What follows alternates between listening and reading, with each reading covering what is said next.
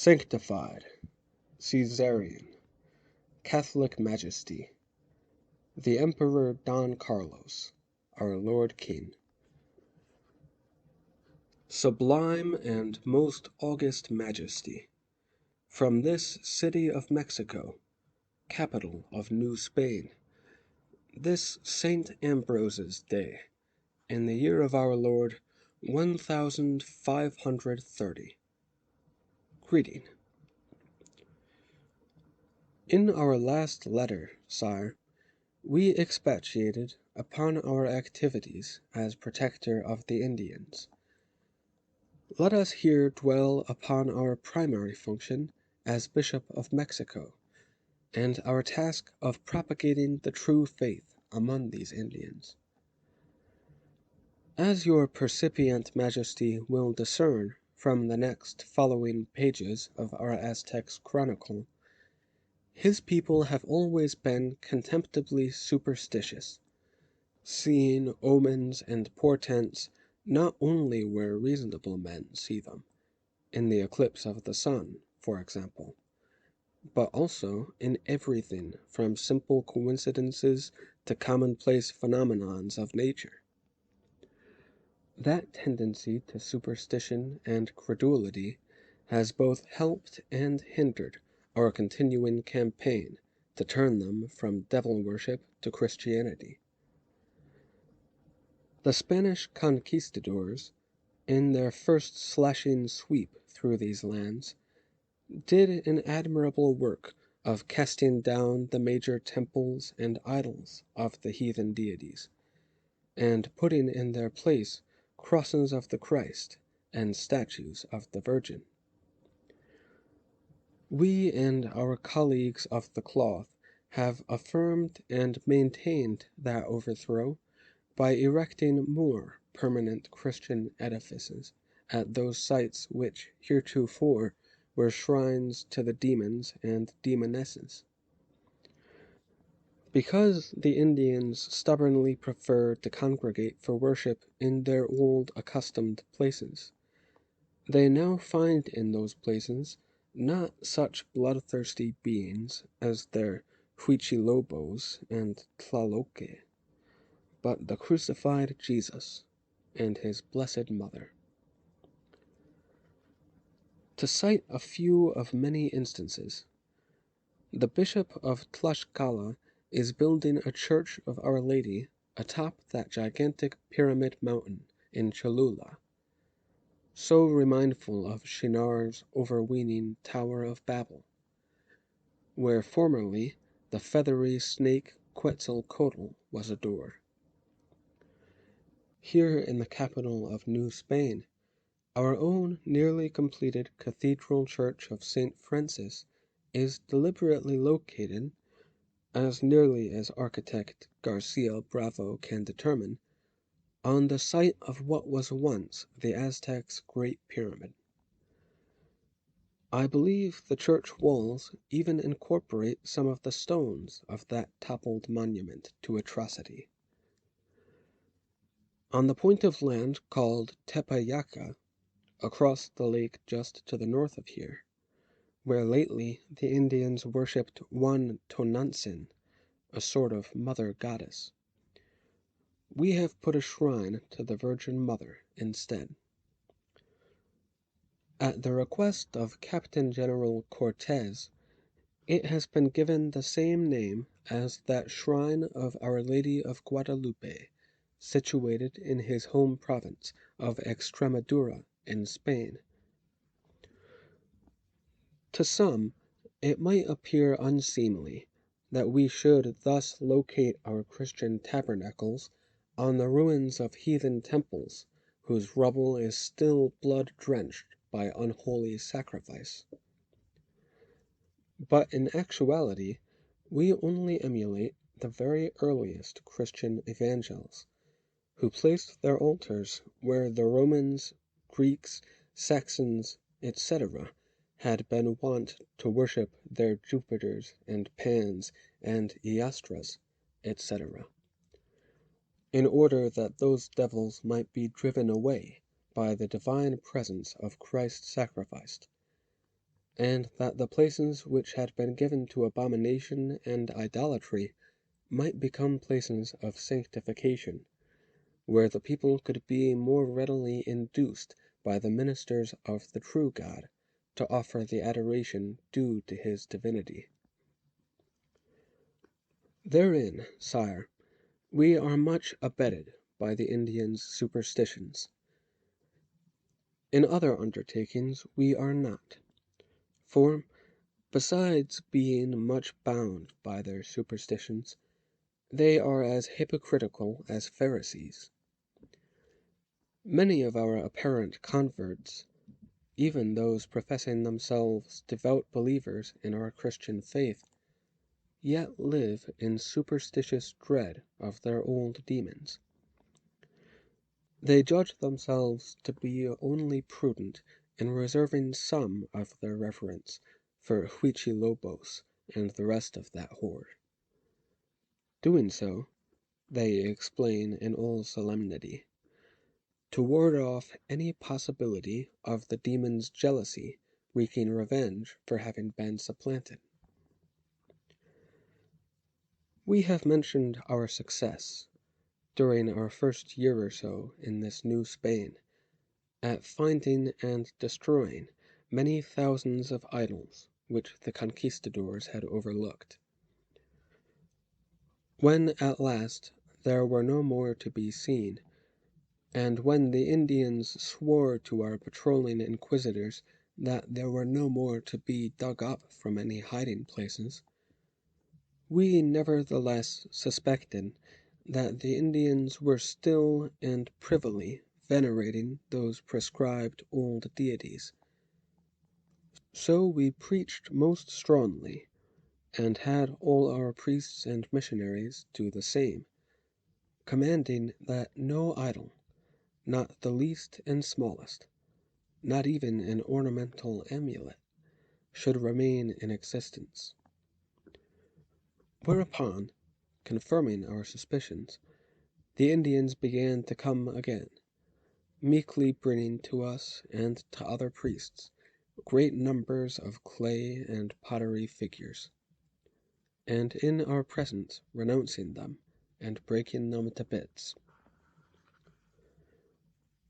We took much satisfaction in that renewed discovery and destruction of so many more of the profane objects, until, after some while, we learned that the Indians were only seeking to mollify us, or to make mock of us.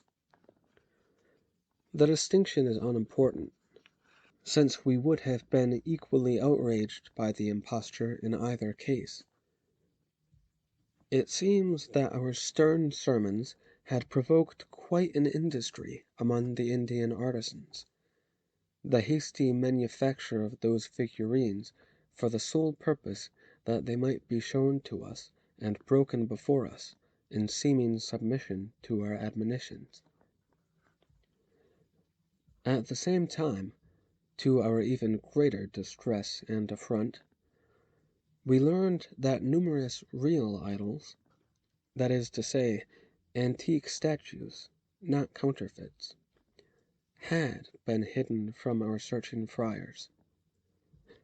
And where do you suppose they had been hidden, sire? Inside the foundations of the shrines and chapels and other Christian monuments built for us by Indian laborers.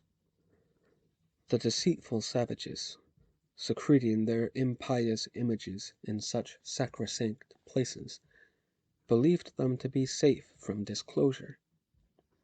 Worse, they believed that they could in those places go on worshipping those concealed monstrosities while they seemed to be paying homage to the cross or the Virgin or whatever saint was there visibly represented. Our revulsion at those unwelcome revelations was only a little mitigated by our having the satisfaction of telling our congregations, and our taking some pleasure in seeing them cringe when they heard it, that the devil or any other adversary of the true God suffers untold anguish at being in proximity to a Christian cross or other embodiment of the faith. Thereafter, without further prompting, the Indian masons who had contrived those coverts resignedly revealed the idols, and more of them than we could have found unaided. Given so many evidences that so few of these Indians have yet entirely awakened from the sleep of their error, despite the best efforts of ourself and others, we much fear that they must be shocked awake, as was Saul outside Damascus. Or perhaps they could be more gently swayed toward a salvatio omnibus by some small miracle, like that one which long ago gave a patron saint to your Majesty's Principality of Catalonia in Aragon, the miraculous finding of the black image of the Virgin of Montserrat, not 100 leagues from where we ourselves were born. But, of course, we cannot pray that the Blessed Mary vouchsafe another miracle, or even a repetition of one in which she has already manifested herself. We thank your generous Majesty for the gift brought by this latest arriving caravel, the many rose cuttings from the royal herbery to supplement those we brought originally. The cuttings will be conscientiously apportioned among the gardens of all our various church properties. It may interest your Majesty to know that, although there were never before any roses growing in these lands, the roses we have planted have flourished more exuberantly than we have ever seen, even in the gardens of Castile. The climate here is so salubriously like an eternal springtime that the roses bloom abundantly the year around, right through these months. It is December as we write, which according to the calendar should be midwinter. And we are fortunate in having a highly capable gardener in our faithful Juan Diego. Despite his name, sire, he is an Indian, like all our domestics, and, like all our domestics, a Christian of unimpeachable piety and conviction, unlike those we have mentioned in earlier paragraphs. The baptismal name was given to him some years ago by the chaplain accompanying the conquistadors, Father Bartolome de Olmedo. It was Father Bartolome's very practical practice to baptize the Indians not individually, but in populous gatherings, so that as many as possible might be granted the sacrament as soon as possible.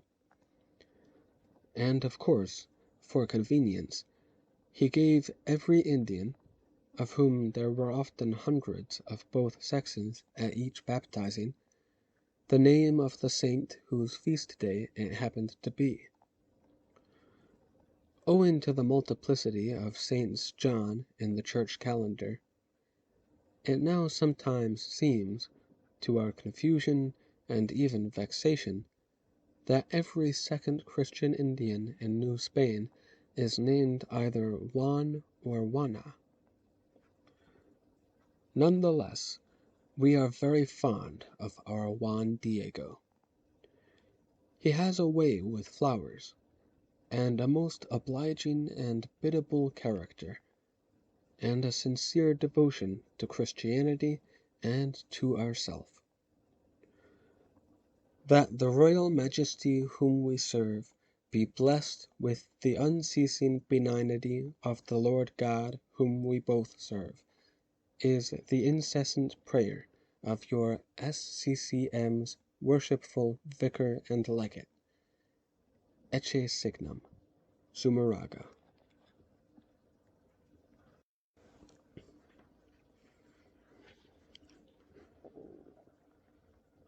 I come now to that time in our history when we Meshica, having for so many sheaves of years been climbing the mountain of greatness, at last reached its pinnacle, meaning that all unwittingly we began to descend the far side.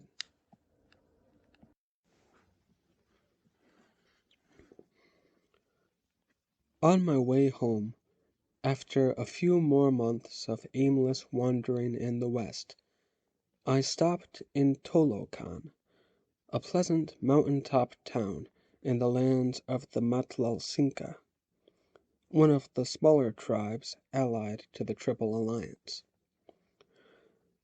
I took a room at an inn, and, after bathing and dining, I went to the town's market-place to buy new garments for my homecoming and a gift for my daughter. While I was thus engaged, a swift messenger came trotting from the direction of Tenochtitlan, through the market square of Tolokan, and he wore two mantles. One was white, the color of mourning, because it is the color denoting the West, whither the dead depart.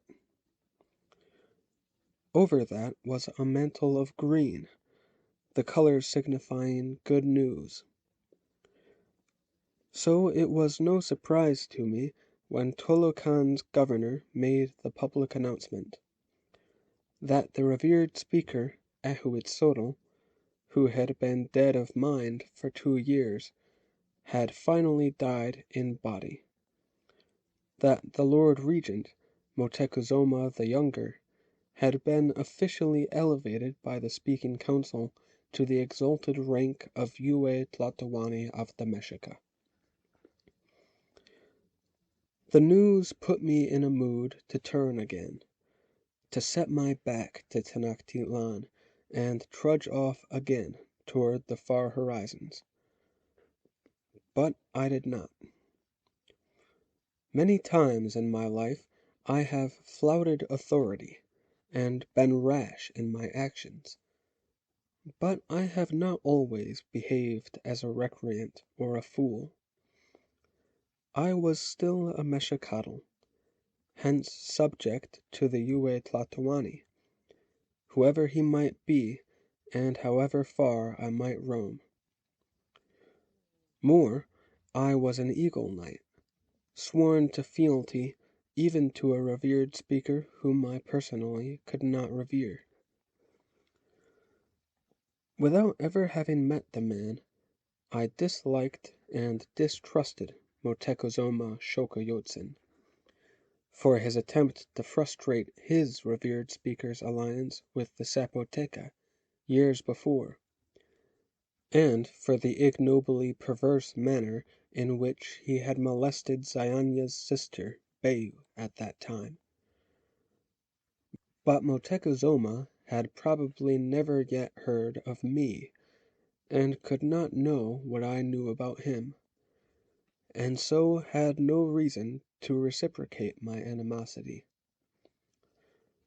I would be a fool to give him any such reason by making my feelings evident, or even bringing myself to his notice. If, for instance, he should take a notion to count the Eagle Knights attendant at his inauguration, he might be insulted by the inexcusable absence of one knight named Dark Cloud. So I went on eastward from Tolokan, down the steep slopes that lead from there to the lake basin and the cities therein. Arriving at Tenochtitlan, I went directly to my house, where I was received with exultation by the slaves Turquoise and Star Singer, and by my friend Coscatl, and with somewhat less enthusiasm by his wife, who said with tears in her eyes, "Now you will make us give up our cherished little Cocotin." I said, "She and I will always be devoted to you. Quequelmiqui, and you may visit each other as often as you like."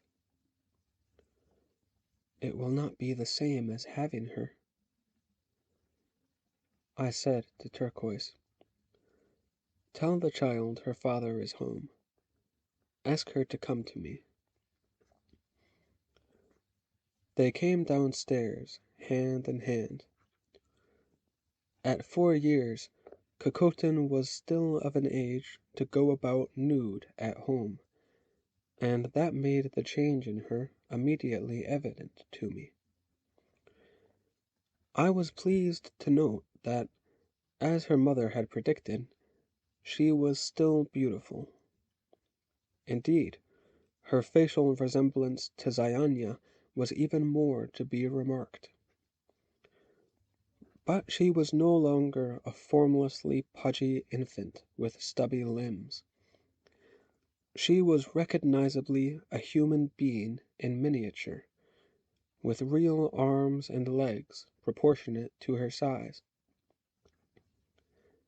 I had been away for 2 years, a span of time that a man in his middle 30s can squander unheeding. But it had been half of my daughter's lifetime, during which she had magically changed from a baby to a charming little girl. Suddenly, I felt sorry not to have been present to observe her blossoming. It must have been as wonderfully perceptible, from moment to moment, as the unfolding of a water lily at twilight. I reproached myself for having deprived myself, and I made a silent vow that I would not do it again. Turquoise made the introductions with a proud flourish.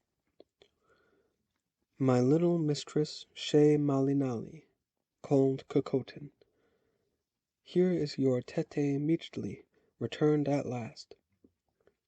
Greet him with respect, as you have been taught." To my pleased surprise, Cocotin dropped gracefully to make the gesture of kissing the earth to me. She did not look up from the posture of obeisance until I called her name. Then I beckoned, and she bestowed on me her dimpled smile, and she came running into my arms, and gave me a shy, wet kiss, and said, "Tete, I am happy that you have come back from your adventures." I said, "I am happy to find such a mannerly little lady awaiting me."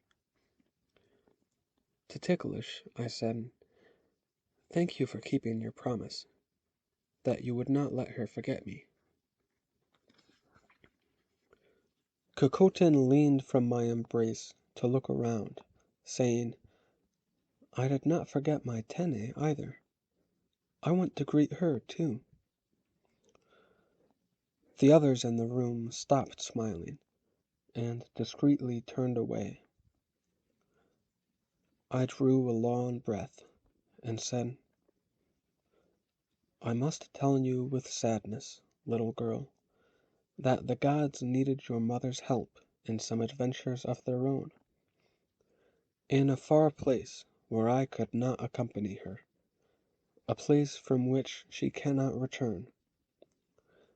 And such a request from the gods cannot be refused. So she will not be coming home. You and I must make our lives without her. But still, you must not forget your Tene." "No," the child said solemnly. "But just to make sure you remember her, Tene sent you a memento." I produced the necklace I had purchased in Tolakan, some 20 small firefly stones strung on a fine silver wire. I let Cocotin briefly handle it and coo over it, then clasped it at the nape of her slender neck. Seeing the little girl standing clad only in an opal necklace made me smile.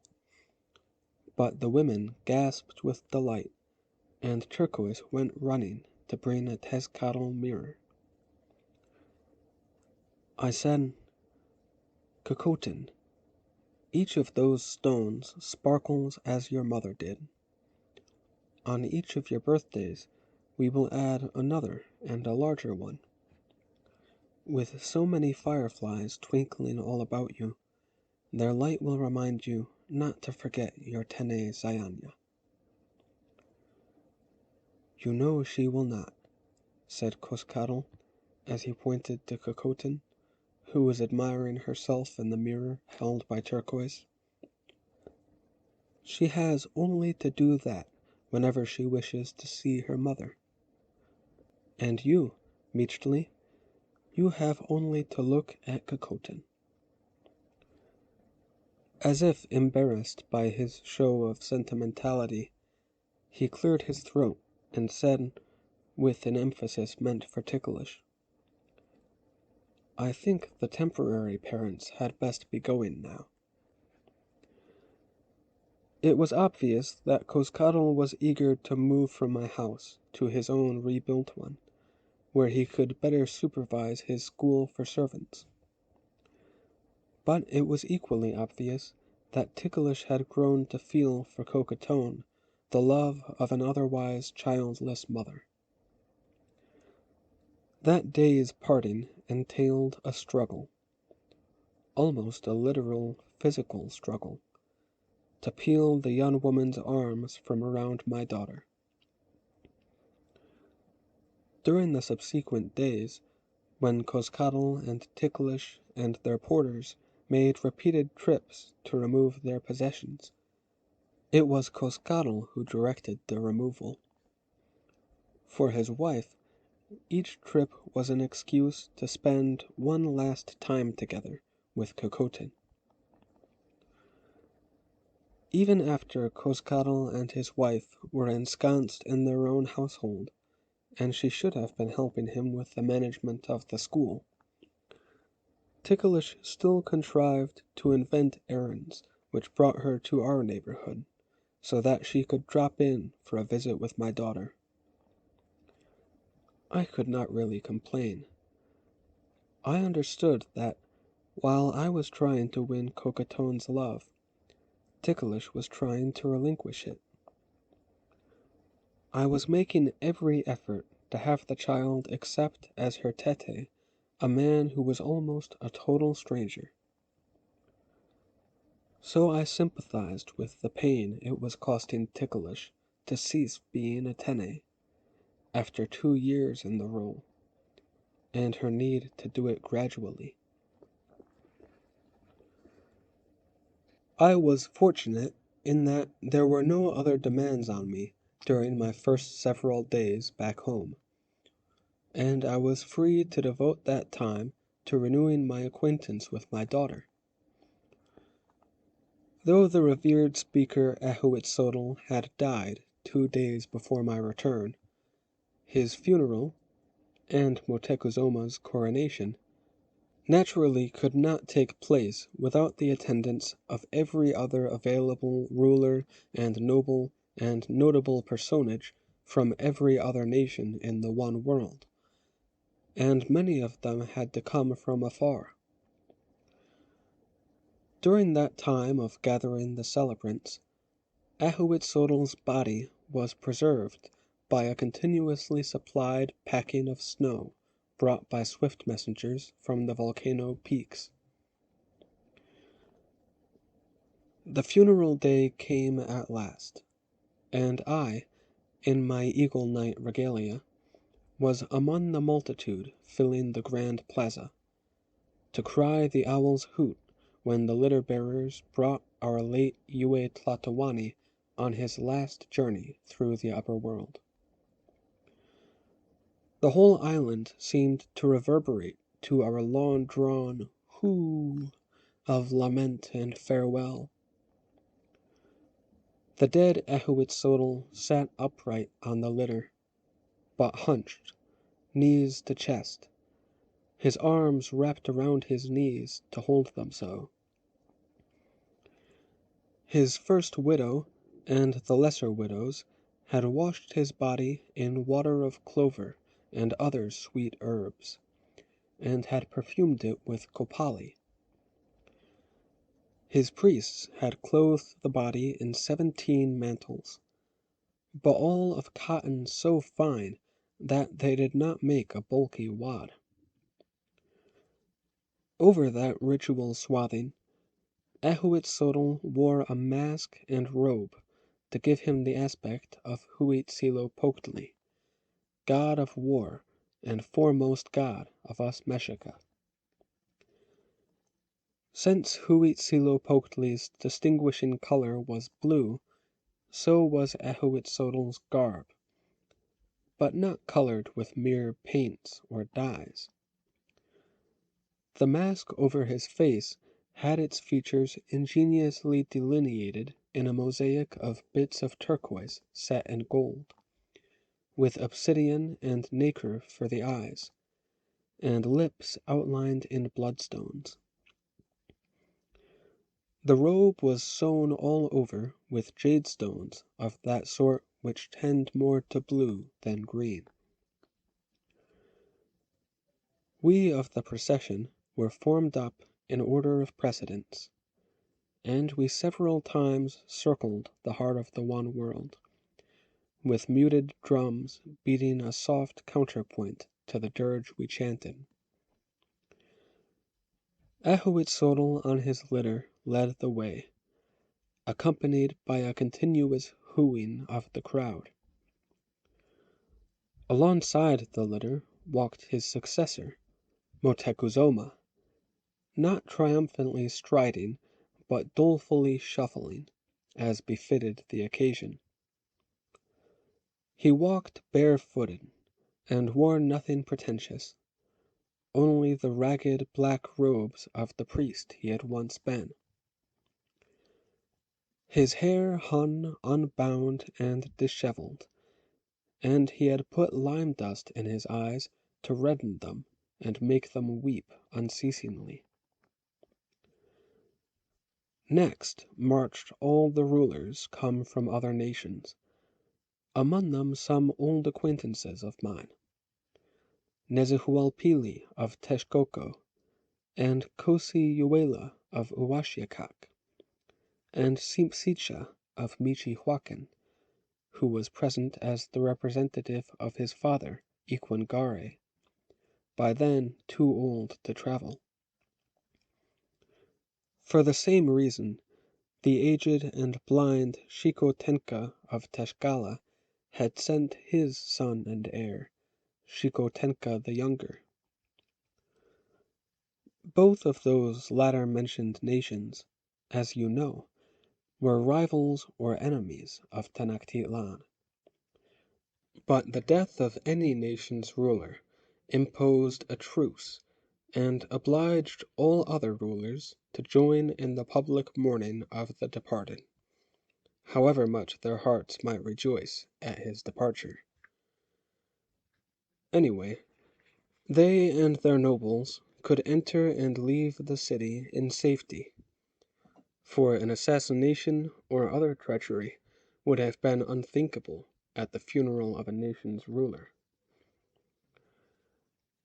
Behind the visiting dignitaries paraded Ehuitzotl's family, the First Lady and her children, then the lesser legitimate wives and their several children, then the more numerous concubines and their considerably more numerous children. Ehuitzotl's eldest recognized son, Quatamak, led, on a golden chain, the small dog that would accompany the dead man on his journey to the afterworld. Others of the children carried the other articles Ehuitzotl would need or want, his various banners, batons, feather head-dresses, and other insignia of his office, including a great quantity of jewelry, his battle uniforms and weapons and shields, some of his other symbolic possessions which had been unofficial but dear to him, including that awesome skin and head of the grizzled bear which had adorned his throne for so many years. Behind the family marched the old men of the Speaking Council, and various others of the revered speakers, wise men, sorcerers, seers, and sayers. Then came all the highest nobles of his court, and those noblemen who had arrived with the foreign delegations.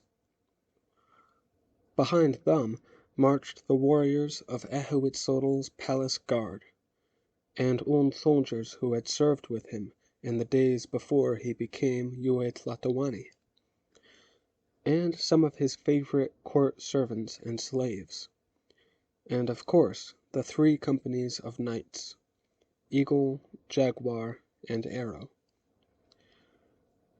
I had arranged for Coscatl and Ticklish to take a front-rank position among the onlookers, and for them to bring Cocotin so she could see me parade in my uniform and in that exalted company.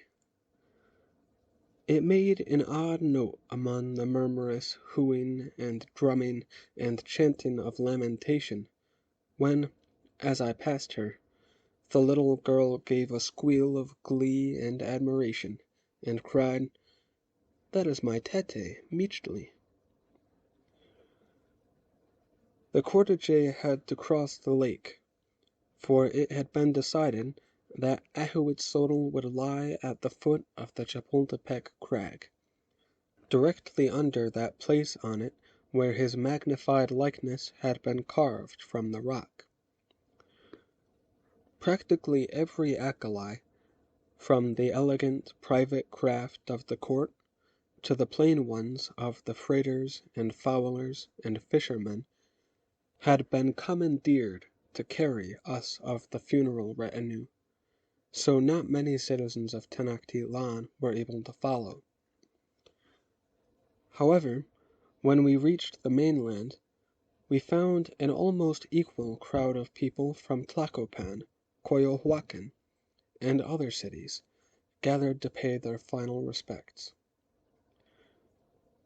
We proceeded to the already dug grave at the foot of Chapultepec, and there we all stood sweating and itching in our ceremonial finery, while the priests droned the lengthy instructions Ahuitzotl would need to make his way through the forbidding terrain that lies between our world and the afterworld. In recent years I have heard His Excellency the Bishop and quite a few other Christian fathers preach sermons inveighing against our barbaric funeral custom, when a high personage died, of slaughtering a numerous company of his wives and servants so that he might be properly attended in the other world. The criticism puzzles me. I grant that the practice should rightly be condemned, but I wonder where the Christian fathers have encountered it. I thought I was acquainted with just about every nation and people and set of customs in all the one world, and nowhere have I known such a mass burial to have occurred. Ahuitzotl was the highest-ranking noble I ever actually saw interred, but if any other personage ever took his retinue with him in death, it would have been common knowledge. And I have seen the burial places of other lands, old, uncovered tombs in the deserted cities of the Maya, the ancient crypts of the Cloud People at Laoban. In none of them did I ever see the remains of any but the one rightful occupant. Each had of course taken along his tokens of nobility and prestige, jeweled insignia and the like. But dead wives and slaves? No. Such a practice would have been worse than barbaric. It would have been foolish. Though a dying lord might have yearned for the company of family and servants, he would never have decreed it, for he and they and everyone else knew that such lesser persons went to an entirely different afterworld. The only creature which died at Ahuitzotl's graveside that day was the small dog brought along by Prince Quatemoc. And for that trivial killing there was a reason. The first obstacle to the afterworld, or so we were told, was a black river flowing through a black countryside, and the dead person always arrived there at the darkest hour of a black night. He could cross only by holding on to a dog, which could smell the far shore and swim directly to it, and that dog had to be of a medium color. If it was white, it would refuse the task, saying, "Master, I am clean from having already been in the water too long, and I will not bathe again." If it was black, it would also decline, saying, "Master, you cannot see me in this darkness.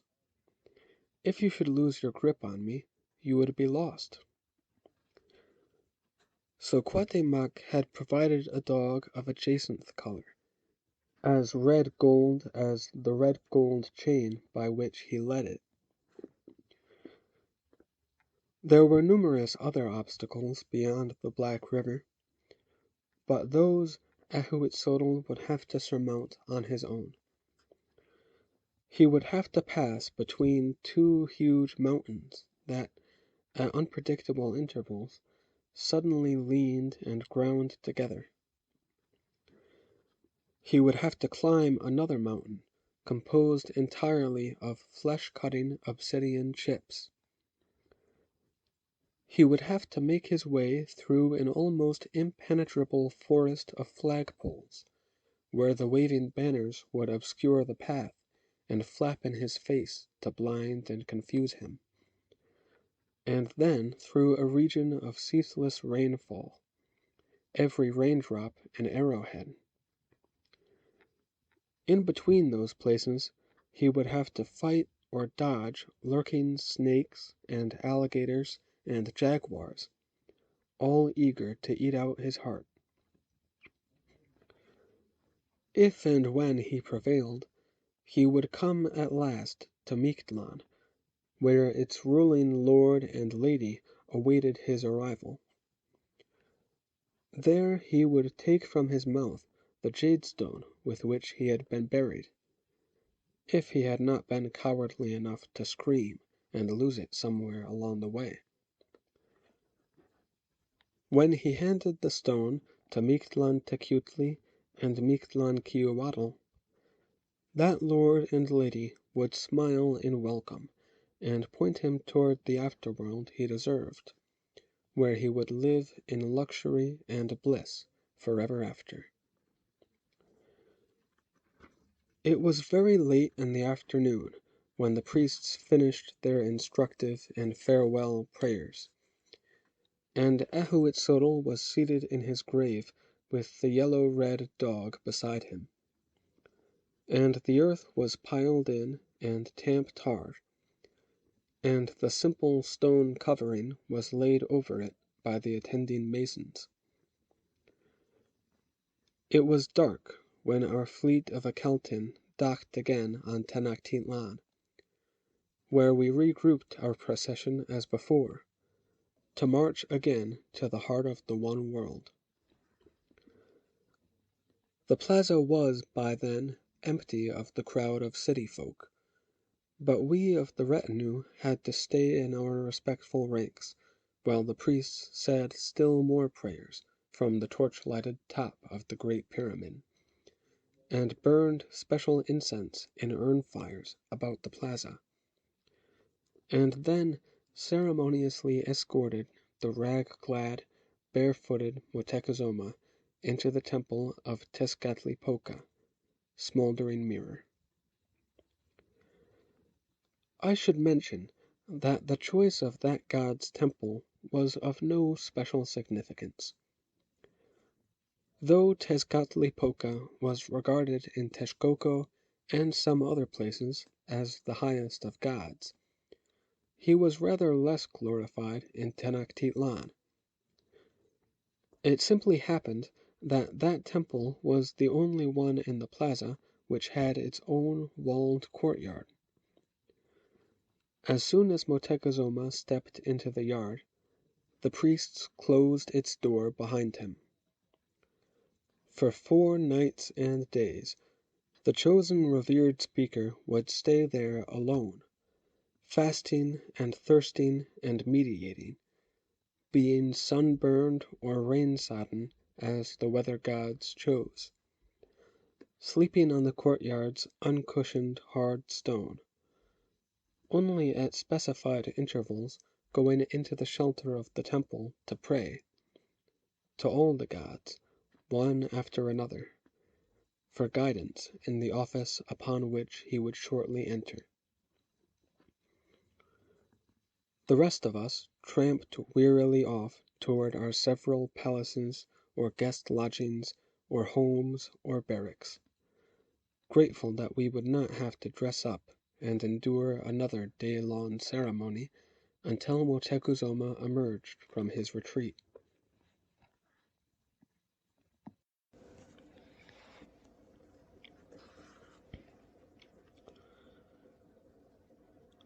I dragged my heavy, taloned sandals up my front steps, and, if I had not been so fatigued, I would have evinced some surprise when Ticklish, not Turquoise, opened the door to me.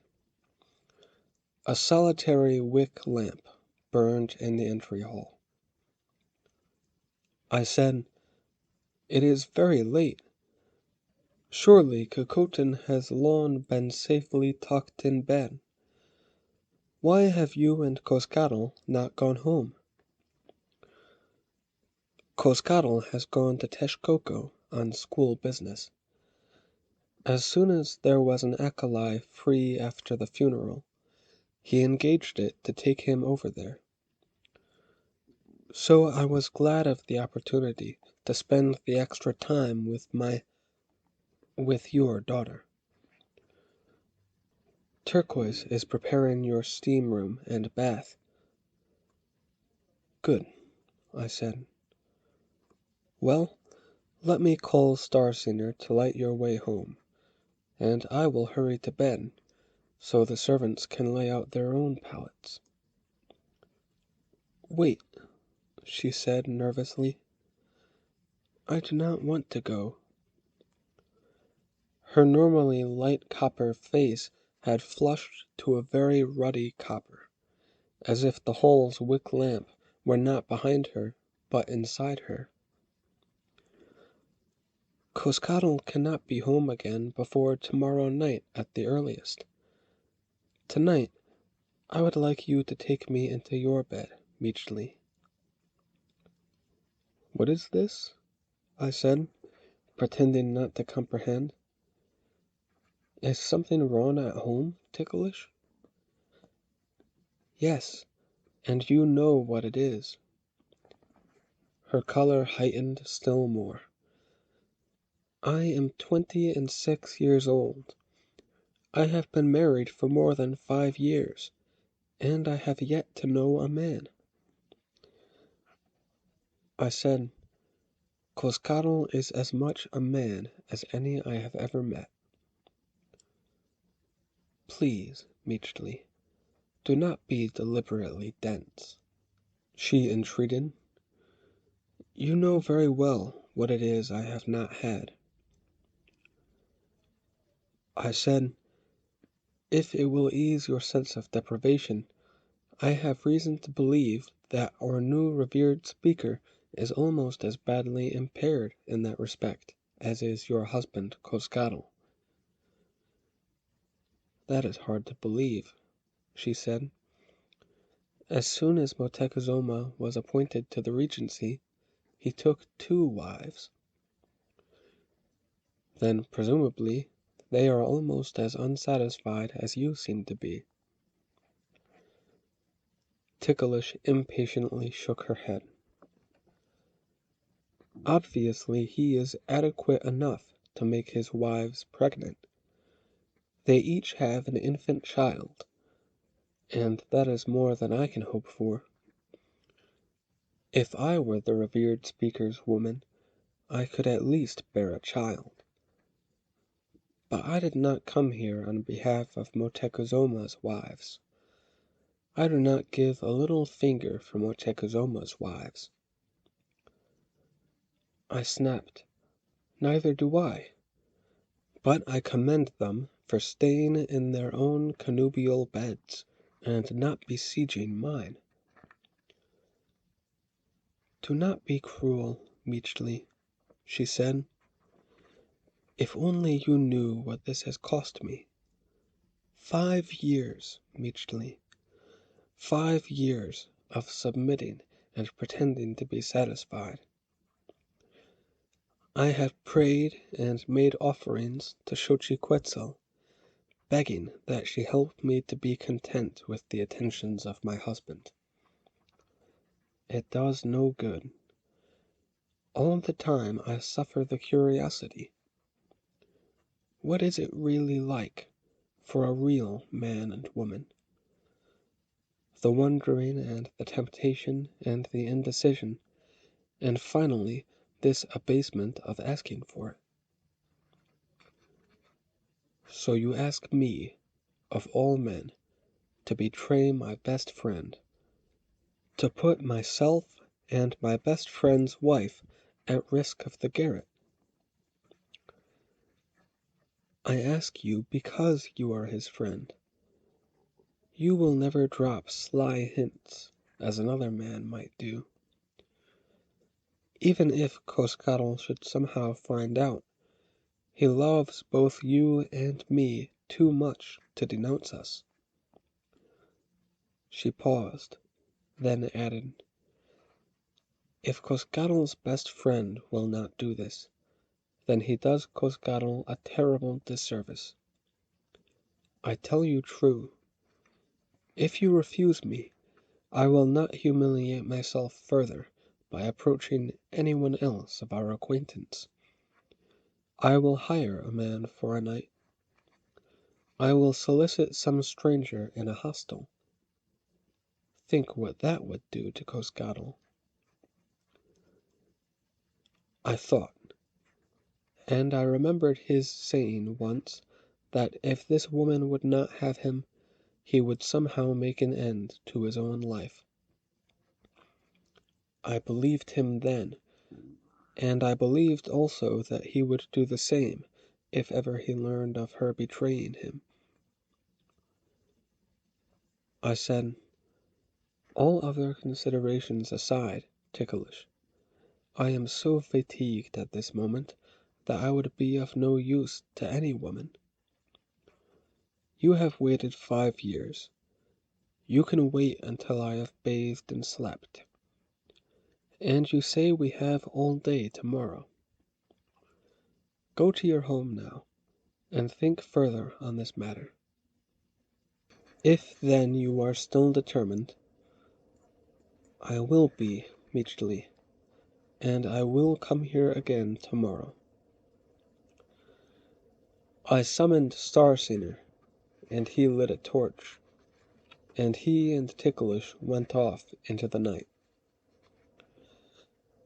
I was undressed, and had steamed myself, and was in my bathing basin, when I heard him come back to the house.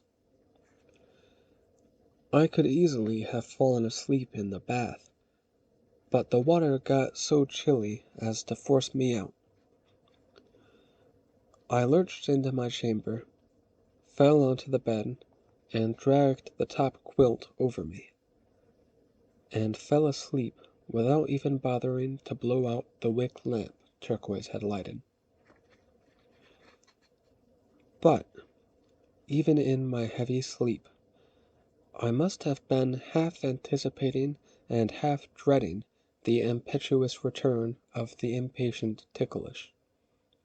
for my eyes opened when the bedroom door did. The lamp had burned low and feeble, but there was a grayness of first dawn at the window, and what I saw made my hair prickle on my head. I had heard no noise from downstairs to give me warning of the unexpected and unbelievable apparition, and surely Turquoise or Starsinger would have uttered a shriek if either of them had glimpsed that particular wraith. Though she was dressed for travelling, in a head shawl and a heavy overmantle of rabbit skins, though the light was dim, though my hand shook when I raised the topaz to my eye, it was Zianya I saw standing there. "Sa," she breathed in a whisper, but with audible delight, and it was Zianya's voice. "You are not asleep, Sa?" But I was sure I must be. I was seeing the impossible, and I had never done that before, except in my dreams. "I only meant to look in. I did not wish to disturb you," she said, still whispering, keeping her voice low to lessen the shock for me, I supposed. I tried to speak and could not, an experience I had also had in dreams. "I will go to the other chamber," she said. She began to unwind the shawl, and she did it slowly, as if she were tired from having traveled an unimaginably long way. I thought of the barriers, the mountains gnashing together, the black river and black night, and I shuddered. "When you got the message of my coming," she said, "I hope you did not wait sleepless for my arrival." Her words made no sense until the cowl of shawl came off, disclosing black hair without the distinctive white streak. Bayuribe went on. "Of course, I would be flattered to think that the word of my coming excited you to sleeplessness. I would be pleased if you were that eager to see me." I found my voice at last, and it was harsh. "I received no message. How dare you come stealthily into my house like this? How dare you pretend—" But I choked there. I could not fairly accuse her of resembling her late sister on purpose. She seemed genuinely taken aback, and she stammered as she tried to explain. "But I sent a boy. I gave him a cocoa bean to bring the word." "Did he not, then?" "But downstairs, Starsinger greeted me cordially. And I find you awake, Za." I growled. "Starsinger once before invited me to beat him. This time I shall oblige." There was a short silence. I was waiting for my heart to abate its wild beating of mingled astonishment, alarm, and joy. Bayu seemed overcome with embarrassment and self-reproach at her intrusion. At last she said, almost meekly for her, "I will go and sleep in the room I occupied before. Perhaps tomorrow you will be less angry that I am here." And she was gone from the room before I could say anything in rejoinder.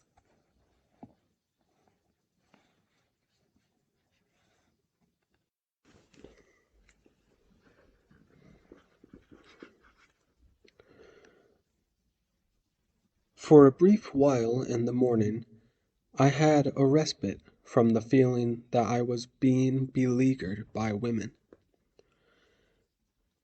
I was alone at breakfast, except for the 2 slaves serving it to me, and I began the day by snarling, "I do not much enjoy surprises in the dawn hours." "Surprises, master?" said Turquoise, bewildered. "The Lady Bayou's unannounced arrival," she said, sounding even more nonplussed. "The Lady Bayou is here? In the house?" "Yes," Starsinger put in. "It was a surprise to me too, master, but I supposed you had merely forgotten to inform us." It transpired that Bayou's messenger boy never had come to advise the household of her imminent arrival. The first that Starsinger had known of it was his being awakened by noises outside the street door. Turquoise had slept through that, but he had roused himself to let the visitor in, and had been told by her not to disturb me. "Since the Lady Waiting Moon arrived with a number of porters," he said, "I assumed she was expected." That explained why he had not been confronted by a seeming wraith and mistaken her for Zianya, as I had done. "She said I was not to wake you or make any noise, that she of course knew her way about upstairs. Her porters brought quite a lot of luggage, master. I had all the packs and panniers stacked in the front room." Well, at least I could be thankful that neither of the servants had witnessed my perturbation at Bayou's sudden appearance, and that Cocotin had not been awakened and frightened. So I made no more fuss about it. I went on peaceably taking my breakfast, but not for long. Starsinger, apparently fearful of risking my anger at any new surprises, came to announce with all formality that I had another visitor, and that this one he had admitted no farther than the front door. Knowing who it must be, I sighed, finished my chocolate, and went to the entrance. "Will not anyone even invite me inside?" Ticklish said archly. "This is a very public spot, Mitchly, for what we must forget we ever talked about." I interrupted her. "My late wife's sister has come for a visit. You remember Bayou Ribe." Ticklish looked momentarily disconcerted. Then she said, "Well, if not here, you could come with me now to our house." I said, "Really, my dear, it is Bayou's first visit in 3 years. It would be exceedingly discourteous of me to leave her, and exceedingly difficult to explain." "But Coscatl will be home tonight," she wailed. "Then I fear we have lost our opportunity." "We must make another," she said desperately. "How can we arrange another, Mitchly, and when?" "Probably never," I said, unsure whether to feel regretful or relieved that the delicate situation had been resolved without my having to resolve it. "From now on, there will simply be too many eyes and ears. We cannot elude them all. You had best forget You knew she was coming, Ticklish blazed. You only pretended weariness last night, just to put me off until you had a real excuse for refusing. Believe what you will, I said, with weariness that was not at all pretended. But I must refuse. She seemed to slump and deflate before me. With her eyes averted, she said quietly, You were a friend to me for a long time, and to my husband even longer. But it is an unfriendly thing you do now, Mitchly, to both of us. And she walked slowly down the stairs to the street, and slowly away along the street. Cocotin was at breakfast when I went back inside. So I found Starsinger, invented for him a totally unnecessary errand at the Tlatelolco market, and suggested that he take the girl with him. As soon as she had finished eating, they went off together, and I waited, not very gleefully, for Bayou to appear. The confrontation with Ticklish had not been easy for me, but at least it had been brief. With Waiting Moon, I could not deal so summarily. She slept late, and did not come downstairs until midday, her face puffy and creased from slumber. I sat across the dining cloth opposite her, and, when Turquoise had served her and retired to the kitchen, I said, I am sorry I received you so gruffly, Sister Bayou. I am unaccustomed to such early visitors, and my manners are not at their best until some considerable while after dawn. And of all possible visitors, I least expected you. May I inquire why you are here? She looked unbelieving, almost shocked. You need ask, Sa? Among the Cloud People, our family ties are strong and binding. I thought I could be of help, of use, even of comfort, to my own sister's widower and the motherless child. I said, As for the widower, I have been abroad ever since Zianya died, and so far, at least, I have survived my bereavement. As for Cocotin, she has been well tended during those same 2 years. My friends, Coscatl and Quaquelmiqui, have been a loving Tete and Tene. I added dryly, During those 2 years, your solicitude was nowhere in evidence. And whose fault is that? She demanded hotly. Why could you not have sent a swift messenger to tell me of the tragedy? It was not until a year ago that your wrinkled and dirt-smudged letter was casually handed to me by a passing trader. My sister had been dead for more than a year before I even knew it.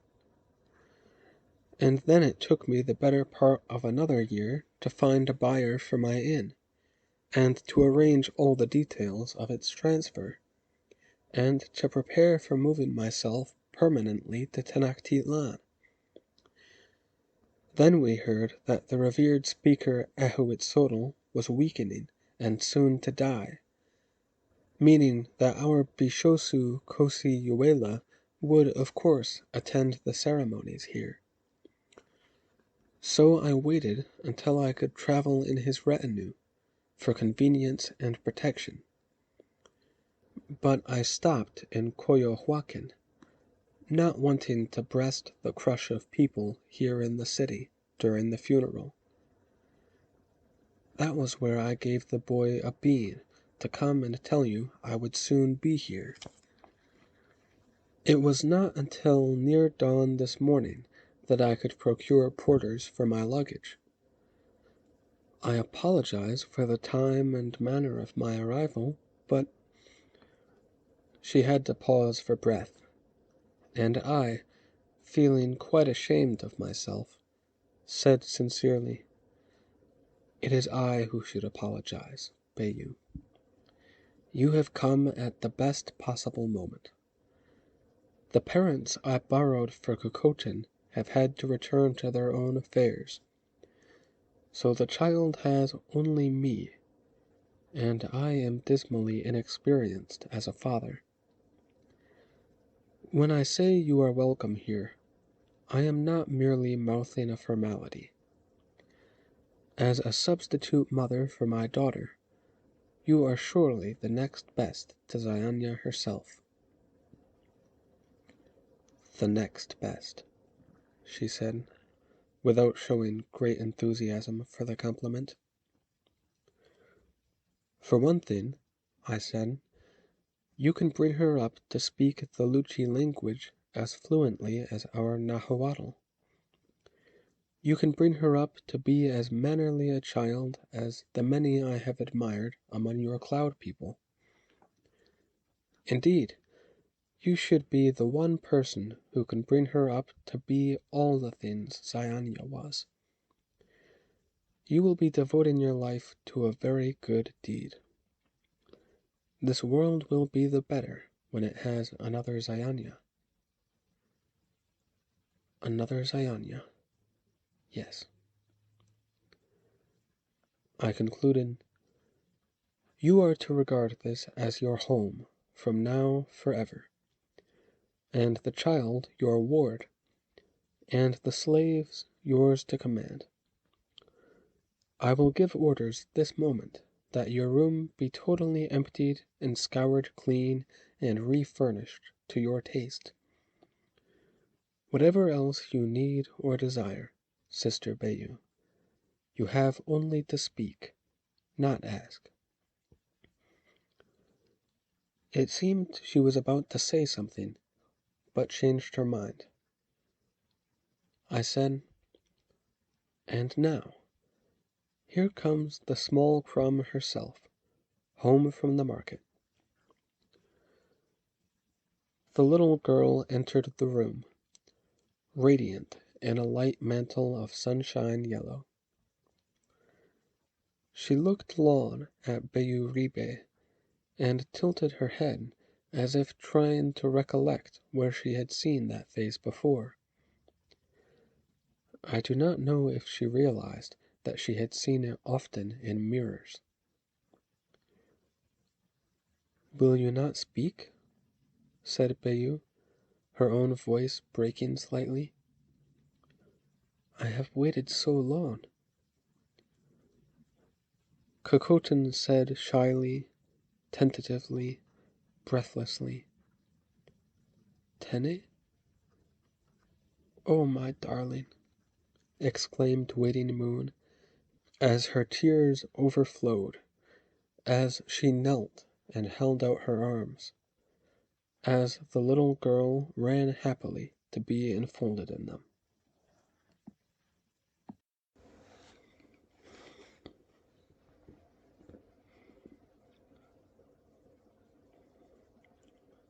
"Death!"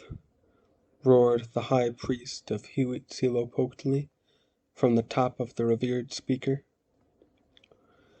"It was death that laid the mantle of revered speaker upon your shoulders, Lord Motekuzoma Shokayotl, and in due time your own death will come, when you must account to the gods for the manner in which you have worn that mantle and exercised that highest office."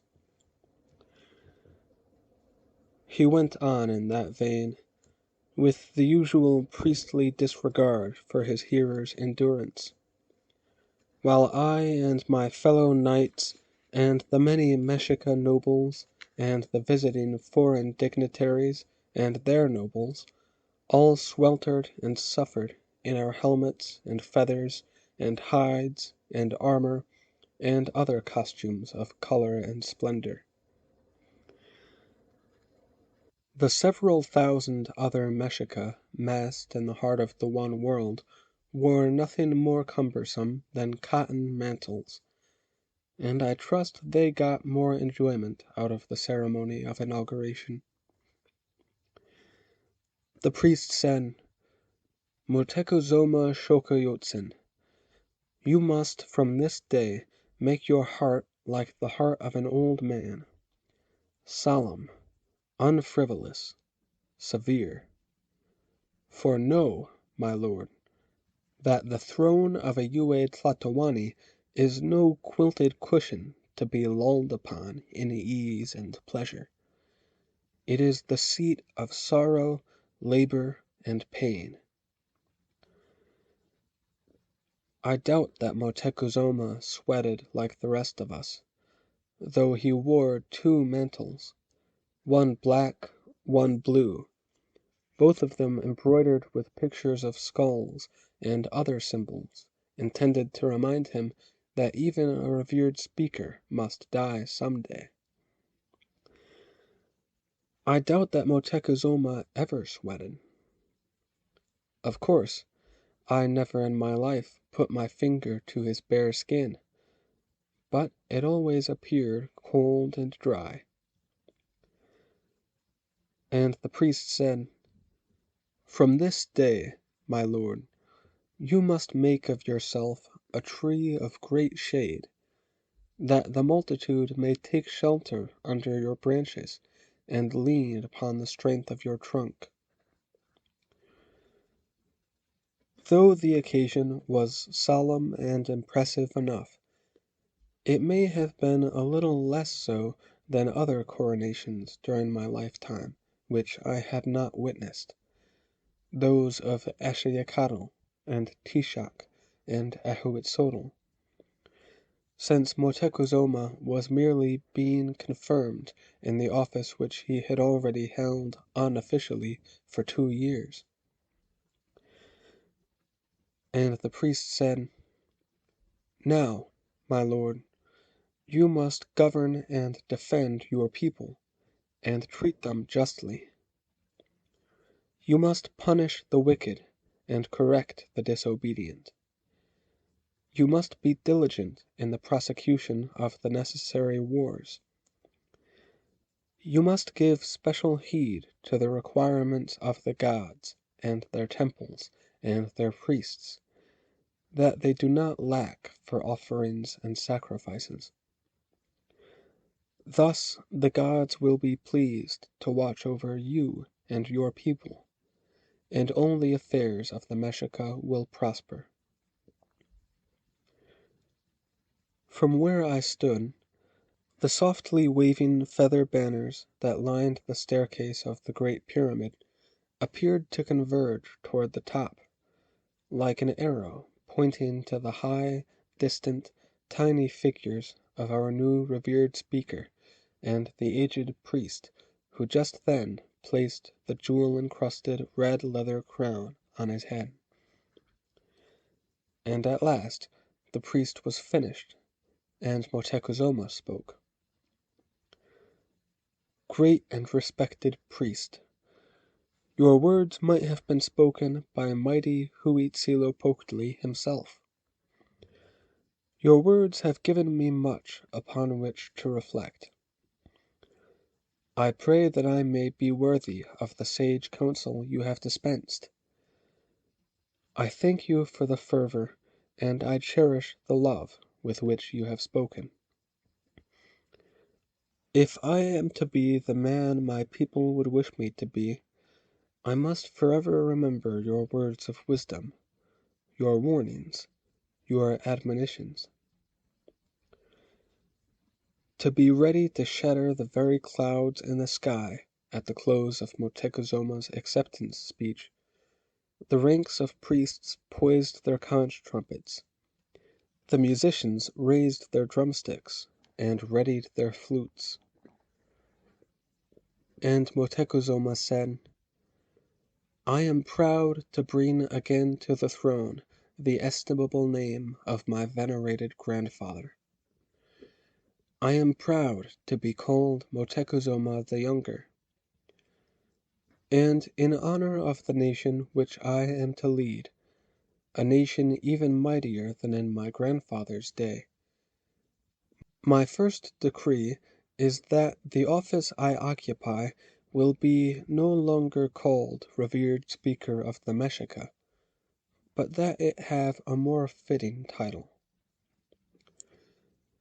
He turned to face the crowded plaza, and he held high the gold and mahogany staff, and he shouted, Henceforth, my people, you will be governed and defended and led to ever greater heights by Moteca Xocoyotzin, Chem Anahuac Yue Tlatoani. Even if all of us in the plaza had been lulled to sleep by the half a day of speech-making we had just endured, we would have started awake at the blast of sound that seemed to make the whole island quake. It was a simultaneous shriek of flutes and whistles, a blare of conch horns, and the incredible thunder of some 20 of the drums that tear out the heart, all massed together. But the musicians could also have been asleep, and their instruments mute, and we would all have come wide awake just from the impact of Motecuzoma's closing words. The other Eagle Knights and I exchanged sidelong glances, and I could see the numerous foreign rulers exchanging scowls. Even the commoners must have been shocked by their new lord's announcement, and no one could have been much pleased by the audacity of it. Every previous ruler in all the history of our nation had been satisfied to call himself Yue Tlatoani of the Mexica. But Motecuzoma had just extended his dominion to the farthest extent of the horizon in all directions. He had bestowed upon himself a new title, Revered Speaker of the One World.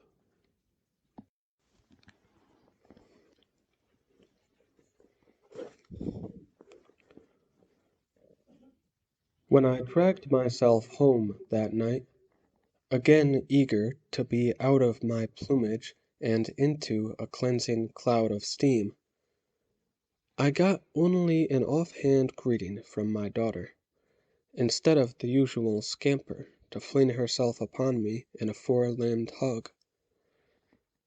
She was sitting on the floor, undressed, in an awkwardly backward-arched posture, holding a Tezcatl mirror over her head as if she was trying to get a view of her bare back, and was too engrossed in the attempt to take much notice of my arrival. I found Bayou in the adjoining room, and asked her what Cocotone was doing. She is at the age of asking questions. About mirrors? About her own body, said Bayou, adding scornfully, she was told a number of ignorant mistruths by her Tene Ticklish. Do you know that Cocotone once asked why she does not have a little dangle in front, like the boy up the street who is her favorite playmate? And do you know what that Ticklish told her? That if Cocotone is a good girl in this world, she will be rewarded in her afterlife by being reborn as a boy. I was tired and grumpy, not too happy at that moment with my own burden of body. So I muttered, I will never know why any woman should think it rewarding to be born a male. Exactly what I told Cocotone. Bayou said smugly, that a female is far superior, also much more neatly made, not having an excrescence like the dangle in front. Is she trying instead to grow a tail behind? I asked, indicating the child, who was still trying with the mirror to look down her back. No. Today she noticed that every one of her playmates has the Tlaquihuitztli, and she asked me what it is, not realizing she has one herself. Now she is trying to examine it. Perhaps, Reverend Scribes, like most recently arrived Spaniards, you are unfamiliar with the Tlaquihuitztli mark, for I understand it does not appear on any white children. If it appears on the bodies of your blackamoors, I suppose it would be unnoticeable. But all our infants are born with it. A dark spot like a bruise in the small of the back. It may be as large as a dish or as little as a thumbnail, and it seems to have no function, for it gradually diminishes and fades, and, after 10 years or so, entirely disappears. I told Kokotin, Bayou went on, that when the Tlaquihuitztli is all gone, she will know she has grown into a young lady. A lady of 10 years old. Do not give her too fanciful ideas. Bayou said loftily, like some of the foolish notions you have given her, Sa? I said, astonished. I have answered all her questions as honestly as I know how. Kokotin told me how one day you took her walking in the new park at Chapultepec, and she asked you why the grass was green, and you told her it was so she would not walk on the sky by mistake. Oh, I said. Well, it was the most honest answer I could think of. Do you have a better one? The grass is green, Bayou said authoritatively, because the gods decided it should be green. I said, that never occurred to me. I said, you are right. I nodded and said, beyond a doubt. She smiled, pleased with her wisdom and with my acknowledgment of it. But tell me, I said, why did the gods choose green instead of red or yellow or some other color?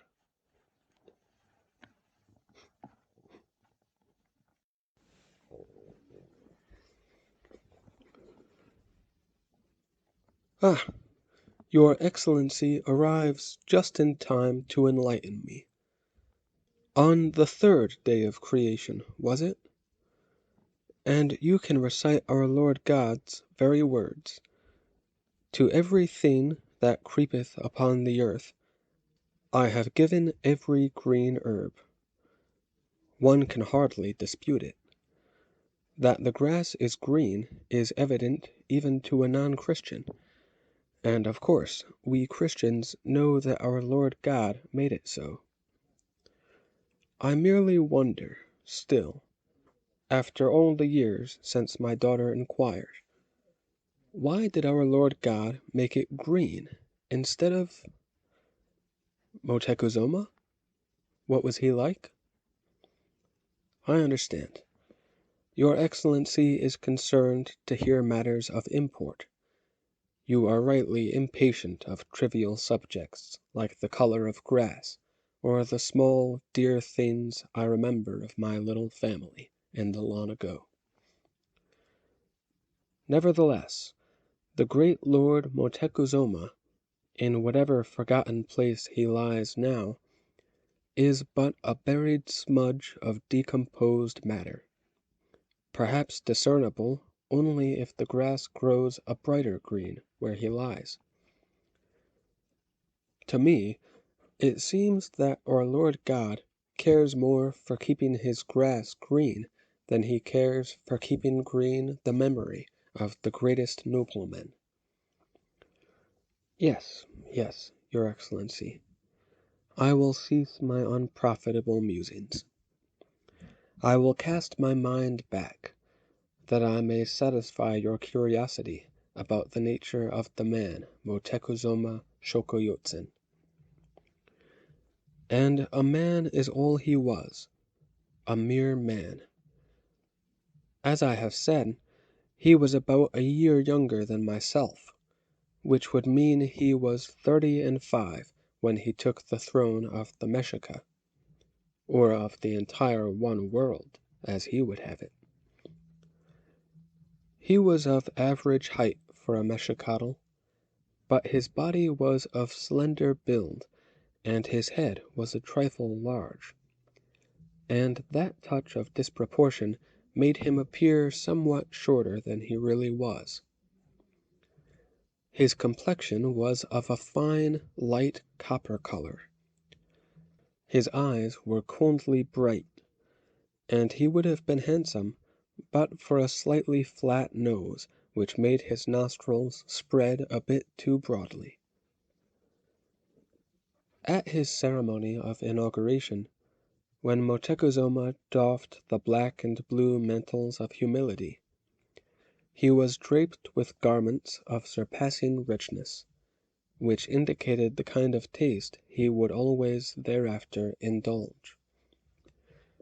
At his every public appearance he wore a costume that was never twice the same in every detail, but in sumptuosity was always on the order of what I now describe. He wore either a red leather or an ornately embroidered cotton mashladal, the flaps of which hung below his knees, front and back. That excessively ample loincloth, I suspect, he may have adopted to prevent any accidental exposure of the genital malformation I have alluded to. His sandals were gilded, and sometimes, if he was required only to appear and not do much walking, a golden necklace with a medallion that covered most of his chest, a lappet in his lower lip, made of crystal enclosing a feather of a fisher bird, ear-plugs of jade stones, and a nose-plug of turquoise. On his head was either a coronet or diadem of gold, tufted with tall plumes, or one of those great overarching head-dresses, all of arm-long Quetzalcoatl tail feathers.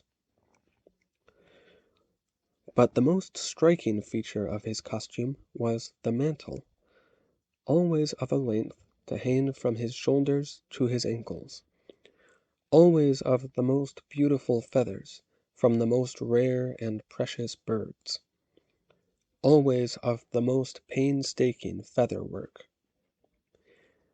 He had mantles made of all scarlet feathers, or all yellow, all blue or green, or a mingling of various colors.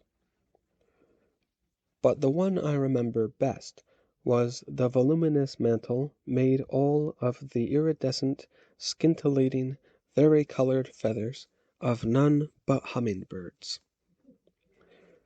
When I remind you that the largest feather on a hummingbird is scarcely bigger than the little tufty eyebrow of a moth, Your Excellency may appreciate the feathersmith's talent and labor and ingenuity that went into the making of the mantle, and the inestimable worth of it as a true work of art. Motokuzoma had not evinced such luxurious tastes during his 2 years as regent, while Ahuitzotl was still alive, or half alive. Moctezuma and his 2 wives had lived simply, occupying just a few corner rooms of the old and by then rather derelict palace built by his grandfather, Moctezuma the Elder. He had dressed inconspicuously, and had eschewed pomp and ceremony, and had refrained from exercising all the powers inherent in the regency. He had promulgated no new laws, founded no new frontier settlements, instigated no new wars. He had confined his attention only to those day-to-day affairs of the Mexica domains that required no momentous decisions or pronouncements. However, on his installation as revered speaker, when Moctezuma shed those somber blue and black robes, he threw off all humility at the same moment. I think I can best illustrate by recounting my first meeting with the man, some months after his accession, when he began calling in all his nobles and knights for interviews, one by one. His expressed intent was that he wished to become familiar with those subordinates he did not yet know except as names on a roster. But I believe his true intent was to awe and impress us all with his new air of majesty and magnificence. Anyway, when he had worked his way down through courtiers and nobles and wise men and priests and seers and sorcerers, he came eventually to the ranks of the Eagle Knights, and in due time I was summoned to present myself at court in the forenoon of a certain day. I did so, resplendent and uncomfortable again in all my feathered regalia, and the steward outside the throne-room door said, "Will my lord the Eagle Knight meekly divest himself of his uniform?" "No," I said flatly. It had been trouble enough to get into. "My lord," he said, seeming as nervous as a rabbit, "it is required by order of the revered speaker himself. If you will please to take off the eagle head and the mantle and the taloned sandals, you can cover the body armor with this." "With rags?" I exclaimed, as he handed me a shapeless garment made of the mogwai fiber cloth we used for sacking. "I am no supplicant or petitioner, man. How dare you?" "Please, my lord," he begged, wringing his hands. "You are not the first to resent it, but henceforth the custom is that all appearing before the revered speaker will come barefooted and in beggarly garb. I dare not admit you otherwise. It would cost my life." "This is nonsense," I grumbled. But, to spare the poor rabbit, I put off my helmet, shield, and outerwear, and draped myself in the sackcloth. "Now, when you go in," the man started to say. "Thank you," I said crisply, "but I know how to comport myself in the presence of high personages." "There are some other new rules of protocol," said the wretch. "I entreat you, my lord, not to draw displeasure on yourself or on me. I merely tell you the orders given." "Tell me," I said, through my teeth. "There are 3 chalk marks on the floor between the door and the revered speaker's chair. As you enter, the first mark is just beyond the threshold.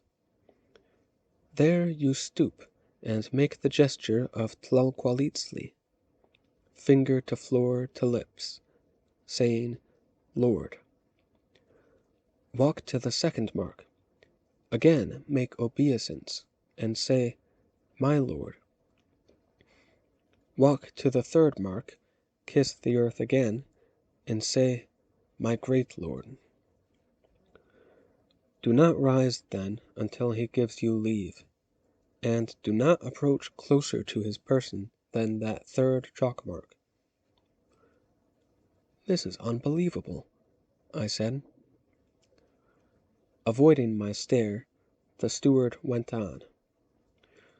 You will address the revered speaker only when he asks a direct question requiring your reply. Do not at any time raise your voice above a discreet murmur. The interview will be concluded when the revered speaker says it is. At that moment, make the tlalqualitstli where you stand. Then walk backward. This is insanity. Walk backward, always keeping your face and front respectfully to the throne, dropping to kiss the earth at each chalk mark, and continue to walk backward until you are out the door and in this corridor again. Only then may you resume your garb and your rank, and my human dignity, I said sourly. Ayah, I beseech you, my lord, said the terrified rabbit. Do not essay any such jest in yonder, in the presence. You would come out not backward, but in segments. When I had approached the throne in the prescribed humiliating manner, saying at the proper intervals, Lord, my great Lord, Moctezuma let me remain crouched for a long moment before he condescended to drawl, You may rise, Eagle Knight Chicome Xochitl Tlalectic Meachly. Ranked behind his throne stood the elderly men of the speaking council, most of them, of course, left over from previous reigns, but there were 2 or 3 new faces. One of the new ones was the newly appointed snake woman, Tlacotzin. All the men were barefooted, and, instead of their customary yellow mantles of distinction, wore the same drab sacking cloth that I did, and looked unhappy about it. The revered speaker's throne was a modestly low ikpali chair, not even raised on a dais, but the elegance of his costume, especially in contrast to the others in the room, belied any pretense of modesty. He had a number of bark papers unfolded full length across his lap and trailing to the floor on either side, and evidently he had just read from one of them my full name. Next, he made a show of consulting several different panels of several different papers, and said, It appears that my uncle Ahuitzotl entertained the idea of some day elevating you to the speaking council, Knight Meachly. I entertain no such idea. Thank you, Lord Speaker, I said, and meant it. I have never aspired to... He interrupted, in a biting voice. You will speak only when I indicate by a question that your reply is required. Yes, my lord. And that reply was not required. Obedience need not be expressed. It is taken for granted. He studied the papers again, while I stood mute, hot with anger. I had once thought Ahuitzotl foolishly pompous, always speaking of himself as we. But in retrospect, he seemed warm and outgoing, compared to this icily aloof nephew of his. Your maps and journals of your travels are excellent, Knight Meachley. These of Teshkala will be of immediate use, for I plan a new war which will end forever the defiance of those Teshkalteka.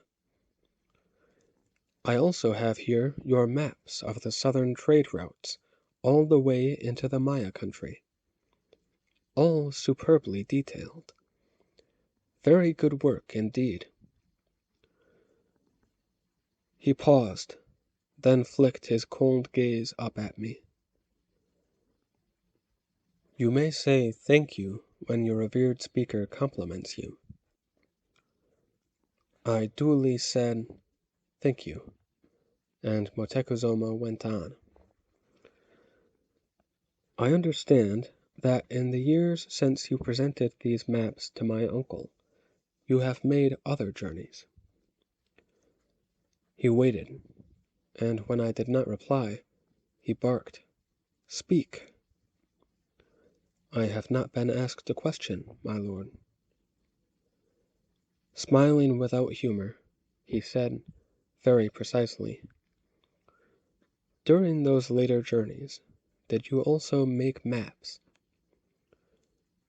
Yes, Lord Speaker, either on the road or immediately on my return home, while my memory of landmarks was still fresh. You will deliver those maps here to the palace. I will have use for them when eventually I make war in other places after Teshkala. I said nothing. Obedience was taken for granted.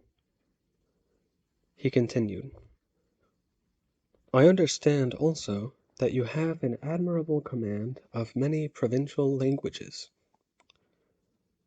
He waited again. I said, Thank you, Lord Speaker. He snarled. That was not a compliment. You said admirable, my lord. Some of the speaking council rolled their eyes. Others squeezed their eyes shut. Cease your insolence. Which languages do you speak? Of Nahuatl, I command both the educated and the common speech used here in Tenochtitlan. Also the more refined Nahuatl of Texcoco, and the various rough dialects spoken in such foreign lands as Teshkala. Motekuzoma impatiently drummed his fingers on his knee. I am fluent in the Luchi of the Zapoteca, not quite so fluent in the many dialects of the Pure of Michoacan. I can make myself understood in the language of the Mixteca, in several of the Olmeca tongues, in that of the Maya, and the numerous dialects derived from the Maya. I have a few words of Otamite, and... Enough, Motekuzoma said sharply. It may well be that I can give you an opportunity to practice your talents. When I make war upon some nation whose phrase for we surrender I do not know. But for now, your maps will suffice. Make haste to deliver them. I said nothing. Obedience was taken for granted. Some of the old men were mouthing silently but urgently at me, and I wondered why, until Motekuzoma almost shouted, That was dismissal, Knight Meachley. I backed out of the throne room as required, and, in the corridor, as I doffed the beggar's sackcloth, I said to the steward, The man is mad. But is he Tlahuele or merely Xolopitli? Nahuatl has two words for a madman. Xolopitli means one only harmlessly deranged. Tlahuele means a dangerous, raving maniac. Each word made the rabbit steward flinch. "Please, my lord, modulate your voice." Then he mumbled, "I will grant you, he has his peculiarities. Do you know, he takes only one meal a day, in the evening, but in preparation for it he orders whole 20s of dishes prepared, even hundreds, all different, so that when his meal time comes he may call for whatever food appeals to him at that instant. Out of all those prepared, he may devour one, and daintily taste of only 2 or 3 others." "And the rest go to waste?" I asked. "Oh no. To every meal he invites all his favorite and highest ranking lords, all those within the reach of his messengers. And the lords come, by 20s and even hundreds, even if it means leaving their own dinners and families, and they eat whatever foods the Yue Tlatoani spurns." "Odd," I murmured. "I should not have taken Motekuzoma to be a man who liked so much company, even at mealtime." "Actually, he does not. The other lords eat in the same great dining hall, but conversation is forbidden, and they never get the least glimpse of the revered speaker. A high screen is set around the corner where he sits to dine, so he sits unseen and unmolested. The other lords might not even know he is present, except that once in a while, when Motekuzoma is particularly pleased with some one dish, he will send it around the hall, and all must taste of it." "Then he is not mad," I said. "Remember, it has always been rumored that the Yue Tlatoani Tishak died of poison. What you have just described sounds eccentric and extravagant, but it could also be Motekuzoma's shrewd way of assuring that he does not go the way his uncle Tishak did." Long before meeting Motekuzoma, I had conceived a considerable antipathy toward him. If I came away from the palace that day feeling any new sentiment about the man, it was only a mild stirring of pity. Yes, pity. It seemed to me that a ruler should inspire others to extol his eminence, not do it himself. That others ought to kiss the earth to him because he deserved it, not because he demanded it. To my mind, all the protocol and ritual and panoply with which Motekuzoma had surrounded himself were less majestic than pretentious, even pathetic. They were like his abundance of dress ornaments, no more than the garniture of greatness, assumed by a man uneasy, insecure, uncertain that he himself was of any greatness at all.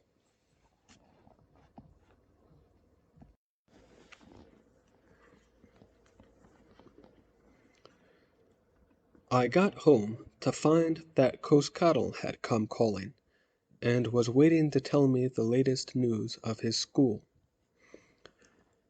While I began to divest myself of my Eagle Knight garb for more comfortable clothes, he rubbed his hands together in great good humor, and announced, "The revered speaker Motekuzoma has engaged me to undertake the training of his entire palace staff of servants and slaves, from the highest stewards to the scullery help." That was such good news that I called for Turquoise to bring us a jug of cooled octli that we might celebrate. Starsinger also came running, to bring and light for each of us a pokéettle. "But I have just come from the palace," I said to Koskadal, "and I got the impression that Motecuzoma's servants are already trained, or at least cowed to groveling, the same as his speaking council and every other person connected with his court." "Oh, his servants serve well enough," said Koskadal. He sucked on his tube and blew a smoke ring. "But he wants them polished and refined to be the equal of Nezahualpili's staff in Texcoco." I said, "It appears that our revered speaker has feelings of envy and rivalry about more than the mannerly servants of the Texcoco court. I might even say feelings of animosity.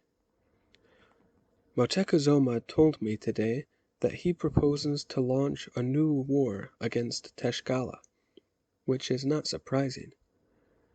What he did not say, but I have heard elsewhere, is that he tried to order Nezahualpili to lead the assault, and with Ekulhua troops forming the bulk of the army. I also hear that Nezahualpili most firmly declined that honor, and I am glad. After all, he is no longer young. But it does seem that Motecuzoma would like to do what Ahuitzotl did in our own war days, Koskadal, to decimate the Akulhua, or even force Nezahualpili himself to fall in combat." Koskadal said, "It may be, Meechly, that Motecuzoma has the same reason that Ahuitzotl had." I took a bracing drink of Octli, and said, "Do you mean what I fear you mean?" Koskadal nodded. "That one-time child bride of Nezahualpili, whose name is no longer mentioned. Being Ahuitzotl's daughter, she was Motekuzoma's cousin, and maybe something more than cousin to him. For whatever it signifies, it was immediately after her execution that Motekuzoma took the black robes of priesthood and celibacy." I said, "A coincidence that indeed invites speculation," and drained my cup of Octli. It inspirited me enough to say, "Well, he long ago gave up the priesthood, and he now has 2 legal wives, and he will be taking more. Let us hope that he eventually gives up his animus toward Nezahualpili. Let us also hope that he never learns of the part you and I played in his lady cousin's downfall." Koskadal said cheerfully, "Do not worry. The good Nezahualpili has forever kept silent about our involvement. Ahuitzotl never connected us with the affair. Motecuzoma does not either, or he would hardly be patronizing my school." I said with relief, "You are probably right." Then I laughed and said, "You seem impervious to worry or even to pain." I pointed to his pokietl. "Are you not likely to do yourself serious injury?" He had apparently not noticed that the hand holding his lighted smoking tube had lowered so that the burning coal of it rested against the bare skin of his other arm. When I called it to his notice, he jerked the pokietl away and looked glumly at the angry red burn mark it had left on his skin. "Sometimes my attention gets fixed on something," he muttered, "and I am unaware of trifles like that."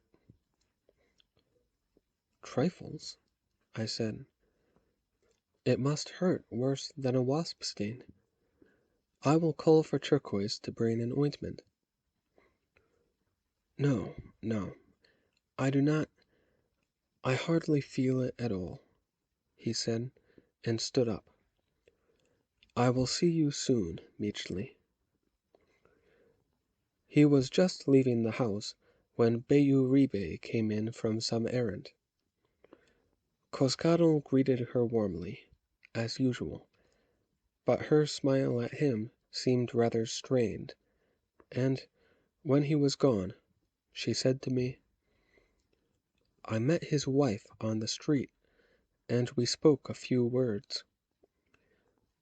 Quequelmiqui must know that I am acquainted with Coscardo's history, and his wound, and their marriage of accommodation to it." But she seemed radiantly happy, and she looked at me with a sort of challenge, as if she dared me to make any remark. A little drowsy from the octly, I said, "Make a remark about what?" "About her being pregnant. It is obvious to any woman's eyes." "You must be mistaken," I said. "You know it to be impossible." She gave me an impatient look. "Impossible it may be, but mistaken I am not.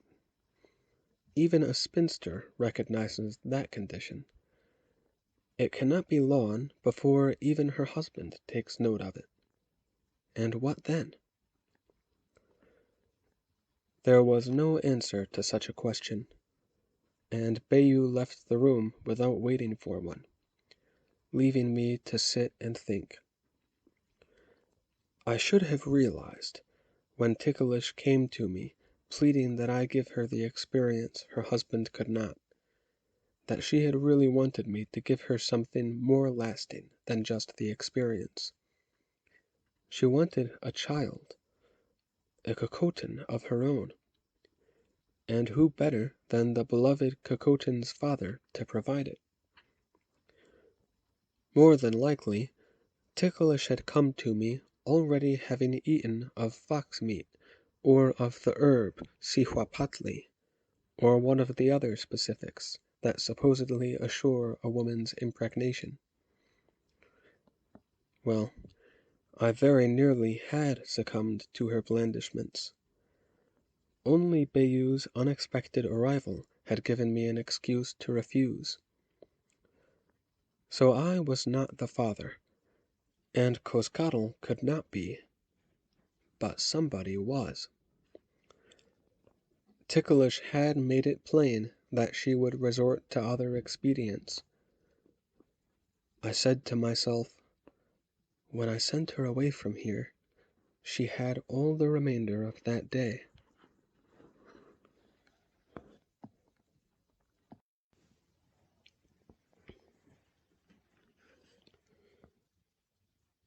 No doubt I should have been more concerned about the matter, but at that time I was working hard, in obedience to Motecuzoma's order that I hand over all the maps of all my travels.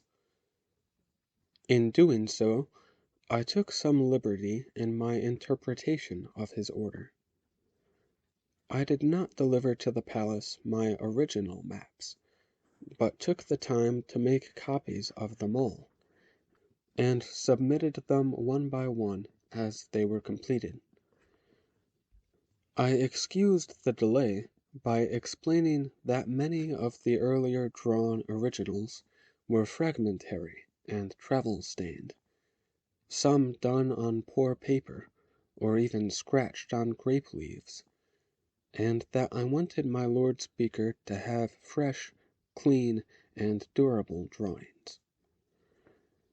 The excuse was not entirely an untruth, but my real reason was that the original maps were precious to me as mementos of my wanderings, some of which I had made in company with my adored Zianya, and I simply wanted to keep them. Also, I might want to travel those roads again, and perhaps keep on going, not to return, if the reign of Moctezuma made Tenochtitlan too uncomfortable for me. With that possible emigration in mind, I omitted some significant details from the map copies I provided to the Yue Tlatoani. For example, I left out any mark of the Black Lake where I had stumbled upon the giant boar tusks. If there was any more treasure there, I might some day have need of it. When not working, I spent as much time as possible with my daughter.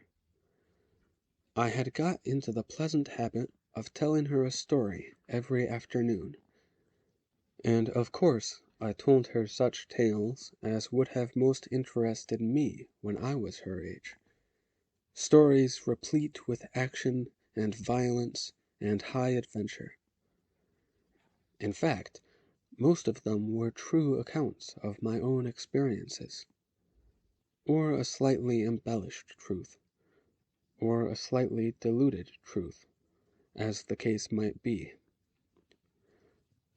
Such tales required me frequently to roar like a maddened jaguar, or chatter like an angry spider monkey, or howl like a melancholy coyote. When Cocotin quailed at some of the noises I produced, I prided myself on my talent for telling an adventure so vividly that a listener could almost share it. But one day the little girl came to me at the accustomed time for my entertaining her, and she said most solemnly, "May we speak, Tete, as grown persons would?" I was amused at such grave formality from a child only about 6 years old, but I replied just as gravely, "We may, small crumb. What do you have on your mind?" "I wish to say that I do not think the stories you tell are the most fitting for a young girl to hear." Somewhat surprised, even hurt, I said, "Do tell me your complaint about my unsuitable stories." She said, as if soothing a petulant child even younger than herself, "I am sure they are very good stories. I am sure a boy would like very much to hear them. Boys like to be frightened, I think.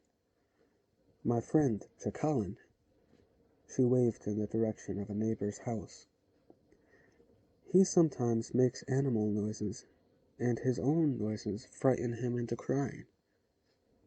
If you like, Tete, I will bring him each afternoon to hear your stories instead of me." I said, perhaps a trifle peevishly, "Chacalin has his own father to tell him stories. Doubtless very exciting tales, the adventures of a pottery merchant in the Tlatelolco market. But, Cocotin, I have never noticed you crying when I told a story." "Oh, I would not in front of you.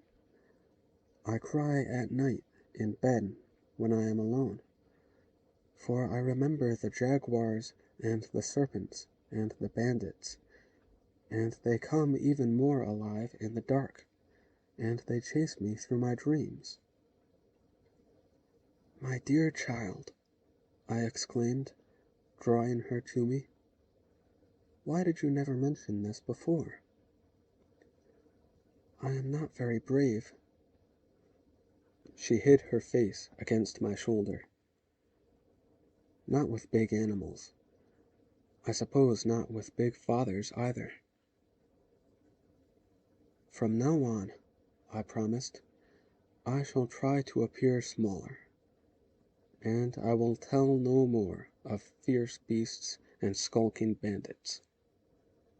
What would you prefer that I tell about?" She pondered, then asked in a shy voice, "Tete, did you never have any easy adventures?" I could think of no immediate answer to that. I could not even imagine such a thing as an easy adventure, unless it was something of the sort that might happen to Chekalin's father, selling a customer a jug with a hairline crack and not being caught at it.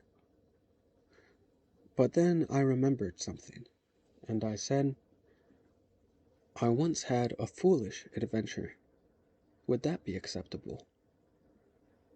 She said, Ayo, yes, I would enjoy a foolish tale. I lay down on the floor on my back and bent my knees to a peak. I pointed and said, That is a volcano named Seboruco, which means to snort with anger. But I promise I will do no snorting. You sit up there, right on the crater of it. When she was perched on my kneecaps, I said the traditional Akye Nechka, and I began to tell her how the volcano's overflow had caught me sitting stupidly in the middle of the ocean bay. During the course of the story, I refrained from making the noises of lava erupting and steam boiling. But, at the story's high point, I suddenly cried, Wiwioni, and waggled my knees, then bumped them upward. And, O-o-ompa, I went away with the water. The bounce dislodged Kokotin, so that, at the ompa, she slid down my thighs to stop with a thump on my belly. It knocked the breath out of me and made her giggle and gurgle with delight. It seemed I had hit on a story and a form of storytelling eminently suitable for a little girl. Every afternoon for a very long time thereafter, we had to play the volcano erupting. Even though I managed to think up other unfrightening tales, Kokotin insisted that I also tell her and demonstrate how Seboruco had once flung me off the one world. I told it over and over and over, always with her participation, tremulous atop my knees as I drawled and drew out ever longer the suspense of the preliminaries. Then gleeful when I bounced her, squealing as she slid. Then heartily laughing at my whoosh of breath when she came down with a thump. The volcano erupting went on erupting every day until Kokotin grew old enough that Bayu began to disapprove of her unladylike behavior, and Kokotin herself began to find it a childish game. I was somewhat sorry to see my daughter growing out of her childhood, but I was by then well wearied of being jolted in the belly. Inevitably, the day came when Coscado called on me again, in a pitiable state, his eyes red-rimmed, his voice hoarse, his hands interlaced and twisting as if they fought each other. I asked him gently, "Have you been crying, my friend?" "Doubtless I have reason to," he said in that gravelly voice. "But no, I have not. What it is—" He unlaced his knotted fingers to gesture distractedly. "For a while past, my eyes and my tongue both seem somehow to have been thickening, filming over." "I am sorry," I said. "Have you consulted a physician?" "No, and I did not come to speak of that. Michtli, was it you who did it?" I made no hypocritical pretense of ignorance. I said, I know what you mean. Bayou remarked on it some time ago. But no, it was not my doing. He nodded and said miserably, I believe you, but that only makes it harder to hear. I will never know who it was. Even if I beat her half to death, I do not think she would tell. And I could not beat Quiqualmiqui. I considered for a moment, then said, I will tell you this. She wanted me to be the father. He nodded again, like a palsied old man. I had supposed so. She would have wanted a child as much like your daughter as possible. After a pause, he said, If you had done it, I would have been hurt, but I could have borne it. With one hand, he stroked a curiously pale patch on his cheek, almost silver in color. I wondered if he had again absent-mindedly burned himself. Then I noticed that the fingers of his stroking hand were almost colorless at the tips. He went on. My poor Quiqualmiqui. She could have endured a marriage to a sexless man, I think. But after she came to have such a mother's love for your daughter, she could not endure an unfruitful marriage. He looked out the window, and he looked unhappy.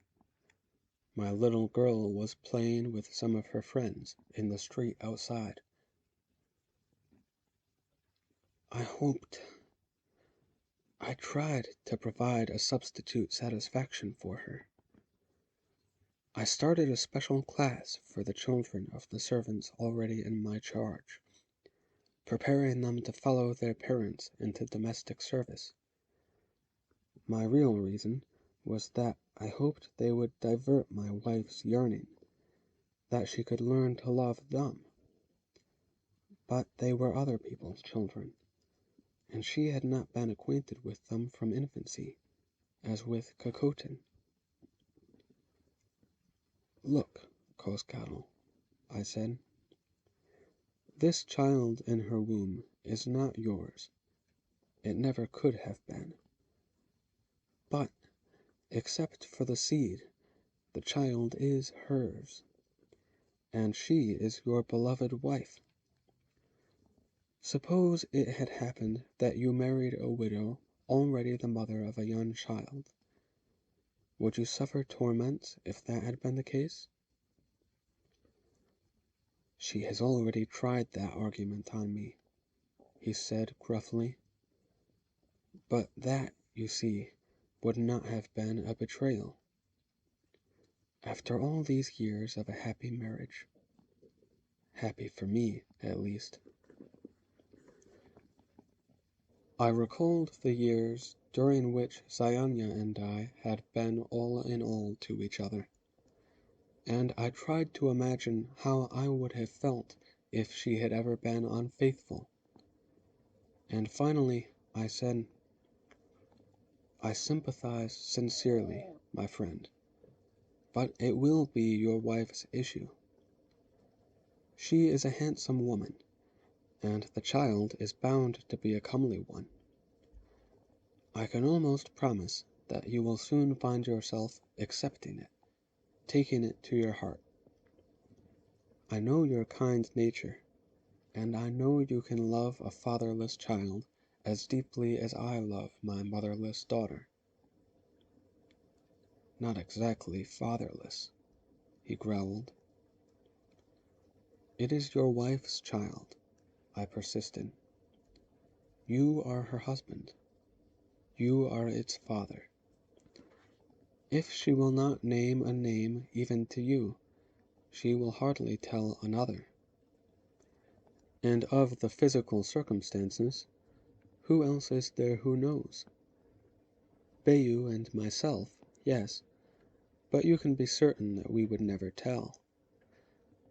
Bloodglutton is long dead, and so is that old palace doctor who tended you after your injury. I can think of no one else who—" "I can," he interrupted grimly. "The man who is the father. He may be an ugly drunkard who has been boasting of his conquest in every lakefront drinking house for months past. He may even appear at our house some day and demand—" I said, "One would suppose that Ticklish exercised discretion and discrimination, though privately I could not be too sure of that." "There is another thing," Coscarl continued. "She has now enjoyed a natural kind of sex. Can she ever really be satisfied any longer with my kind? Might she not go seeking a man again?" I said sternly, "You are agonizing over possibilities that probably will never come to pass. She wanted a child, that is all, and now she will have a child. I can tell you that new mothers have little leisure for promiscuity." "Yeah, he sighed huskily. "I wish you were the father, Meechley. If I knew it was the doing of my oldest friend. Oh, it would have taken a while, but I could have made my peace with it." "Stop this, Coscarl." He was making me feel twice guilty, that I very nearly had coupled with his wife, and that I had not. But he would not be silenced. "There are other considerations," he said vaguely. "But no matter. If it were your child inside her, I could make myself wait. Could have been a father for a time, at least."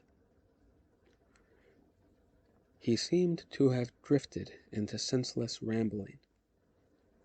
I sought desperately for words that would bring him back to sobriety, but he suddenly burst out weeping. The harsh, rasping, dry sobs with which a man cries.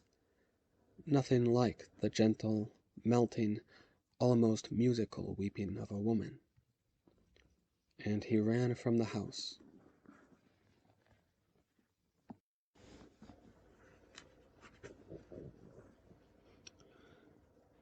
I never saw him again, and the rest is ugly, so I will tell it quickly.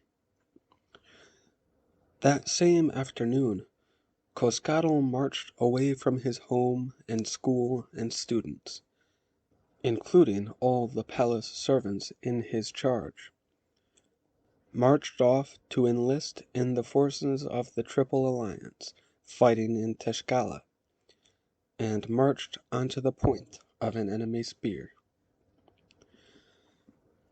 His abrupt departure and sudden death occasioned as much puzzlement as grief among Coscarl's many friends and associates, but his motive was generally assumed to have been a rather too reckless loyalty to his patron, the revered speaker.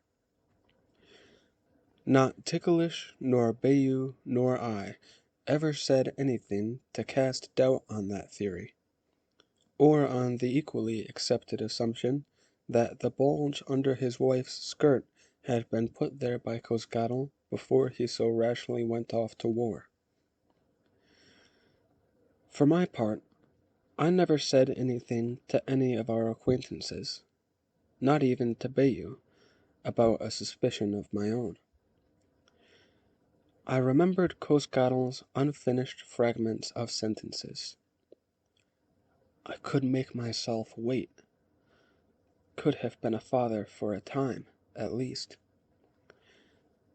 And I remembered the Pokietl burn he had not felt, the thickened voice and gummy eyes, the silvery stain on his face.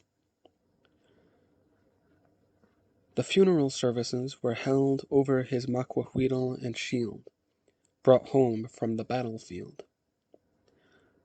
On that occasion, in the company of countless other mourners, I coldly proffered formal condolences to the widow, after which I deliberately avoided seeing her again. Instead, I sought out the Mexicatl warrior who had brought Coscatl's relics and was present at their interment. I put to him a blunt question, and, after some hesitant shuffling of his feet, he answered, "Yes, my lord. When the physician of our troop tore open the armor from around this man's wound, he found lumps and scaly patches of skin over much of the man's body. You have guessed right, my lord. He was afflicted with the Teococolistli. The word means the being eaten by the gods. Clearly, the disease is also known in the old world you came from, for the first arriving Spaniards said leprosy when they encountered here certain men and women lacking fingers, toes, nose, or, in the final stages, much of a face at all. The gods may begin eating their chosen Teococash abruptly or gradually, and they may do the eating slowly or voraciously, or in various different ways. But none of the god-eaten has ever felt honored to be thus chosen. At first, there may be only a numbness in parts of the body, as in the case of Coscatl, who failed to feel that burn on his forearm. There can be a thickening of the tissues inside the eyelids, nose, and throat, so that the sufferer's sight is affected, his voice coarsened, his swallowing and breathing made difficult. The body's skin may dry and slough off in tatters, or it may bulge with numberless nodules that break into suppurant sores. The disease is invariably fatal, but the most horrible thing about it is that it usually takes so long to eat its victims entirely.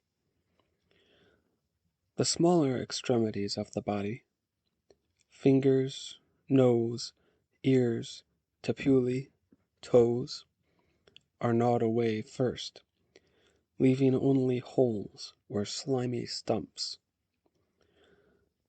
The skin of the face grows leathery, silvery gray, and loose, and it sags, so that a person's forehead may droop down over the aperture where his nose used to be. His lips may bloat, the lower one so heavy and pendulous that his mouth hangs open ever after. But even then, the gods continue leisurely with their meal. It may be a matter of months or years before the Teococash is unable to see or talk or walk or make any use of his fingerless hand stumps. And still he may go on existing, bedridden, helpless, stinking of decay, suffering that ghastly misery, for many more years before he finally suffocates or strangles. But not many men or women choose to endure that half-life. Even if they themselves could bear it, their most loving loved ones cannot long endure the stomach-turning horror of tending their needs and bodily functions. Most of the god-eaten choose to live only so long as they are still human beings. Then they take their own life with a draught of poison, or an improvised garrote, or a dagger thrust, or by finding some way to achieve the more honorable flowery death, as Coscarol did. He had known what awaited him, but he loved his Quequelmiqui so much that he would have endured and defied the god-eating as long as he could, or as long as she could, without recoiling at the sight of him. Even when he realized that his wife had betrayed him, Coscarol might have stayed to see the child, to be a father for a time, at least, as he told me, if the child had been mine. But it was not. His wife had betrayed him with a stranger. He had no wish or reason to postpone the inevitable. He went and impaled himself on a Tezcatlipoca's spear. I felt more than the simple grief of bereavement at losing my friend Coscarol. After all, I had been responsible for him during much of his life, ever since he was my 9-year-old slave in Texcoco. Even that long ago, I had almost caused his execution by involving him in my campaign of revenge against the Lord Joy. Later, he had lost his manhood while trying to protect me from Chimali. It was my asking Ticklish to be mother to Cocotin that had made her so avidly desire real motherhood.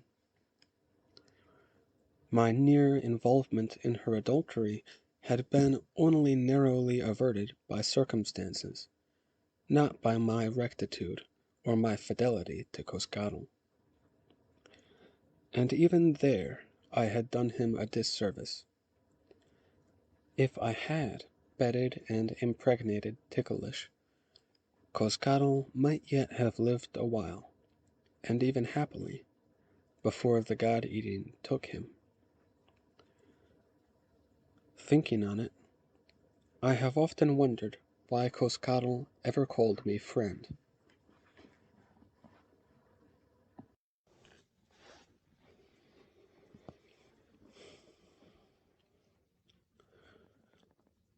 Coscarol's widow served as sole director of their school and staff and students for some few months longer.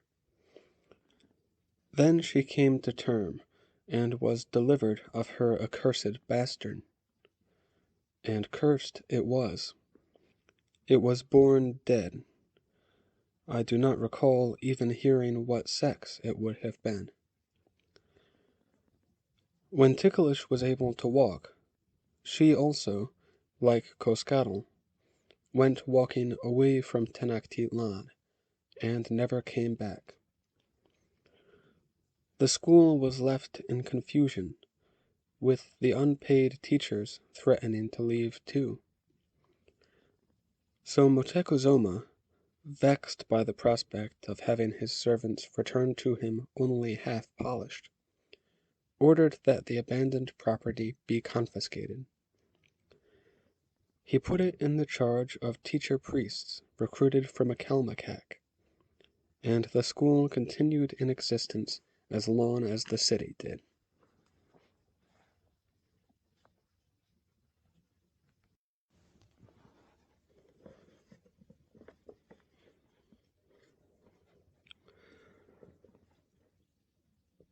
It was about that time that my daughter Cocotin passed her 7th birthday, and we all of course ceased to call her Small Crumb.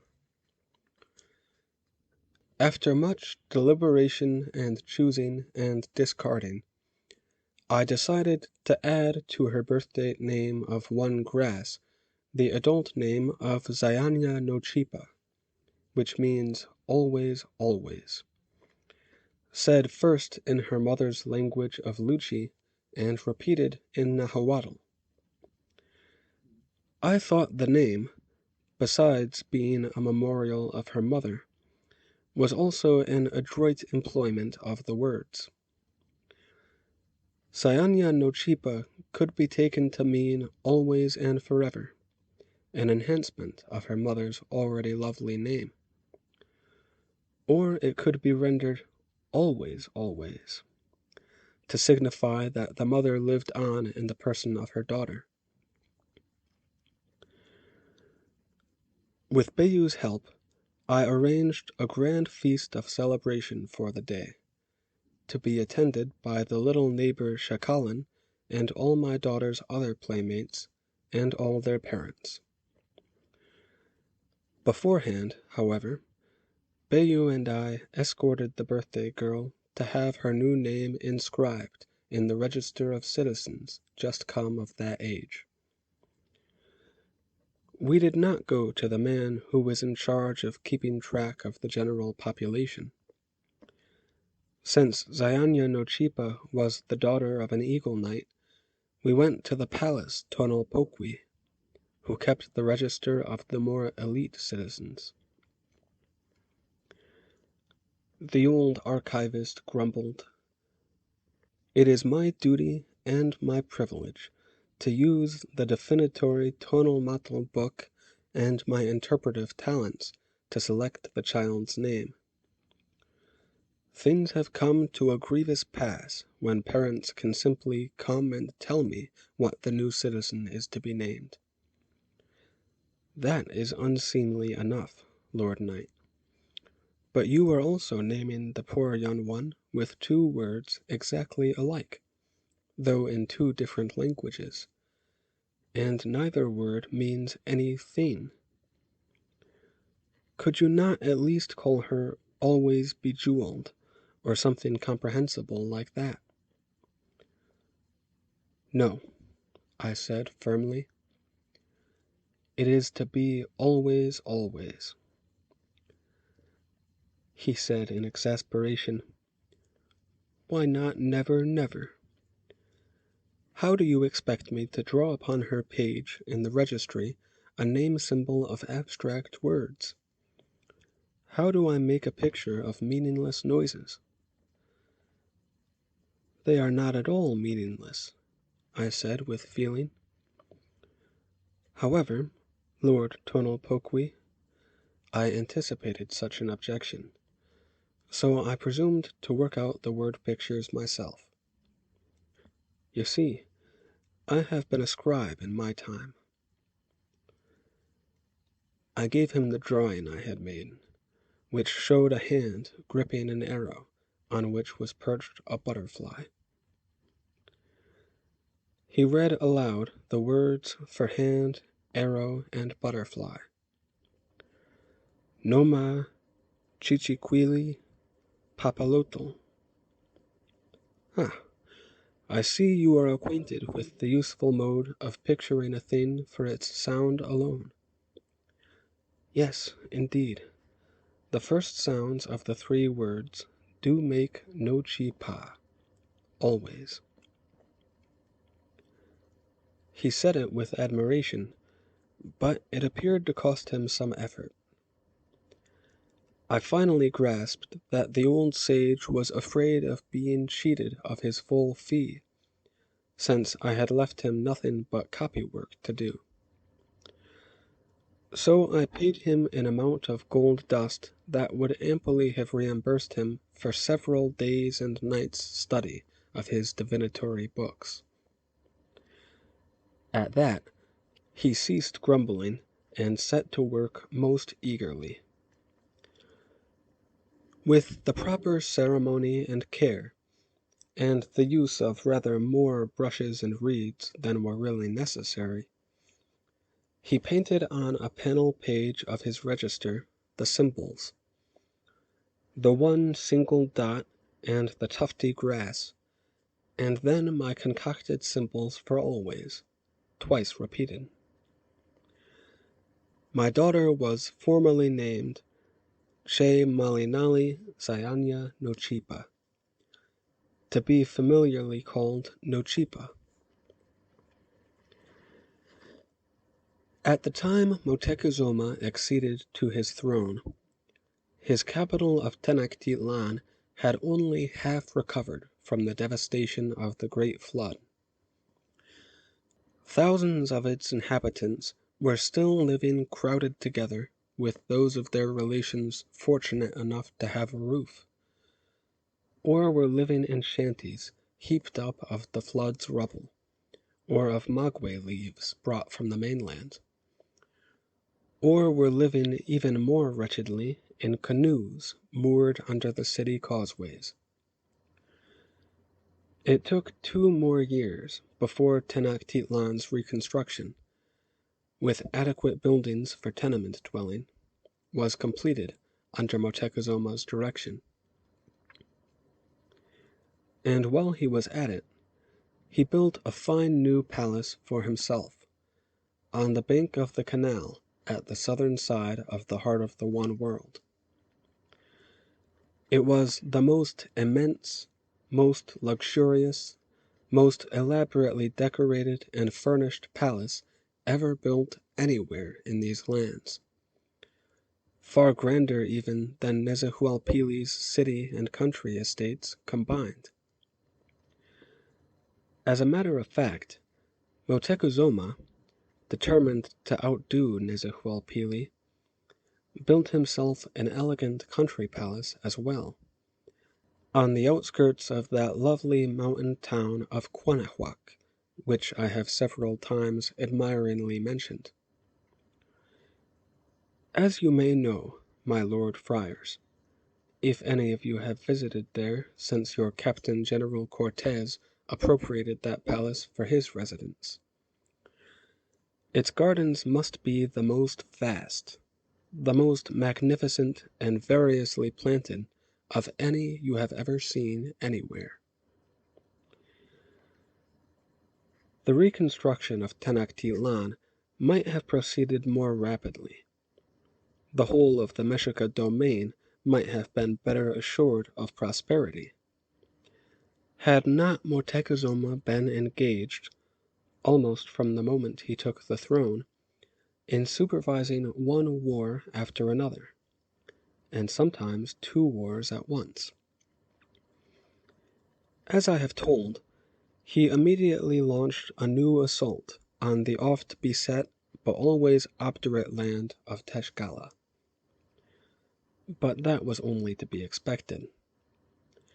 A newly installed Yue Tlatoani almost always began his reign by flexing his muscles, and that land was, by virtue of its propinquity and stolid enmity, the most natural victim, however little value it would have been to us if we ever had conquered it.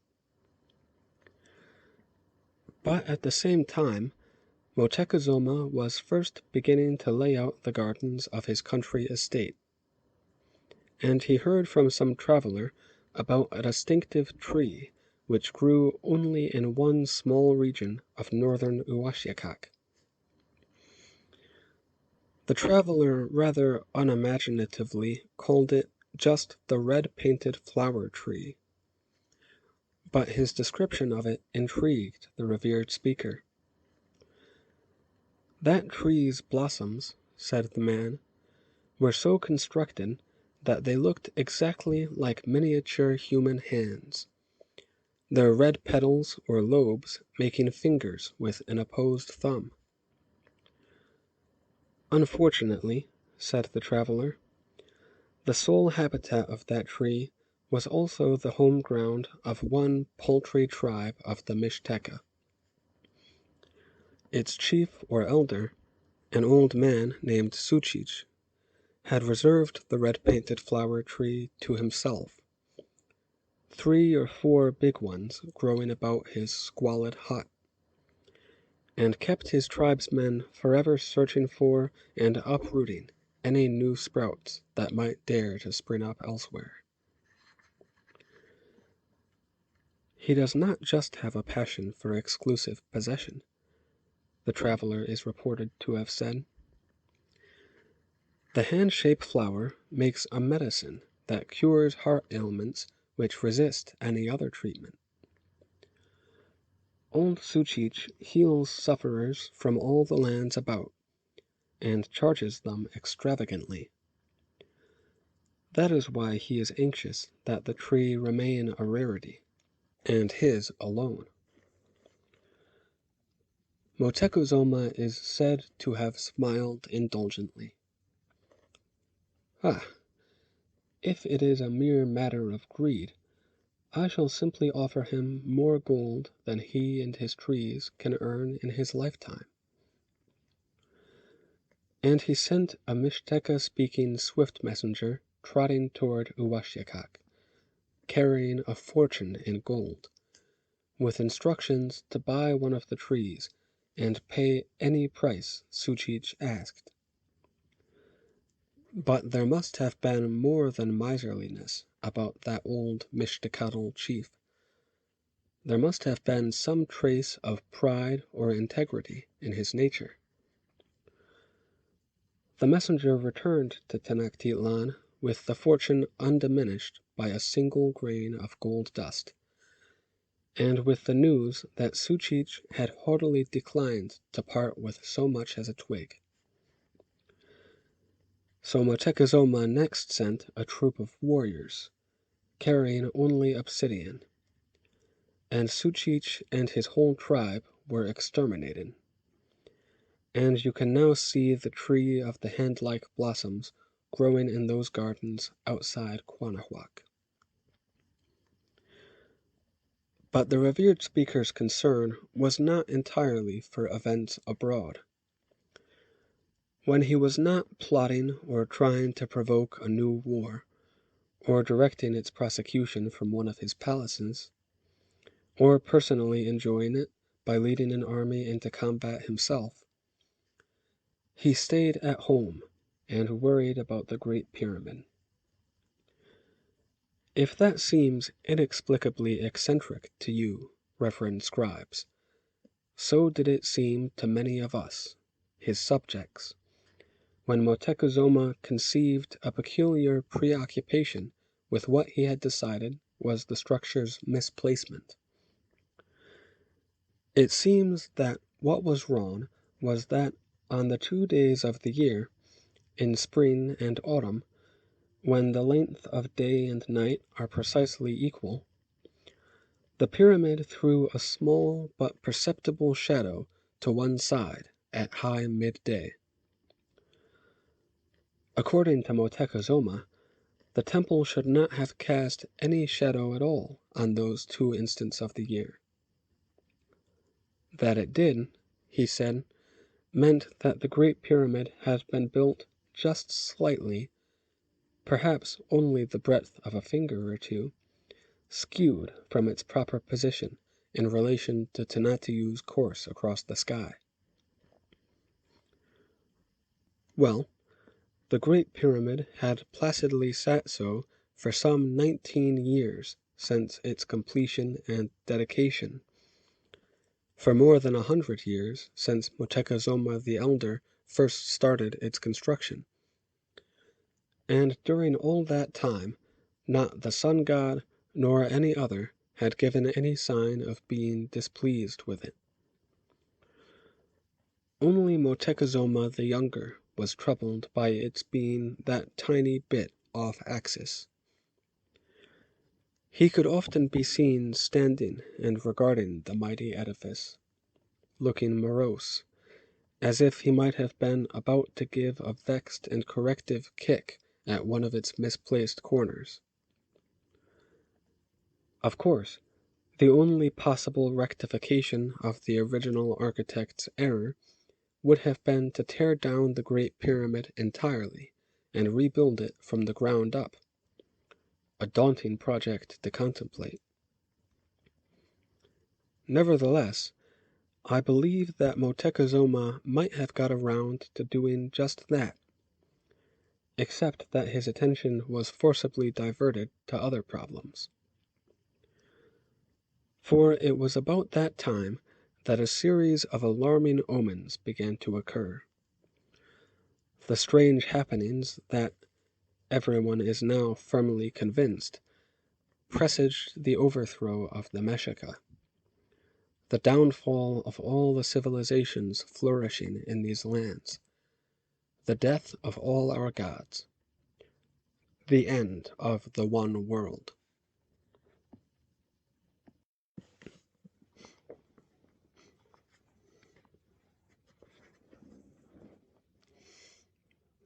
One day, toward the close of the year 1 Rabbit, a palace page came hurrying to summon me to an immediate appearance before the Yue Tlatoani. I mention the year because it had an ominous significance of its own, as I shall explain later.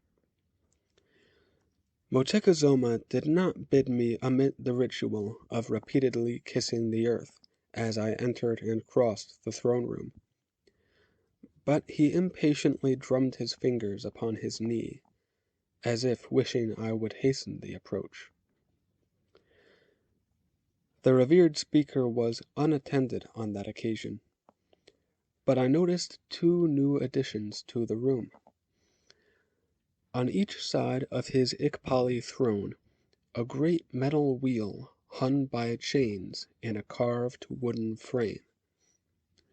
One was of gold, the other of silver. Each disc was 3 times the diameter of a war shield. Both were intricately embossed and etched with scenes of Motecuzuma's triumphs, and with word pictures explaining them. The 2 wheels were of incalculable worth, just for their weight of precious metal. But they were made vastly more valuable by the artistry lavished upon them.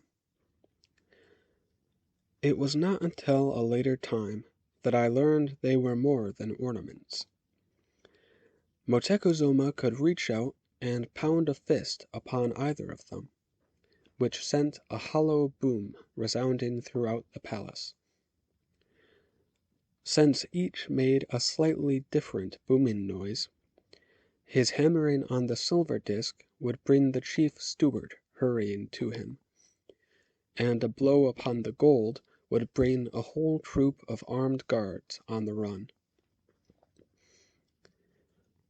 Without any formal greeting, without any withering sarcasm, with considerably less than his customary icy calm, Moctezuma said, "Knight Meachly, you are familiar with the Maya lands and peoples." I said, "Yes, Lord Speaker." "Would you consider those people unusually excitable or unstable?" "Not at all, my lord. To the contrary, most of them are nowadays about as phlegmatic as so many tapirs or manatees." He said, "So are many priests, but that does not hinder their seeing portentous visions." "What of the Maya in that respect?" "Seeing visions?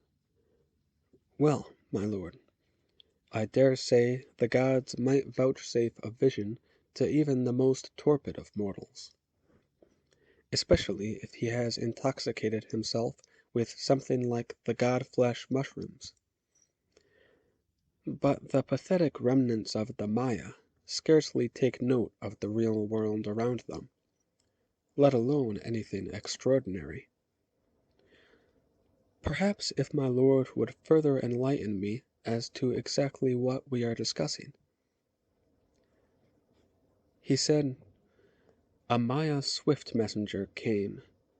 From what nation or tribe I do not know.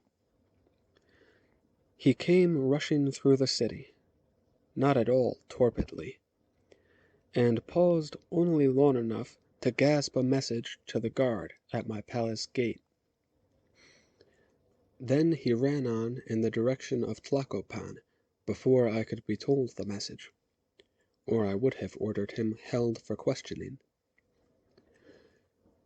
It appears that the Maya are sending such men pelting through all lands to tell of a marvel which has been seen in the south. There is a peninsula there called Ulumil which juts into the Northern Ocean. You know it. Very well. The Maya inhabitants of that coast have recently been amazed and affrighted by the appearance offshore of two objects never seen by them before. He could not resist keeping me in suspense for a moment's pause. Something like a giant house floating upon the sea. Something gliding along with the aid of widespread wings. I smiled in spite of myself, and he scowled, saying, "Are you now about to tell me that the Maya do have demented visions?" "No, my lord," I said, still smiling. "But I believe I know what it was they saw. May I ask a question?" He gave me a curt nod. "Those things mentioned, floating house, winged object, were they the same things, or separate?" Motekuzoma scowled more darkly. The messenger was gone before any more details could be elicited. He did say that two things had been sighted. I suppose one could have been a floating house, and the other an object with wings. Whatever they were, they reportedly stayed well offshore, so it is likely that no observer could give any very accurate description. Why do you maintain that cursed grin? I tried to repress it, and said, "Those people did not imagine those things, Lord Speaker. They are merely too lazy to have investigated them. If any observer had had the initiative and courage to swim close, he would have recognized them as sea creatures, wonderful ones, and perhaps not a common sight, but no profound mystery.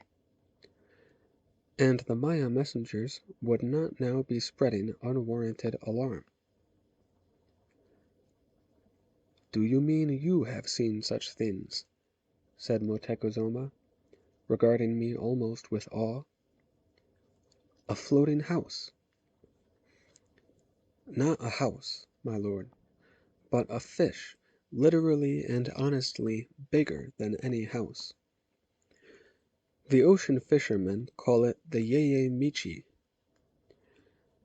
I told of how I had once been helplessly adrift in a canoe upon the sea, when whole hosts of the monsters had floated close enough to endanger my frail craft. The revered speaker may find it hard to credit, but if a Yeye Michi had its head butting the wall outside my lord's window yonder, its tail would be flapping among the remains of the late Speaker Ahuitzotl's palace, clear on the other side of the great plaza.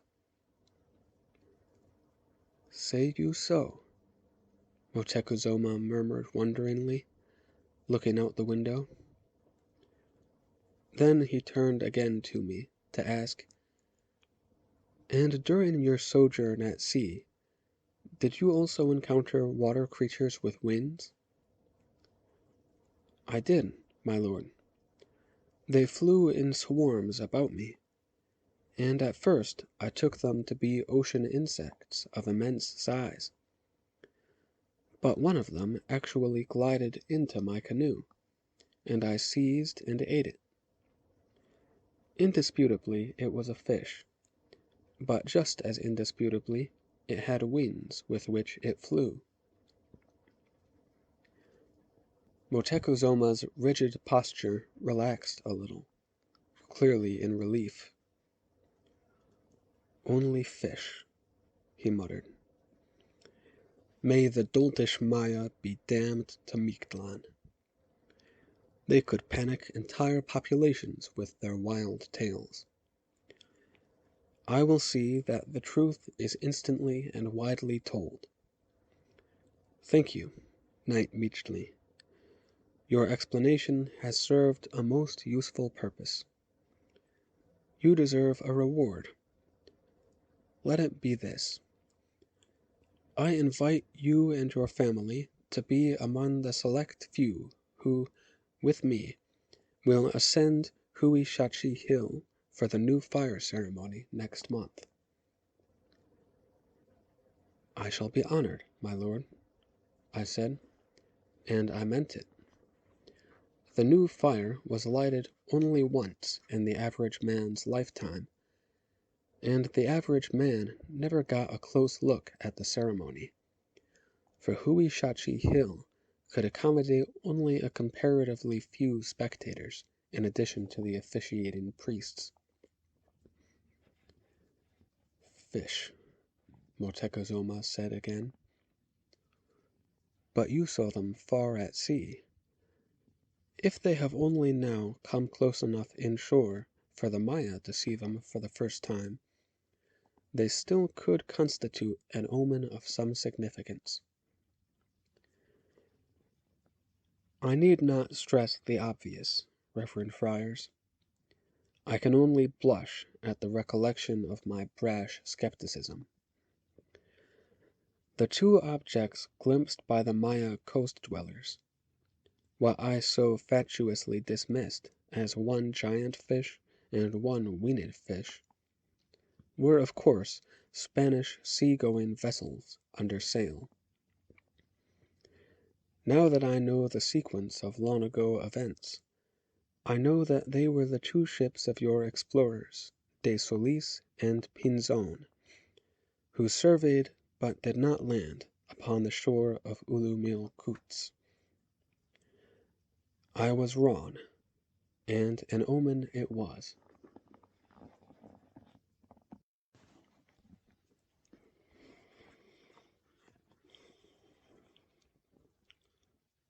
That interview with Motekazoma took place toward the end of the year, when the Nemon-Temptin holidays were approaching. And, I repeat, that was the year 1 rabbit. By your count, the year 1506. During the unnamed empty days at the close of every solar year, as I have told you, our people lived in apprehension of the gods smiting them with some disaster. But never did our people live in such morbid apprehension as then. For 1 rabbit was the last year of the 52 composing a Shiomulpili, or sheaf of years, which caused us to dread the worst disaster imaginable, the complete obliteration of mankind. According to our priests and our beliefs and our traditions, the gods had 4 times previously purged the world clean of men, and would do it again whenever they chose. Quite naturally, we assumed that the gods, if they did decide to exterminate us, would pick a fitting time, like those last days of the last year binding up a sheaf of years. And so, during the 5 days between the end of the year 1 rabbit and the beginning of its successor, 2 reed, which, assuming 2 reed arrived, and we survived to know it, would start the next sheaf of 52 years. It was fear as much as religious obedience which made most people behave in the approved meek and muted manner. People almost literally walked on tiptoe. All noise was hushed, all talking done in whispers, all laughter forbidden. Barking dogs, gobbling fowl, wailing babies were silenced in so far as possible. All household fires and lights were put out, as in the empty days that terminated every ordinary solar year, and all other fires were extinguished as well, including those in temples, on altars, in the urns set before the statues of the gods. Even the fire atop Huishachi Hill, the one fire that had been kept ever burning for the past 52 years, even that was put out. In all the land there was not a glimmer of light during those 5 nights. Every family, noble or humble, smashed all their clay vessels used for cooking and storage and dining. They buried or threw into the lake their maize-grinding metlaten stones and other utensils of stone or copper or even precious metals. They burned their wooden spoons and platters and chocolate beaters and other such implements.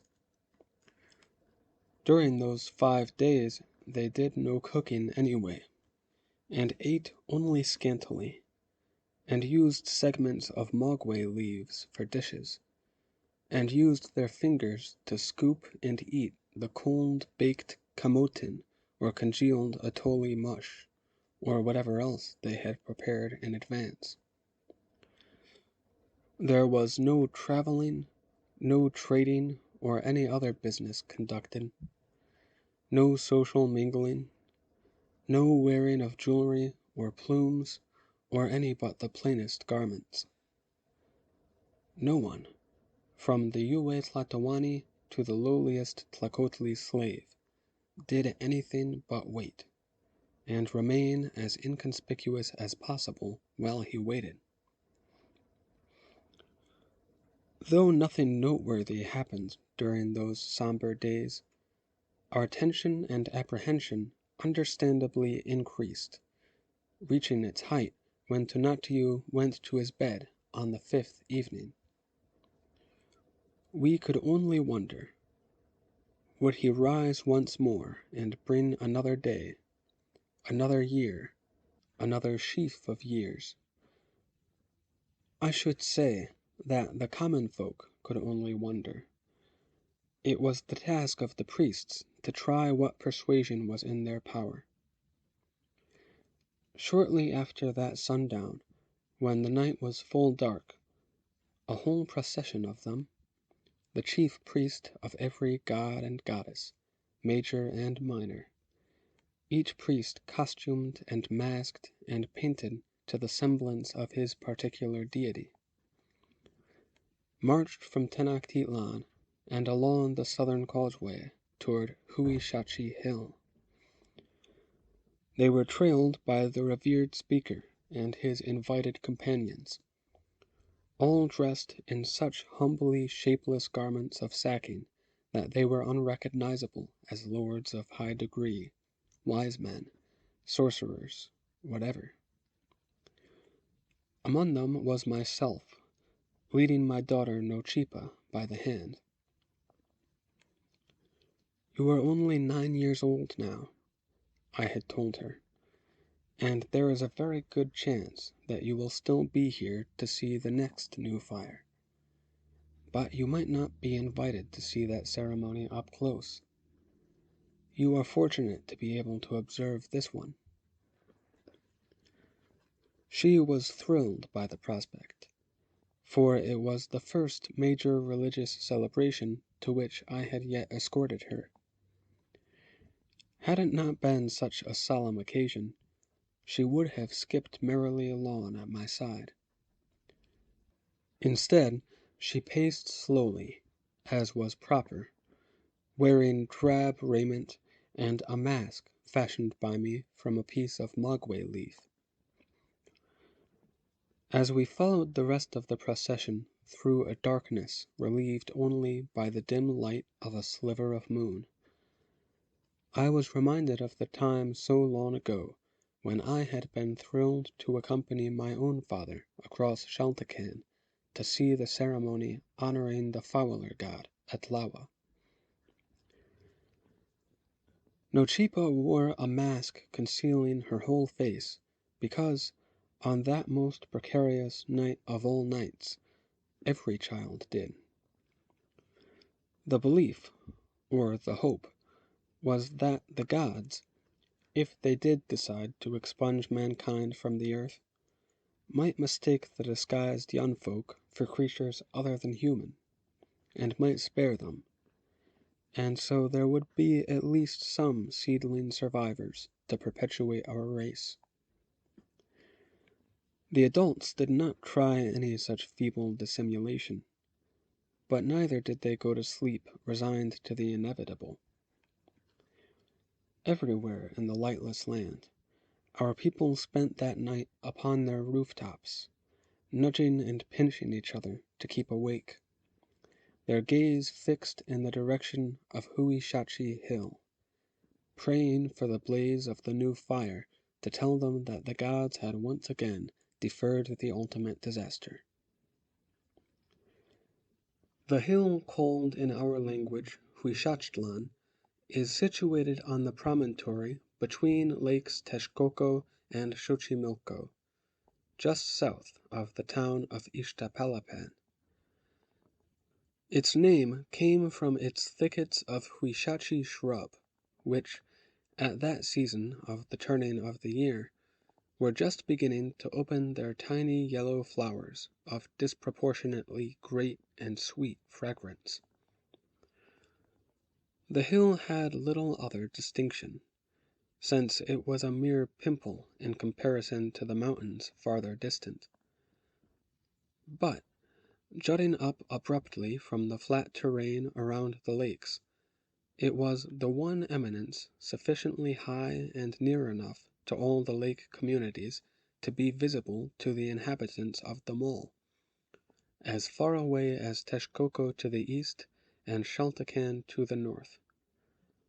And that was the reason for its having been selected, some time far back in our history, as the site of the new fire ceremony. As we mounted the path that spirals gently upward to the hilltop, I was close enough to Moctezuma to hear him murmur worriedly to one of his counselors, "The Chiquaquintetl will rise tonight, will they not?" The wise man, an elderly but still keen-eyed astronomer, shrugged and said, "They always have, my lord. Nothing in my studies indicates that they will not always do so." Chiquaquintetl means a group of 6. Moctezuma was referring to the tight little cluster of 6 faint stars whose ascent in the sky we had come to see, or hoping to see. The astronomer, whose function was to calculate and predict such things as star movements, sounded sufficiently confident to dispel anybody's qualms. On the other hand, the old man was notoriously irreligious and outspoken in his opinions. He had infuriated many a priest by saying flatly, as he did just then, "No god, of all the gods we know, has ever shown any power to disrupt the orderly progress of the heavenly bodies. If the gods put them there, old unbeliever," snapped a seer, "the gods can shift them at will. They simply have not, in our lifetime of watching the skies, been so inclined. Anyway, the question is not so much whether the Chiquaquintetl will rise, but will the group of 6 be at the exact proper point of ascent in the sky at the exact middle point of the night? Which is not so much up to the gods," the astronomer said dryly, "as to the time sense of the priest blowing the midnight trumpet. And I will wager he is drunk long before then.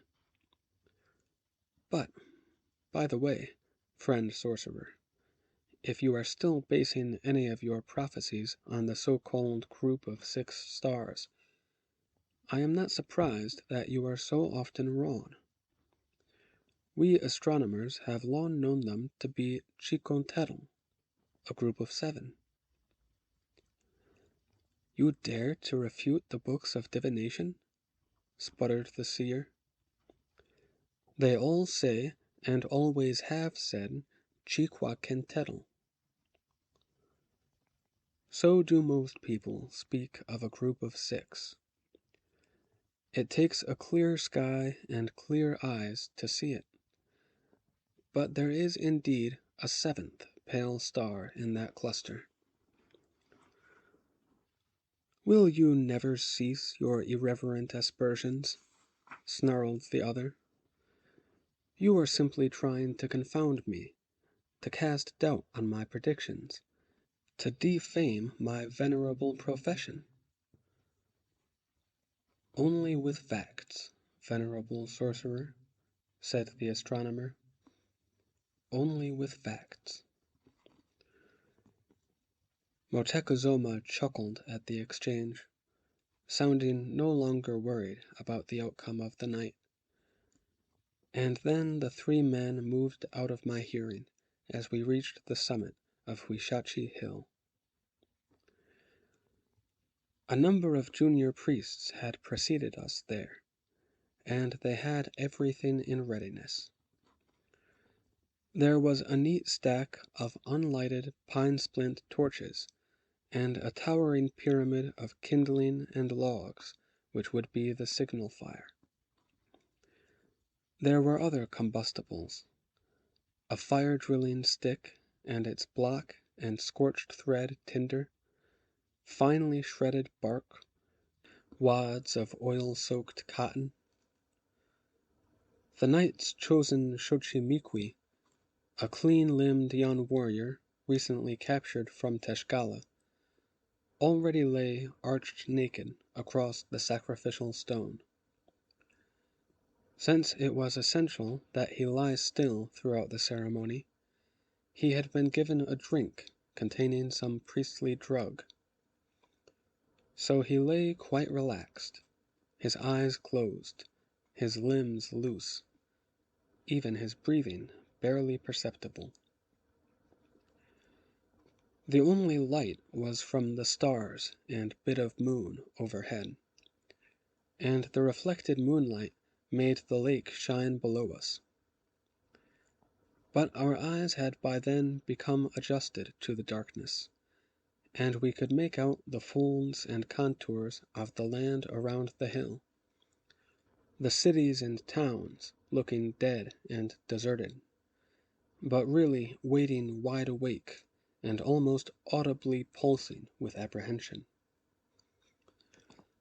There was a cloud bank on the horizon to the east, so it was some while before the awaited and prayed-for stars climbed above it into visibility. But finally they came, the pale cluster, and, after them, the bright red star that always follows. We waited while they made their slow way up the sky, and we waited breathlessly. But they did not vanish on the way, or fly asunder, or veer from their accustomed course. At last, a collective sigh of relief went up from the crowded hill when the time-counting priest blew a bleat on his conch shell to mark the night's mid-moment. Several people breathed, "They are right in place, right on time." And the chief priest of all the priests present, the high priest of Huitzilopochtli, commanded in a mighty roar, "Let the new fire be lighted." A priest placed the fire block on the chest of the prostrate Xochimilco, and carefully fluffed the threads of tinder upon it. A second priest, on the other side of the stone, leaned over with his drilling stick and began to twirl it between his palms. All of us spectators waited anxiously. The gods could still deny us the spark of life. But then a wisp of smoke rose from the tinder. In another moment there was a glow of tentative smoldering. The priest, holding the block steady with his one hand, used his other to feed and coax the firefly spark. Tufts of oily cotton, shreds of dry bark, and achieved a small, flickering, but definite flame. It seemed to wake the Xochimilco slightly.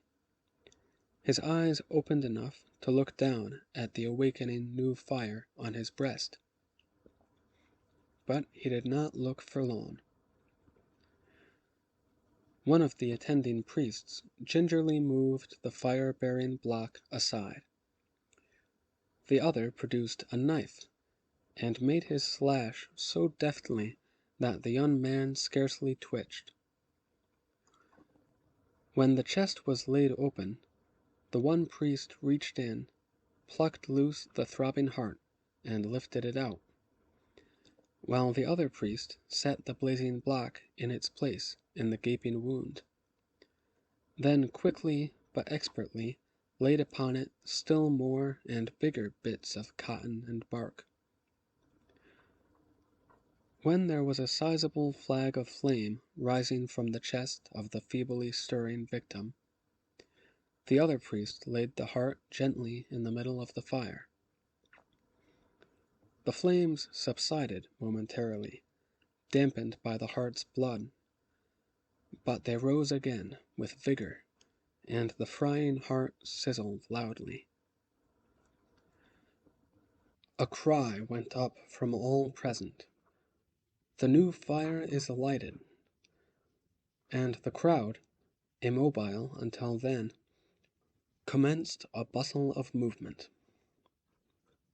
One after another, in order of rank, the priests seized torches from the stack, and touched them to the Xochimilco's fast crisping breast to light them in the new fire, then bore them away at a run.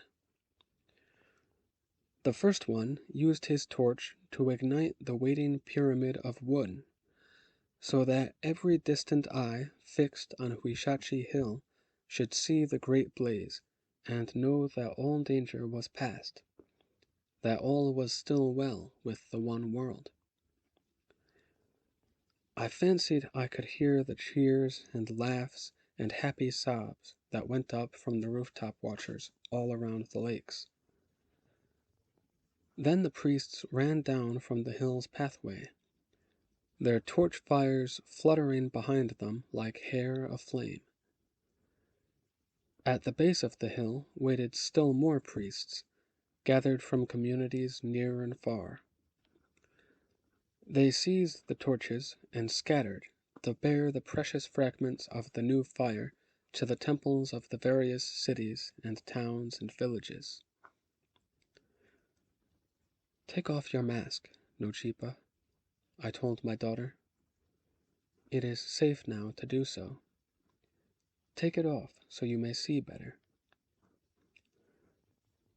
She and I stood on the north side of the hilltop, watching the tiny flares and sparks of light explode away from beneath us, streaking off in all directions. Then there were other silent explosions. The nearest town, Ixtapalapan, was the first to have its main temple fire relighted. Then the next nearest town of Mexicalcinco. And at each temple were waiting numbers of the town's inhabitants, to plunge their own torches into the temple fires, and run to relight the long cold hearth fires of their families and neighbors.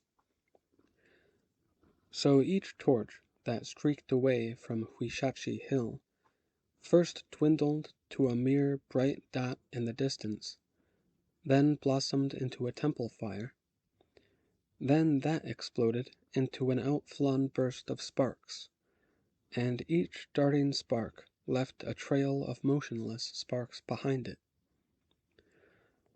The sequence was repeated over and over, in Coyohuacan, in Great Tenochtitlan, in communities farther away and farther apart, until the whole vast bowl of the lakelands was fast coming again to light and life. It was a cheering, thrilling, exhilarating sight to see, and I tried hard to imprint it among my happier memories, because I could not hope to see such a sight ever again.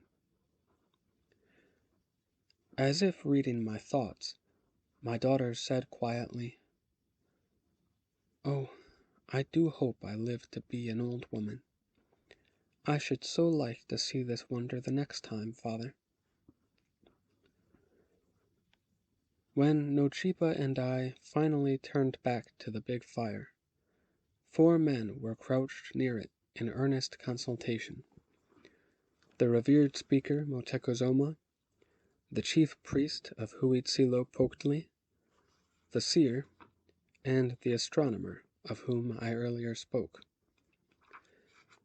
They were discussing what words the Yue Tlatoani would speak the next day to proclaim what the new fire had promised for the years to come. The seer, squatting over some diagrams he had drawn in the earth with a stick, had evidently just delivered himself of a prophecy to which the astronomer took exception, for the latter was saying mockingly, "No more droughts, no more miseries, a fruitful sheaf of years in the offing. Very consoling, friend sorcerer. But you see no imminent omens appearing in the skies." The seer snapped at him, "The skies are your affair. You make the maps of them, and I will attend to reading what the maps have to tell." The astronomer snorted. "You might find more inspiration if once in a while you looked at the stars instead of the foolish circles and angles you draw." He pointed at the scratches in the dirt. "You read of no impending equiloca, then?" "The word means an eclipse." The seer, the priest, the revered speaker, all 3 repeated together and unsteadily, "Eclipse?" "Of the sun," said the astronomer. "Even this old fraud could foresee it, if he once looked at past history instead of pretending to know the future." The seer sat gulping, speechless. Motekozoma glared at him. The astronomer went on. "It is on record, Lord Speaker, that the Maya of the south saw an equiloca take a hungry bite of Tonatiuh the sun in the year 10 House. Next month, on the day 7 Lizard, it will have been exactly 18 solar years and 11 days since that occurred.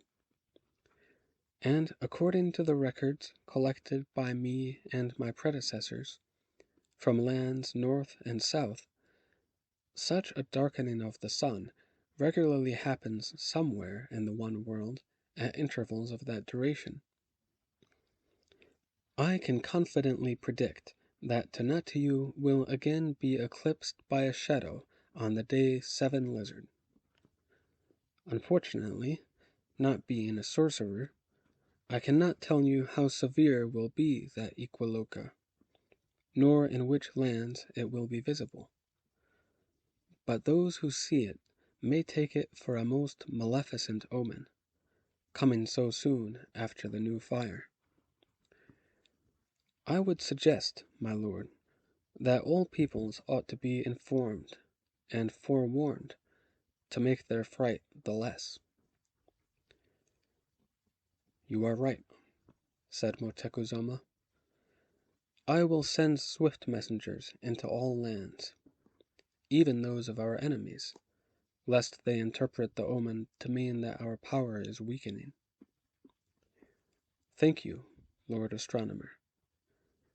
As for you," he turned coldly to the trembling seer, "the most wise and expert of diviners is liable to error, and that is forgivable.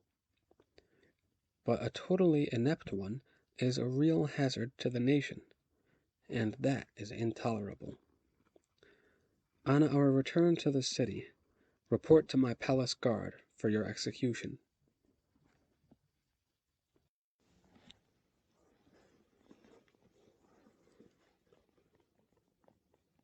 In the morning of the next day, to read, first day of the new year, to read, the big market of Tlatelolco, like every other market in the one world, was crowded with people buying new household implements and utensils to replace the old ones they had destroyed. Though the people could have had but little sleep after the lighting of the new fire, they were all cheerful and vocal, refreshed as much by the fact that they had resumed their best garments and jewelry as by the fact that the gods had seen fit to let them go on living. At midday, from the top of the Great Pyramid, the Yue Tlatoani Moctezuma made the traditional address to his people. In part, he related what the late seer had predicted: good weather, good harvests, and so on. But he prudently diluted that over-sweet honey with warnings that the gods would continue their benefices only so long as the gods were pleased with the Mexica. Therefore, said Moctezuma, all men must work hard, all women be thrifty, all wars be fought with vigor, all the proper offerings and sacrifices be made on ceremonial occasions. In essence, the people were told that life would go on as it always had. There was nothing novel or revelatory in Motecuzuma's address, except that he did announce, as casually as if he had arranged it for a public entertainment, the forthcoming eclipse of the sun. While he was orating from the pyramid summit, his swift messengers were already trotting out from Tenochtitlan to all points of the horizon. They carried to rulers and governors and community elders everywhere the news of the imminent eclipse, and they stressed the fact that the gods had given our astronomers prior notice of the event. Hence it would bring no tidings, good or bad, and should cause no unease. But it is one thing when people are told to pay no attention to a fearsome phenomenon. It is quite another thing when those people are exposed to it. Even I, who had been one of the first to hear of the impending Equiloca, could not regard it with yawning composure when it did take place. But I had to pretend to view it with calm and scientific disinterest, for Nochipe and Beuribe and both the servants were with me in our rooftop garden that day of 7 Lizard, and I had to set them all an example of fearlessness. I do not know how it appeared in other parts of the one world, but here in Tenochtitlan it seemed that Tonatiuh was totally swallowed, and it was probably only for a brief while, but to us it was an eternity.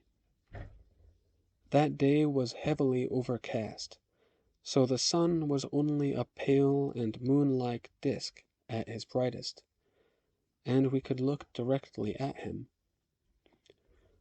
We could see the first bite taken from his rim, as if he were a tortilla, and then see the munching proceed right across his face.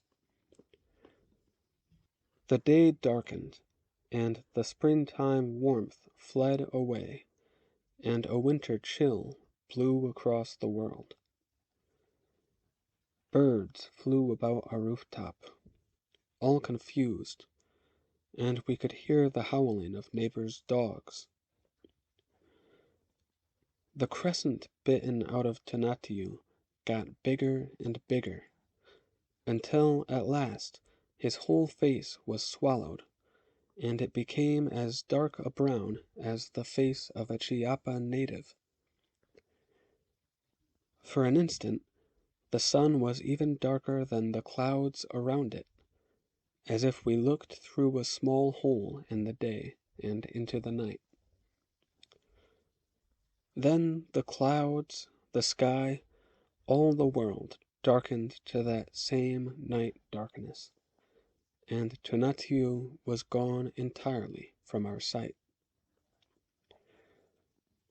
The only comforting lights to be seen from our roof were the few flickers of fires burning outside temples, and a pink tinge on the underside of the smoke hanging over Popocatépetl. The birds ceased to fly about, except that one scarlet-headed flycatcher fluttered down between me and Bayou, and perched in one of our garden shrubs, tucked its head under its wing, and apparently went to sleep. For those long moments, while the day was night, I almost wished I could hide my own head. From other houses on the street, I could hear shrieks and moans and prayers. But Bayou and Nochipa stood silent, and Star Singer and Turquoise were only quietly whimpering. So I suppose my attitude of staunchness had some reassuring effect. Then a slender crescent of light showed again in the sky, and slowly broadened and brightened. The arc of the swallowing Iqualoca slid reluctantly away, letting Tonatiuh emerge from its lips. The crescent grew, the bitten segment diminished, until Tonatiuh was a disk again, and entire, and the world was again in daylight. The bird on the branch beside me raised its head, looked about in almost comical puzzlement, and flew away. My women and servants turned pale faces and tremulous smiles on me. "That is all," I said authoritatively. "It is over." And we trooped downstairs to resume our own several activities. Rightly or wrongly, many people later claimed that the revered speaker had deliberately told an untruth when he said that the eclipse would be a matter of no ill omen, because, only a few days later, the entire Lake District was shaken by an earthquake. It was a mere tremor compared to that Ziu which Sayanya and I had once lived through, and, though my house shook as others did, it stood as sturdily as it had during the Great Flood. But, trivial though I accounted it, the quake was one of the worst ever felt in these parts, and many buildings did fall in Tenochtitlan, in Tlacopan, in Texcoco, and in smaller communities, and in their falling crushed their occupants to death. I believe some 2,000 people died, and the survivor's wrath against Moctezuma was so loud that he had to pay heed to it. I do not mean he paid any reparations. What he did was to invite all people to the heart of the one world, to see the public garroting of that astronomer who had predicted the eclipse. But that did not end the omens, if omens they were, and some of them, I say flatly, were not.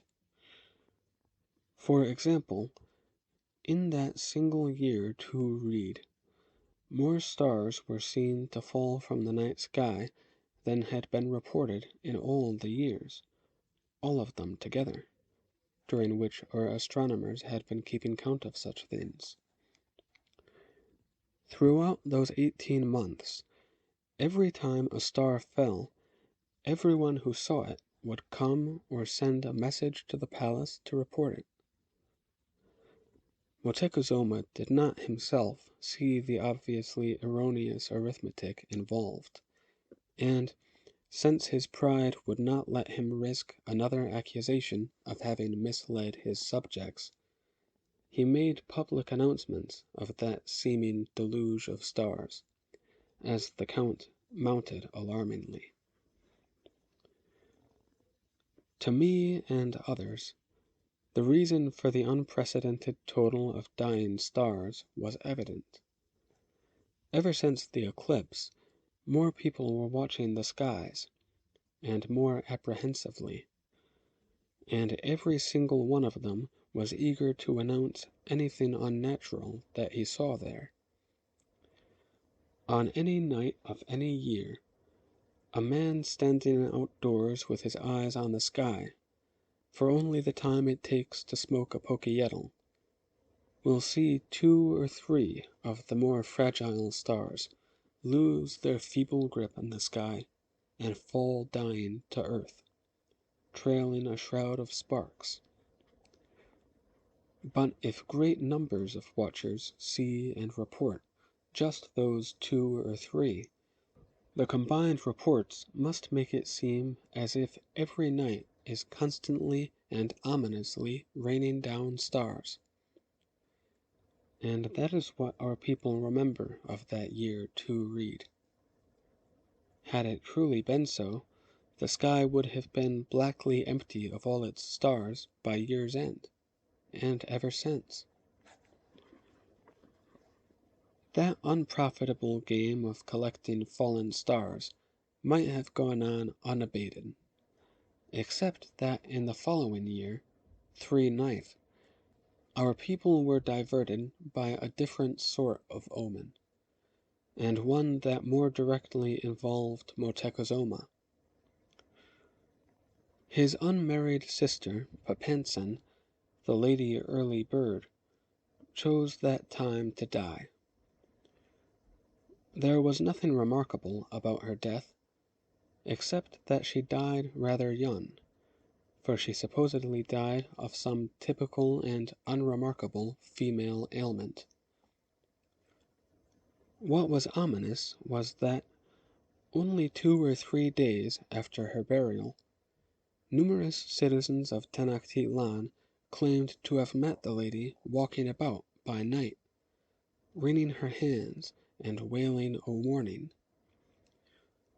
According to the report of those who encountered her, and those multiplied nightly, the Lady Papan had left her grave to bring a message, and her message was that, from the afterworld, she had seen great conquering armies advancing upon Tenochtitlan from the south.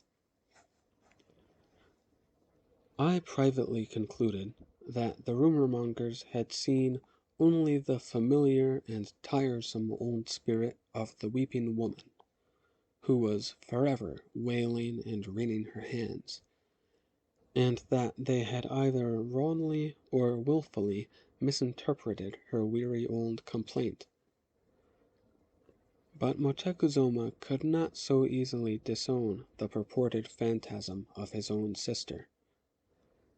He could quell the rising gossip only by ordering that Papan's grave be opened, and at night, to prove that she lay quiet therein, and was not wandering about the city. I was not among those who made the midnight excursion, But the lurid story of what happened on that occasion became well known to all in these lands. Moctezuma went in company with a number of priests and some of his courtiers for witnesses. The priests dug away the covering earth and lifted the splendidly shrouded body to the surface of the ground, while Moctezuma stood fidgeting nervously nearby. The priests unwound the swathings of the dead woman's head to make positive her identification. They found her not yet much decayed, and they found her to be certainly the Lady Early Bird, and certainly dead. Then, it is said, Moctezuma gave a terrified shriek, and even the impassive priests recoiled, when the lady's eyelids slowly opened, and an unearthly green-white light shone from where her eyeballs had been. According to the story, that glare fixed directly upon her brother, and he, in the grip of horror, addressed to her a long but incoherent speech. Some said it was an apology for disturbing her rest. Some said it was a guilty confession, and they also later said that the illness of which Motecuzuma's supposedly maiden sister had died was in fact a fatally miscarried pregnancy. Gossip aside, it was attested by all the witnesses present that the revered speaker finally turned and fled from the open grave. He fled too soon to see one of the glowing green-white eyes of the corpse begin to move, to uncoil and to ooze down her shrunken cheek. It was nothing unnatural, only a Petlezalcoatl, one of those long, leg-fringed, nasty-looking centipedes that, like the glowworms, are peculiarly and brightly luminous in the dark. Two of the creatures had evidently burrowed into the cadaver through the portals most easily chewed, and had curled up, one in each eye socket, to live comfortably and dine leisurely inside the lady's head. That night, disturbed by the commotion, they slowly, blindly crawled out from where the eyes had been, and, squirming between her lips, disappeared again. Papansen made no more recorded public appearances, but other strange events were noised about, causing so much trepidation that the Speaking Council appointed special investigators to seek the truth of them. But, as I remember, none could be corroborated, and most were dismissed as the fabrications of attention-seekers or the hallucinations of heavy drinkers. Then, when that hectic year had ended, and its hollow days were over, and the succeeding year of 4 House began, the revered speaker Nezihualpili unexpectedly arrived from Texcoco. It was told that he had come to Tenochtitlan merely to enjoy our celebration of The Tree is Raised, he having seen his native Texcoco's version so often over the years. The truth is that he had come for a secret consultation with Moctezuma. But the two rulers had been closeted together for no longer than a small part of a morning before they sent to command a third consultant to join them. To my surprise, it was me they sent for. In the prescribed robe of sacking, I made my entrance into the throne room, and made it even more humbly than was demanded by protocol, since the room contained 2 revered speakers that morning. I was slightly shocked to see that Nezahualpili had gone nearly bald of head, and that his remaining hair was gray. When I at last stood upright before the dais, and the two Ikpelton thrones side by side between the gold and silver gongs, the Yue Tlatoani of Texcoco recognized me for the first time. He said, almost with glee, "My former courtier, Head Nodder, my one-time scribe and picture-maker, Mole, my once heroic soldier, Dark Cloud." "Dark Cloud, indeed," grumbled Motecuzoma. That was his only greeting to me, and he gave it with a glower. "You know this wretch, then, my lord friend?" "Ayo, there was a time we were very close," said Nezahualpili, smiling broadly. "When you spoke of an eagle knight named Michtli, I did not make the connection, but I should have known he would rise from title to title. To me, he said, 'I greet you and congratulate you, Knight of the Eagle Order.' I hope I mumbled the proper response. I was occupied with being glad that I wore the lawn-skirted sack, for my knees were slightly knocking together. Motecuzoma asked Nezahualpili, "Was this Michtli always a liar?" "Not ever a liar, lord friend. My pledge on that. Michtli has always told the truth as he saw it. Unfortunately, his vision has not always accorded him comfortably with that of other people." "Neither does that of a liar," said Motecuzoma through his teeth. To me he said, almost shouting, "You made us all believe that there was nothing to be feared from—" Nezahualpili interrupted, saying soothingly, "Permit me, lord friend." "Michtli?" "Yes, Lord Speaker," I said huskily, still unaware of what trouble I was in, but all too aware that I was in it. "A little more than 2 years ago, the Maya sent swift messengers through all these lands to give notice of strange objects, floating houses, they said, sighted off the shores of the peninsula called Ulumilkuts. You recall the occasion?" "Vividly, my lord," I said. As I interpreted the message, they had but seen a certain great fish and a certain flying fish. Yes, that was the reassuring explanation put abroad by your revered speaker, Motecuzoma, and believed by all people, to their considerable relief. "To my considerable embarrassment," Motecuzoma said grimly. Nezahualpili made a placative gesture in his direction, and continued speaking to me. "It transpires that some of the Maya who saw that apparition made pictures, Jan Michtli. But it is only now that one of them has come into my possession. Would you still say that this pictured object is a fish?" He handed down to me a small square of tattered bark paper, and I scrutinized it.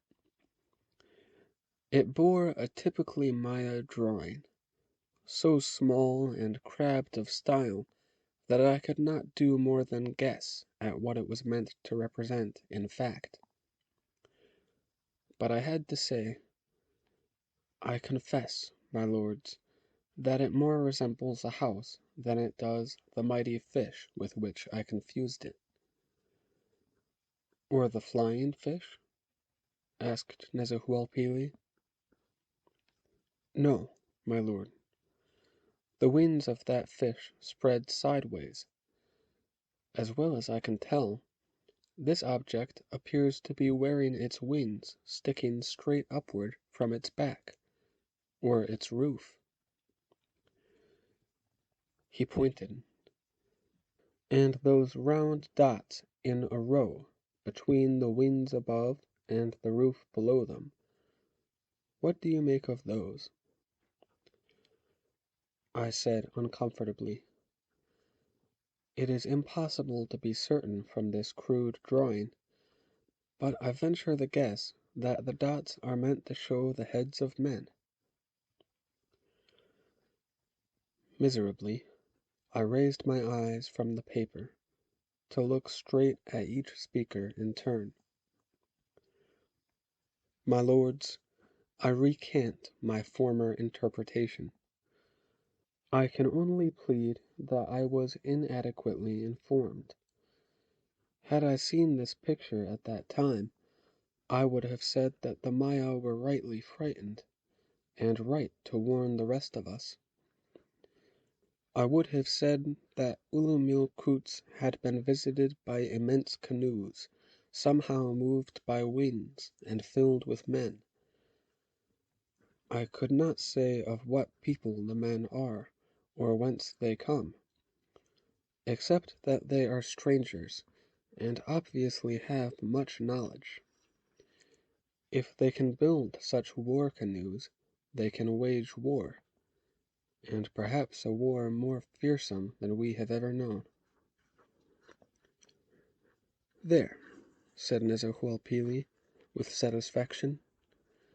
Even at the risk of displeasing his Lord Speaker, Beachley flinches not from telling the truth as he sees it, when he sees it. My own seers and sayers read the same portent when they saw that Maya drawing. Had the omens been read correctly and sooner, muttered Motekozoma, I would have had more than 2 years in which to fortify and man the coasts of Ulumilkuts. To what purpose? Nezahualpili asked. If the strangers do choose to strike there, let the expendable Maya bear the brunt.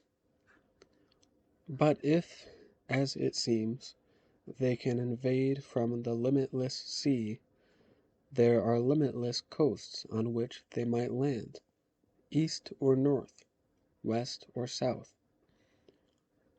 Not all the warriors of all nations could adequately man every vulnerable shore.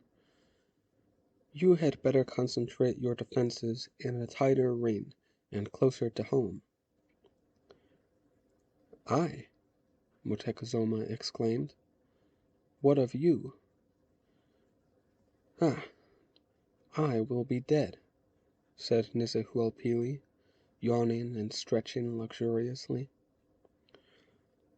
The seers assure me of that, and I am glad, for it gives me reason to spend my last years in peace and repose. From now until my death I shall make war no more, and neither will my son Black Flower when he succeeds to my throne. I stood before the dais uncomfortably, but apparently unnoticed and forgotten. I was given no signal of dismissal. Motekozoma stared at Nezahualpili, and his face darkened. You are removing Texcoco and your Akalhua nation from the Triple Alliance? Lord friend, I should hate to speak the words betrayal and cowardice. Then do not, snapped Nezahualpili. I mean that we must, reserve our warring for the invasion foretold. And when I say we, I mean all nations of these lands. We must no longer waste our warriors and our resources in fighting each other. The feuds and rivalries must be suspended, and all our energies, all our armies, pooled together to repel the invader. That is how I see it, in the light of the omens and my wise men's interpretations of them. That is how I shall spend my remaining days, and Black Flower will do the same after me, working for a truce and solidarity among all nations, so that all may present a united front when the Outlanders come. All very well for you and your tamely disciplined crown prince, said Motekuzoma insultingly. But we are the Meshika. Ever since we attained our supremacy in the one world, no outsider has set foot inside this dominion without our permission. So it shall ever be, if we must fight alone against all nations known or unknown, if all our allies desert us or turn against us. I was a little sorry to see the Lord Nezehuelpili take no umbrage at that outright expression of contempt. He said, almost sadly, "Then I will tell you of a legend, Lord Friend. Perhaps it has been forgotten by you Meshika, but it still can be read in our Texcoco archives. According to that legend, when your Azteca ancestors first ventured out of their northern homeland of Aztlan and made their years-long march which ended here, they knew not what obstacles they might encounter on the way. For all they knew, they might find lands so forbidding or peoples so unfriendly that they would deem it preferable to retrace their road and return to Aztlan. Against that contingency, they arranged for a swift and safe withdrawal. At 8 or 9 of the places they stopped between Aztlan and this lake district, they collected and hid ample stocks of weapons and provender. If they were forced to retreat homeward again, they could do it at their own pace, well nourished and well armed. Or they could turn and make a stand at any of those prepared positions. Motekuzoma gaped. Clearly he had not heard that tale before. Well, neither had I, Nezehuelpili concluded. At least, so says the legend. Unhappily, it does not say where those 8 or 9 places are.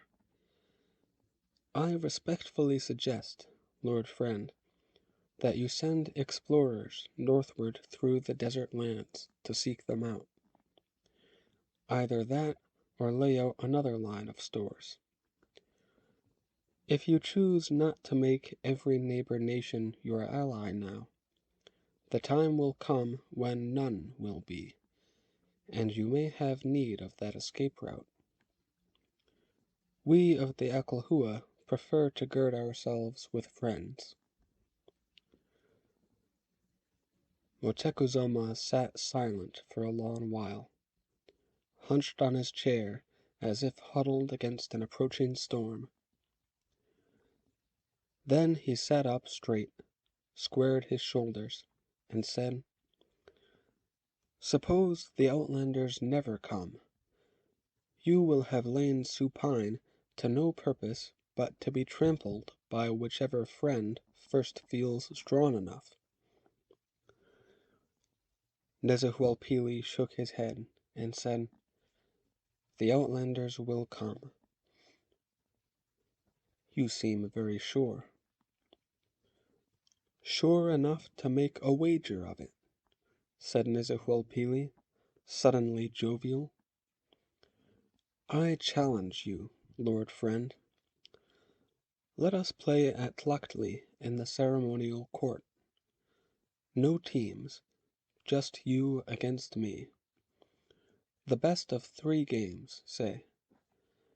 If I lose, I will take it as an omen contradicting every other. I will retract all my gloomy warnings, and put all the Akalhua arms and armies and resources at your command. If you lose, well, concede only this. You will leave me and my Akalhua free from all your future entanglements, so that we may pass our last days in more peaceful and pleasant pursuits. Motecuzoma instantly said, Agreed, the best of 3 games, and he smiled wickedly.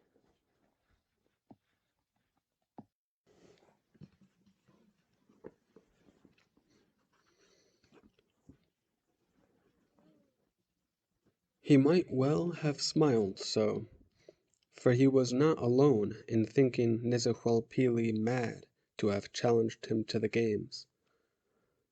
Of course, no one else except myself, and I had been sworn to secrecy, knew at that time what the revered speaker of Texcoco had wagered on the outcome.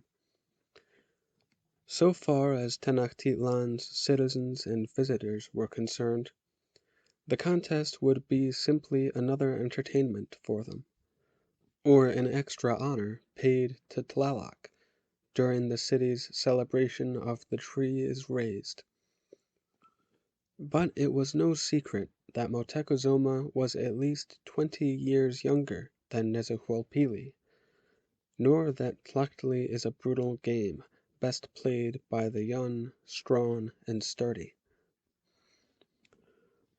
All around and beyond the ball court's outer walls, the heart of the one world was packed with people, nobles as well as commoners, squeezed shoulder to shoulder, though not 1 in 100 of them could have hoped to see even a glimpse of the games.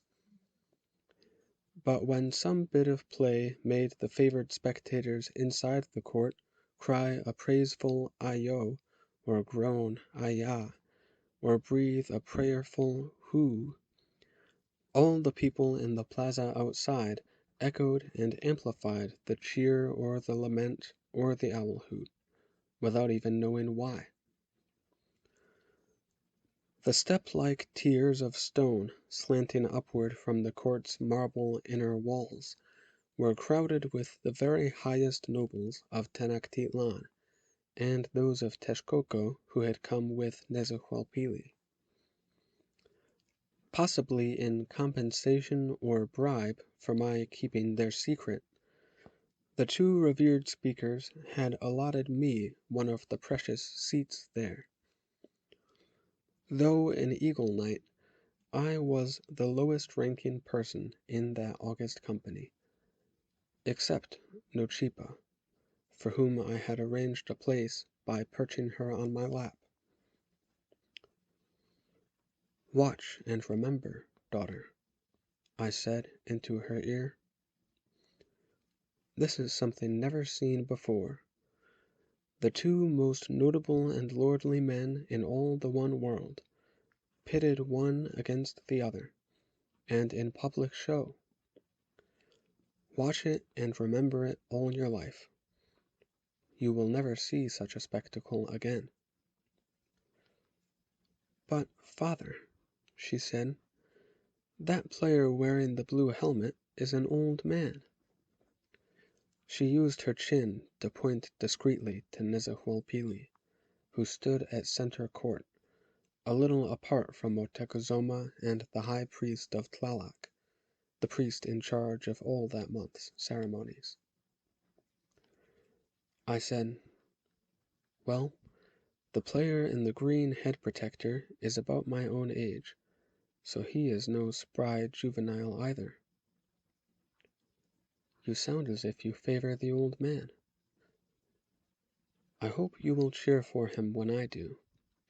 I have wagered a small fortune on his winning."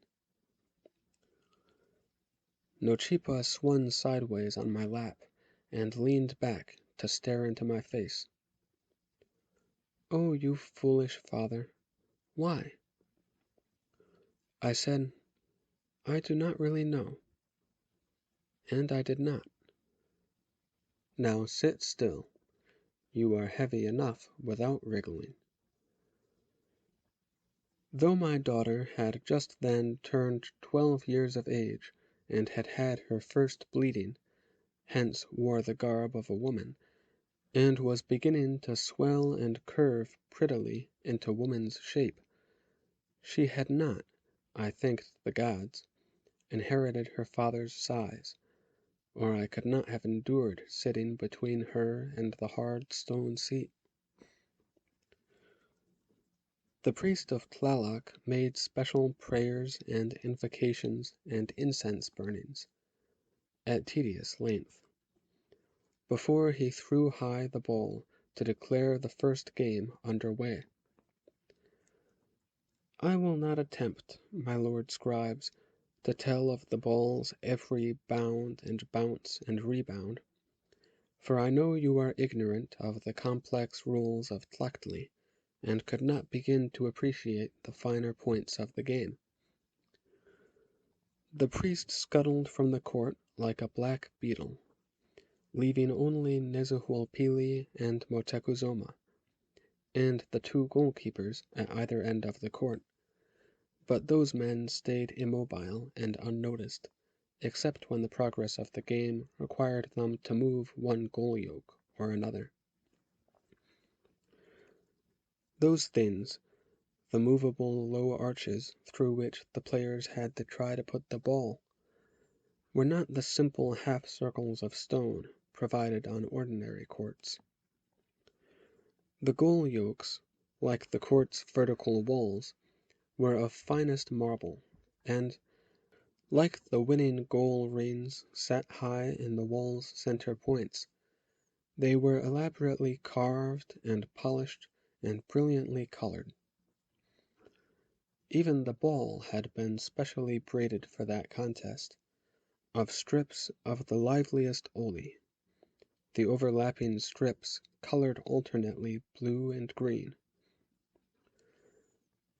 Each of the revered speakers wore a padded leather band around his head and ears, secured by straps crossing the top of his head and under his chin, and heavy leather discs at elbows and knees, and a tightly wound, bulkily quilted loincloth, over which was belted a leather hip girdle.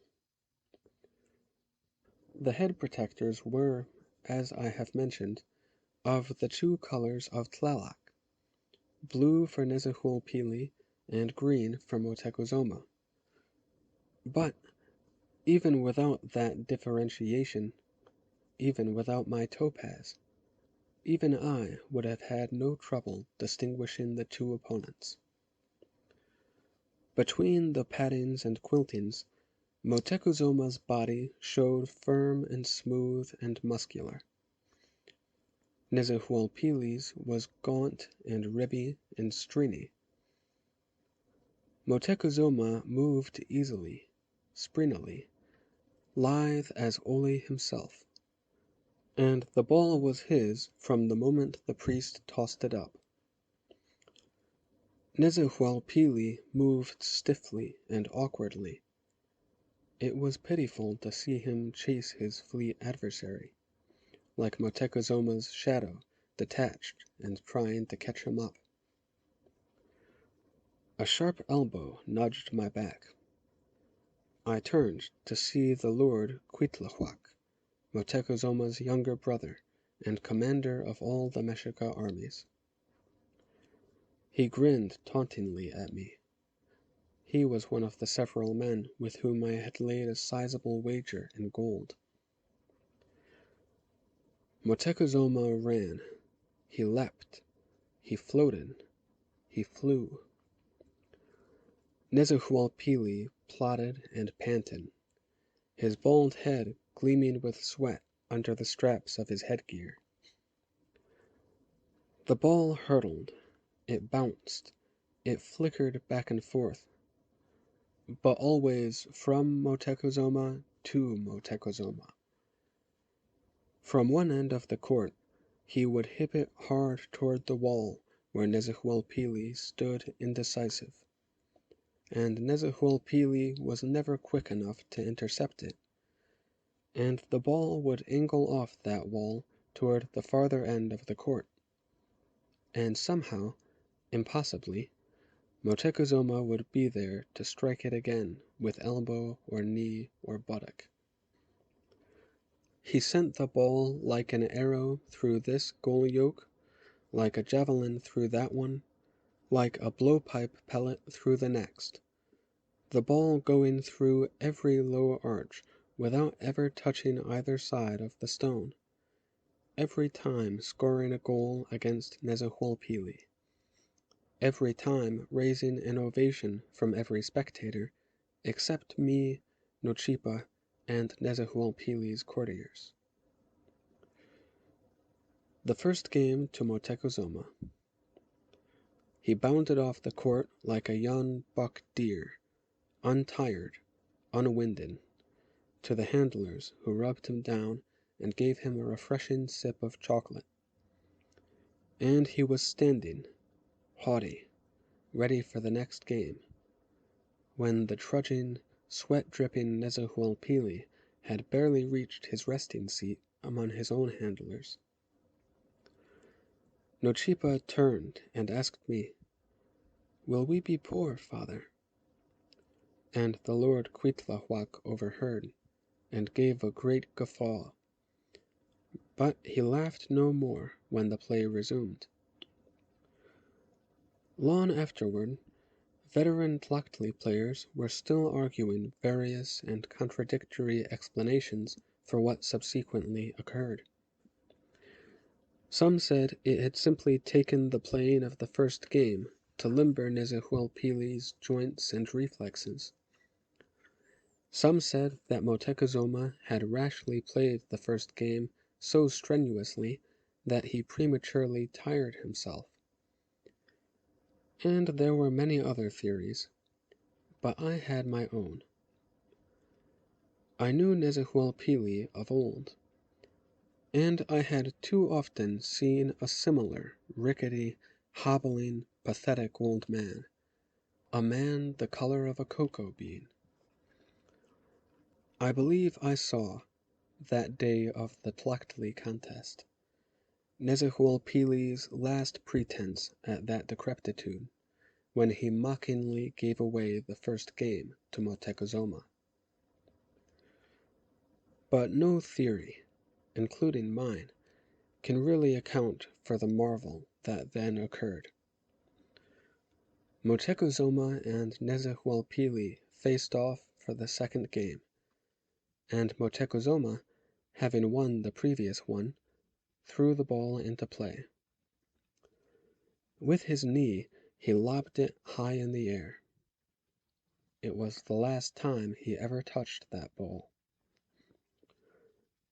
Naturally, after what had gone before, almost everyone's eyes were on Motekuzoma, expecting him to flicker away that instant and be under the ball before his aged opponent could creak into motion. But Nochipa, for some reason, watched Nezuhualpili, and it was her squeal of delight that brought every other spectator to his feet, everybody roaring together like a volcano in eruption. The ball was jiggling merrily inside the marble ring high in the north wall of the court, as if pausing there long enough to be admired, and then it fell through on the side away from Nezuhualpili, who had elbowed it up there. There was an uproar of exultation on the court and in the tiers, and it went on and on. Motekuzoma rushed to embrace his opponent in congratulation, and the goalkeepers and handlers milled about in a frenzy. The priest of Tlaloc came dancing and flapping onto the court, waving his arms and raving, unheard in the din, probably proclaiming that to have been an augury of favor from Tlaloc. The cheering spectators jumped up and down in place. The bellow of "Ayo!" got even louder, ear-breakingly louder, when the crowd in the great plaza beyond the court heard the word of what had occurred. You will have gathered, reverend friars, that Nezahualpili had won that second game. Placing the ball through that vertical ring on the wall would have won it for him even if Moctezuma had already been many goals ahead. But you must understand that such a ringed ball was almost as much of a thrill for the onlookers as for the man who ringed it. That was so rare an occurrence, so unbelievably rare, that I do not know how to tell you how rare it was. Imagine that you have a hard ollie ball the size of your head, and a stone ring, its aperture of just slightly larger diameter than that of the ball, poised vertically and twice your height above you. Try putting that ball through that hole, using not your hands, using only your hips, knees, elbows, or buttocks. A man might stand for days, doing nothing else, uninterrupted and undistracted, and never do it. In the swift movement and confusion of a real game, its doing was a thing miraculous.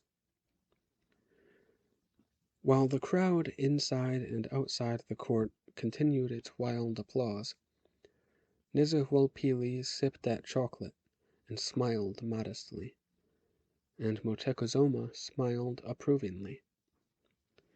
He could afford to smile, for he had only to take the remaining game to win the contest, and the ringed ball, albeit his opponent's doing, would ensure that the day of his victory would be remembered for all time, both in the archives of the sport and in the history of Tenochtitlan. It was remembered. The day is still remembered, but not joyously. When the tumult finally quieted, the two players faced off again, the throw to be Nezahualpili's. He kneed the ball into the air at an angle, and, in the same moment, dashed away to where he knew it would descend, and there kneed the ball again, and again with precision, up to and through the stone ring above. It happened so swiftly that I think Moctezuma had no time to move at all. Even Nezahualpili appeared unbelieving of what he had done. That ringing of the ball twice in a row was more than a marvel, more than a record never to be matched in all the annals of the game. It was an accomplishment veritably stunning. Not a sound went up from the ranks of spectators. We scarcely moved, not even our eyes, which were fixed wonderingly on that revered speaker. Then a cautious murmuring began among the onlookers. Some of the nobles mumbled hopeful things, that Tlaloc had shown himself so mightily pleased with us as to have taken a hand in the games himself. Others grumbled suspicions that Nezahualpili had ensorcelled the games by devious magic. The nobles from Texcoco disputed that accusation, but not loudly. No one seemed to care to speak in a loud voice. Even Cuitlahuac did not grumble audibly when he handed me a leather pouch heavy with gold dust.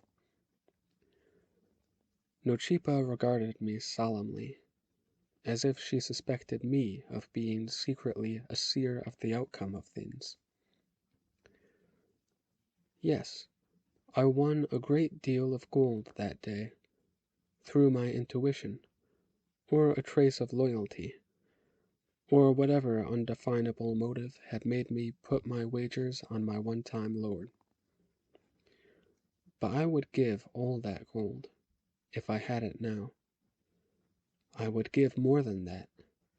Ah, 1,000 of times more than that, if I had it, not to have won that day. Oh, no, Lord Scribes, not just because Nezahualpili's victory validated his predictions of an invasion sometime to come from the sea. I already believed in the likelihood of that. The Maya's crude drawing had convinced me. No. The reason I so bitterly regret Nezahualpili's having won the contest is that it brought a more immediate tragedy, and upon no one but me and mine. I was in trouble again almost as soon as Moctezuma, in a furious temper, stalked off the court. For somehow, by the time the people had emptied out of the seats and the plaza that day, they had all learned that the contest had involved more than the two revered speakers, that it had been a trial of strength between their respective seers and sayers. All realized that Nezahualpili's victory lent credence to his doomful prophecies, and knew what those prophecies were. Probably one of Nezahualpili's courtiers had made those things known, while trying to quell the rumors that his lord had won the games by sorcery. All I know for certain, though, is that the truth got out, and it was not my doing.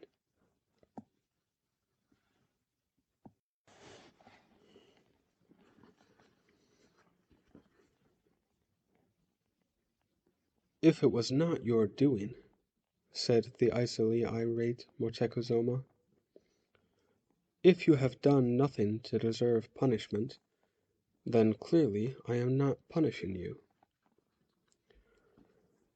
Nezahualpili had just left Tenochtitlan, and 2 palace guards had almost forcibly brought me before the throne, and the revered speaker had just told me what was in store for me.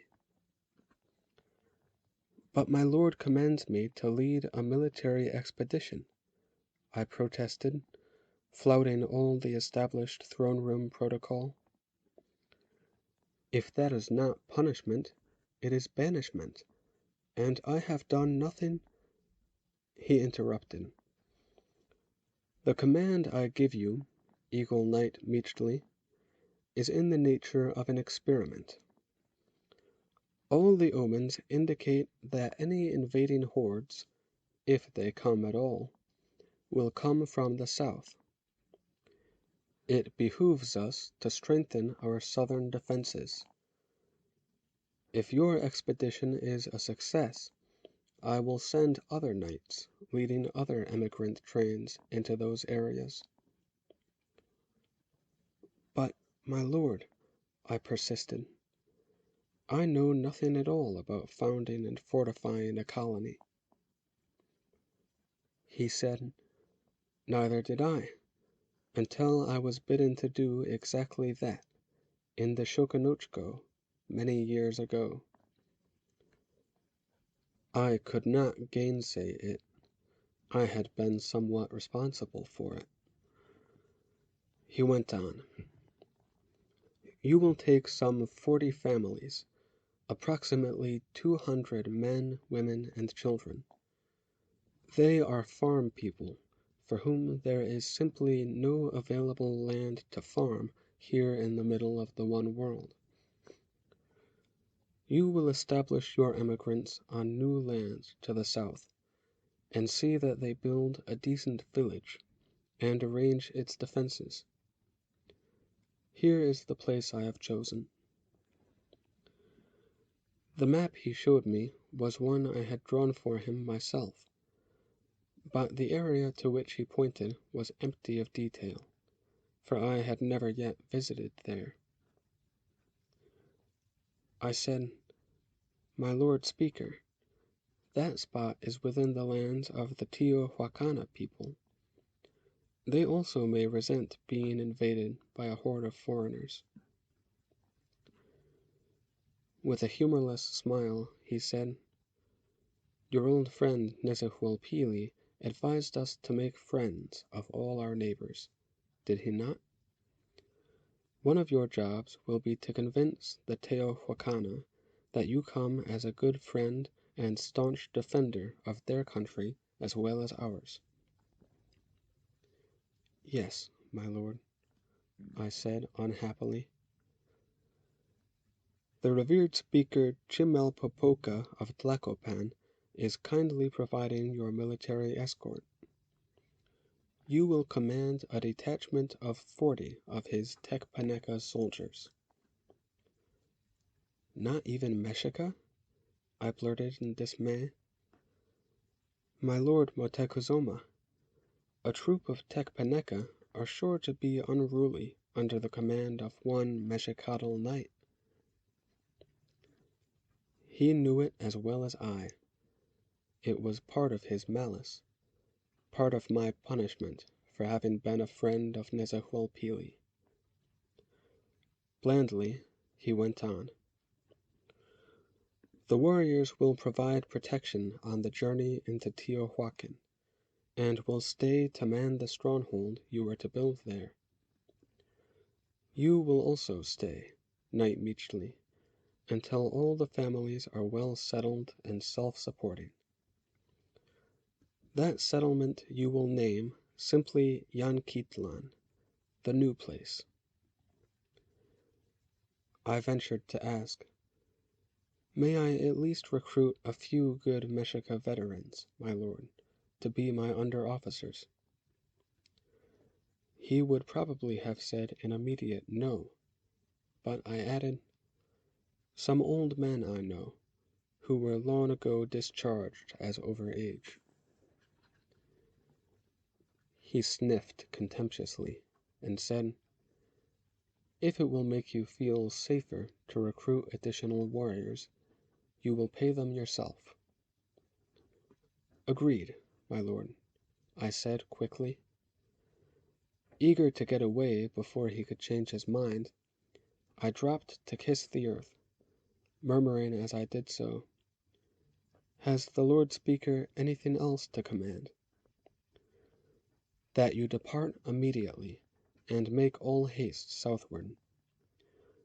The Tecpaneca warriors and the families of your train are being mustered now at Ixtapalapan. I want them in your new community of Yanquitlan in time to get their spring seeding in the ground. Be it done."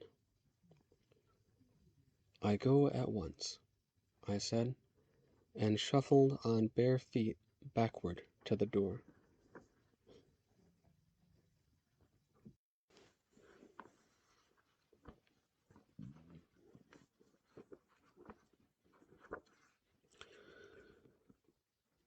Even though it was pure vindictiveness that made Moctezuma fix on me as his pioneer colonizer, I could not complain overmuch, since it was I who had first urged the idea of such colonization to Ahuitzotl those many years earlier.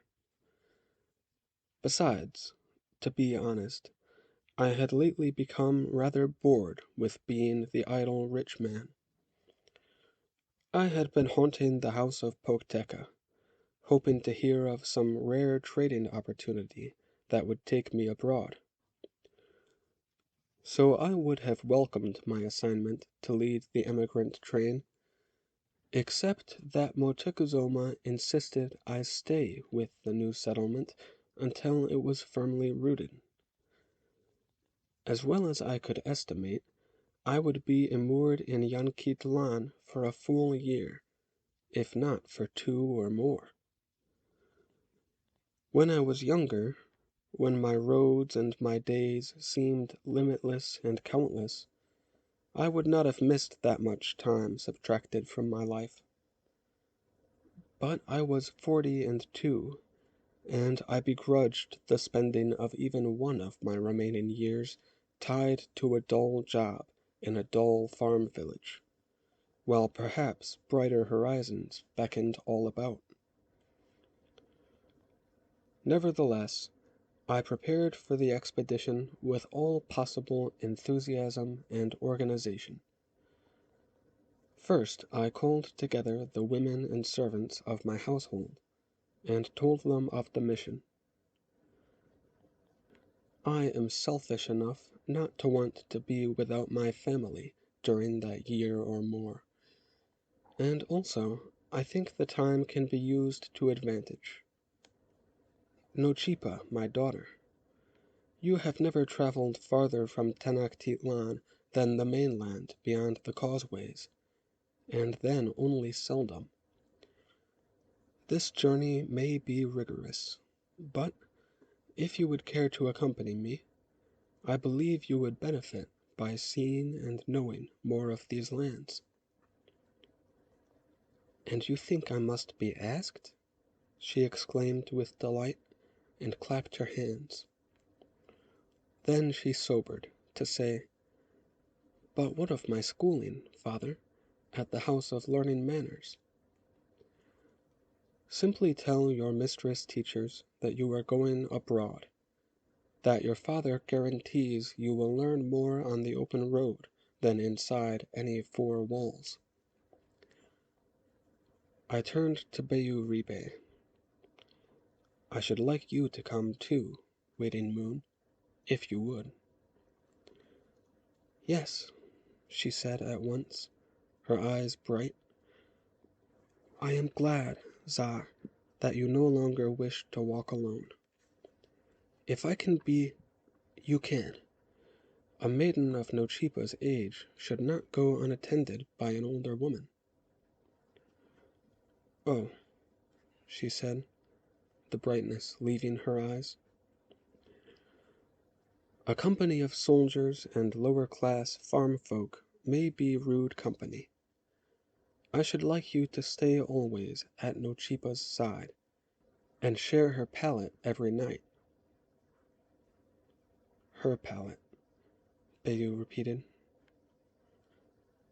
I said to the servants, "That will leave you, Turquoise and Starsinger, to occupy and care for the house and safeguard our belongings." They said they could and would, and promised that we would find everything in perfect order when we came back, however long we might be gone. I said I had no doubt of it. "And right now I have one errand for you, Starsinger." I sent him to summon the 7 old warriors who had been my own small army on other expeditions. I was saddened but not much surprised when he returned to report that 3 of them had died since last I had required their services. The surviving 4 who did come had been fairly along in years when I first knew them as friends of Bloodglutton. They had not grown younger, but they came without hesitation. They came into my presence bravely, forcing themselves to walk with upright posture and sturdy tread, to divert my attention from their ropey musculature and knobby joints.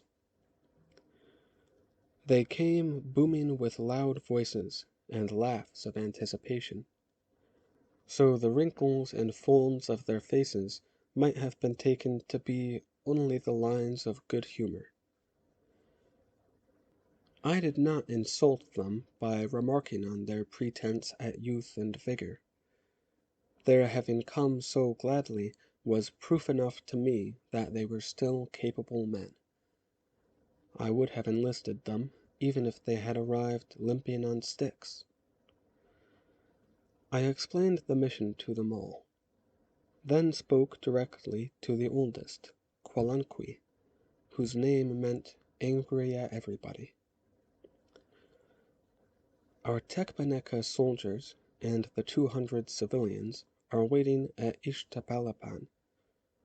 Go there, friend Angry, and make sure they will be ready to march when we are. I suspect you will find them unprepared in many respects. They are not seasoned travelers. The rest of you men, go and purchase all the equipment and provisions we will need. The 4 of you, myself, my daughter, and my lady sister. I was more concerned with my emigrants completing the long march than with any unfriendly reception we might meet in Teotihuacan. Like the farm folk I was escorting, the Teotihuacans were an agricultural people, and few in number, and not known for pugnacity. I fully expected that they would even welcome my settlers as new people to mingle with and to marry their offspring to. When I speak of Teotihuacan and the Teotihuacans, I am of course using the Nahuatl names bestowed on them. The Teotihuacana were actually some branch of the Mexica, or Tiaну, and called themselves and their country Tiania.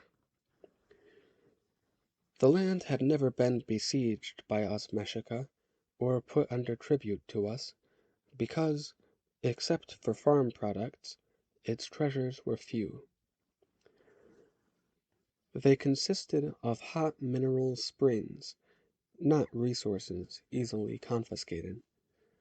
And anyway, the Tiania freely traded to us pots and flasks of the water from their springs. The water tasted and smelled awful, but it was much in demand as a tonic. And since physicians often ordered their patients to go to Tiania and bathe in those hot, stinking waters, the natives had also profited by building some rather luxurious inns adjacent to the springs. In sum, I did not expect much trouble from a nation of farmers and innkeepers. Angry at everybody, returned to me the next day to report, "You were right, Knight Meachley.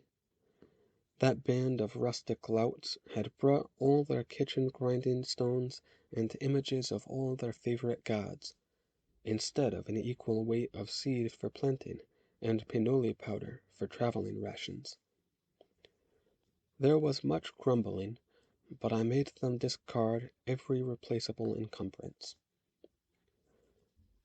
And the people themselves, Quelunque? Will they constitute a self-supporting community? I believe so. They are all farmers, but there are men among them who have also the skills of masons and brickmasters and carpenters and such. They complain of only one trade lacking. They are not provided with priests. I said sourly, I never heard of a community which settled or grew anywhere, but that a plenitude of priests seemed to sprout from the ground, demanding to be fed and feared and revered. Nevertheless, I passed the word on to the palace, and our company was supplied with 6 or 7 novice tlamakazke of various minor gods. Priests so young and new that their black robes had hardly yet begun to be encrusted with blood and grime. Nochipa, Bayu, and I crossed the causeway on the eve of our planned departure day, and spent the night in Iztapalapan, so that I could call the train to order at first light, and introduce myself, and see that the tump-lined loads were equitably divided among all the able-bodied men, women, and older children, and get us all early on the road. My 4 under-officers bawled the Tecpaneca troops to attention, and I closely inspected them, using my topaz. That caused some covert snickering in the ranks, and the soldiers thereafter referred to me among themselves, I was not supposed to be aware of it, as Mishteloshitli, a rather clever blending of my name with other words. It would translate roughly as Urin I Michtli. The civilians of the train probably called me by even less flattering names, for they had numerous grievances, of which the main one was that they had never intended or wanted to be emigrants at all. Mochekuzoma had omitted to tell me that they had not volunteered for removal, but were surplus population rounded up by his troops. So they felt, with some justification, that they were being unfairly banished to the wilderness. And the soldiers were almost equally unhappy. They disliked their role of nursemaid escort, and the making of a long march from their Tlacopan home, with their destination no honorable battlefield, but an indefinite garrison duty. Had I not brought my 4 veterans to keep the troops in order, I fear that Commander Urin I would have had to cope with mutiny or desertion. Ah, well. Much of the time I was wishing I could desert. The soldiers at least knew how to march. The civilians lagged. They strayed. They got sore-footed and lame. They grumbled and whimpered. No 2 of them could ever pause to relieve themselves at the same time. The women demanded halts to breastfeed their infants. The priest of this or that god had to stop at specified times of day to offer up a ritual prayer. If I set a smart marching pace, the lazier people complained that I was running them to death. If I slowed down to accommodate the laggards, the others complained that they would die of old age before journey's end. The one thing that made the march pleasurable for me was my daughter, Nochipa. Like her mother, Zayanya, on her first trip far from home, Nochipa exclaimed joyously at each new vista revealed by each new turn in the road. There was no landscape so ordinary but that something in it gladdened her eye and heart. We were following the main trade road southeastward, and it is a route of much scenic beauty, but it was somewhat overfamiliar to me and Bayu and my under-officers, and the immigrants were incapable of exclaiming over anything but their miseries. But we could have been crossing the dead wastes of Mictlan, and Nochipa would have found it all new and wonderful. She sometimes would break into song, as birds do, for no seeming reason except that they are winged creatures, and happy to be so. Like my sister Tsitsitlini, Nochipa had won many honors at her school for her talent at singing and dancing. When she sang, even the most hateful malcontents among our company would cease their grumbling for a while, to listen. Also, when she was not too tired from the day's walking, Nochipa would lighten the dark nights by dancing for us after our evening meal. One of my old men knew how to play a clay flute, and had brought it along. On those nights Nochipa danced, the company would bed down on the hard ground with less lamentation than usual. Apart from Nochipa's brightening of the long and tiresome journey, I remember only one incident along the way that struck me as out of the ordinary. At one night's camping place, I walked some distance out of the firelight to relieve myself against a tree. Chancing to pass the tree again some while later, I saw Bayu. She did not see me, and she was doing a singular thing. She was kneeling at the base of that same tree and scooping up the bit of mud made by my urination. I thought that perhaps she was preparing a soothing poultice for some marcher's blistered foot or sprained ankle. I did not interrupt her or later remark on the occurrence.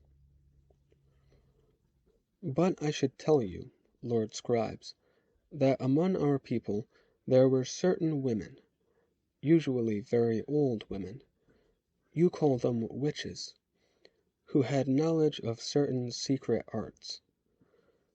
One of their capabilities was to make a crude little image of a man, using the mud from a place where he had recently urinated, and then, by subjecting that doll to certain indignities, to make the man himself suffer an unexplainable pain or illness or madness or lust or loss of memory or even loss of his possessions until he became impoverished. But I had no reason to suspect Waiting Moon of having been a witch all her life without my ever realizing it. I dismissed her collection of the mud that night as a mere coincidence, and forgot all about it until much later. Some 20 days' march out of Tenochtitlan. It would have been only 12 days for an experienced and unencumbered traveler. We came to the village of Huajuapan, which I knew of old, and, after spending the night there, we turned sharply northeastward on a lesser trade road that was new to all of us. The path led through pleasant valleys, green with early spring verdure, winding among low and lovely blue mountains, toward Tia Nia's capital town, which was also called Tia Nia, or Teotihuacan. But I did not take the entire train that far. After some 4 days along that route, we found ourselves in an extensive valley, at the ford of a wide but shallow stream. I knelt and took up a palmful of the water. I smelled it, then tasted it. Angry at everybody came to stand beside me, and asked, "What do you think?" "Well, it does not spout from one of the typical Teotihuacan springs," I said. "The water is not bitter or malodorous or hot. It will be good for drinking and for irrigation.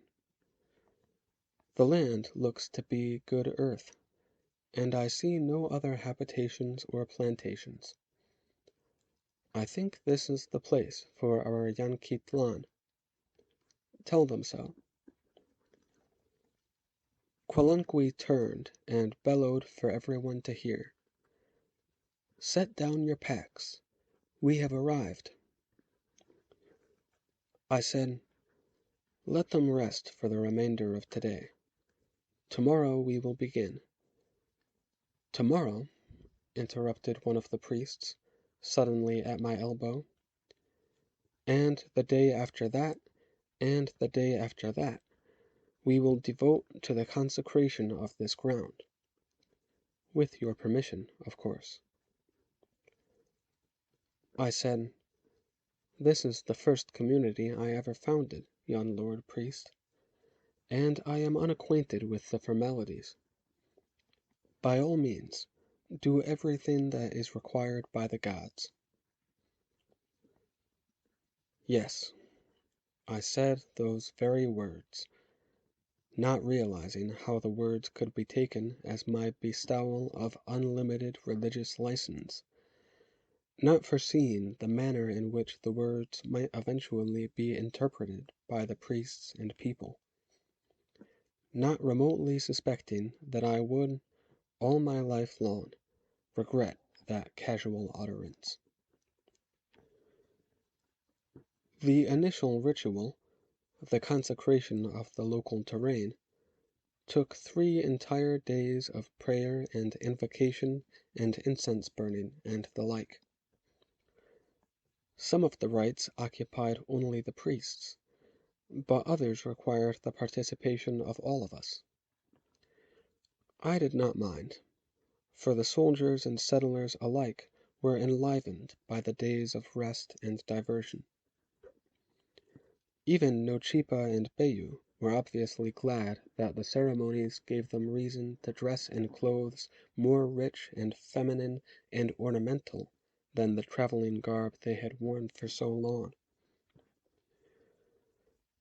And that gave some of the colonists another diversion. Me too, since it amused me to watch it.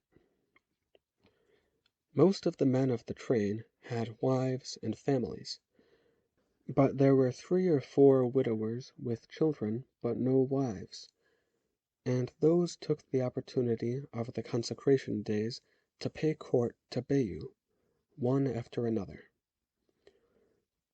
There were also, among the males of the train, boys and young men of an age to make awkward approaches to Nochipa. I could not blame them, young men or older ones, for Nochipa and Beyu were infinitely more beautiful and refined and desirable than the squatly built, coarse-featured, paddle-footed farm women and girls of the company. Beyu Ribe, when she thought I was not watching, would haughtily repulse the men who came asking that she be their partner in one of the ceremonial dances, or inventing any other excuse to be near her. But sometimes, when she knew I was nearby, she would let the oaf stand there while she flirted and teased outrageously, her smile and eyes so warm that they made the wretch begin to sweat. She was clearly trying just to taunt me by making me realize anew that she was still an attractive woman. I did not have to be reminded. Waiting Moon was indeed as lovely of face and body as Zianya had been. But I, unlike the farmers fawning on her, had long been inured to her spiteful wiles of first temptation, then rejection. I merely beamed and nodded, like a benevolently approving brother, and her eyes would go from warm to cold, her voice from sweet to corrosive, and the suddenly spurned suitor would retreat in confusion. Nochipa played no such games. She was as chaste as all her dances had been. To every young man who approached, she turned a look of such wonderment, almost astonishment, that he very soon, after mumbling only a few shy words, quailed before her gaze and slunk away, red-faced, kicking the ground. Hers was an innocence that proclaimed itself inviolable, an innocence that apparently made every supplicant feel as embarrassed and ashamed as if he had lewdly exposed himself. I stood apart, feeling 2 kinds of pride in my daughter. Pride in seeing that she was lovely enough to attract many men. Pride in knowing that she would wait for the one man she wanted. Many times since then, I have wished that the gods had struck me down in that instant, in punishment for my complacent pride. But the gods know crueler punishments.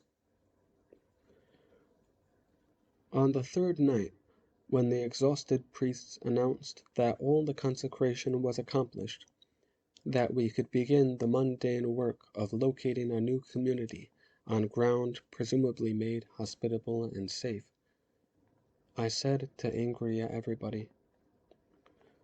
Tomorrow we will have the farm women start cutting branches for huts, and grass for thatching them, while their men start clearing the riverside for planting. It was Motecuzoma's command that they get seed in the earth as soon as possible, and the people will need only the flimsiest of houses while they work at that.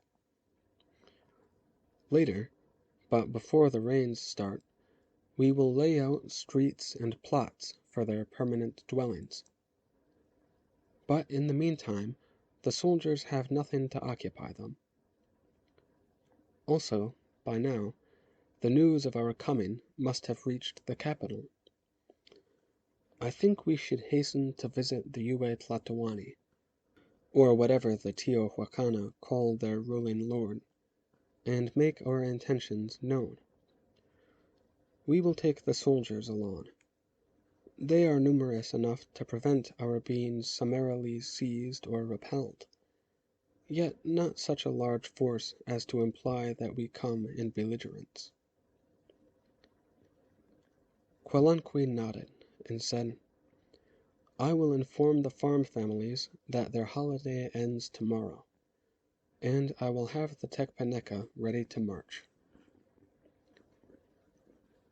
As he went off, I turned to Beuribe and said, Your sister, my wife, once lent her charm to help me sway another foreign ruler, a man far more formidable than any in these lands. If I arrive at the court of Teotihuacan similarly accompanied by a beautiful woman, it might make this mission, too, appear more friendly than audacious.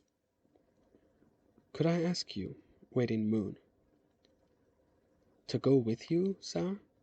She said eagerly. As your consort? To all appearances.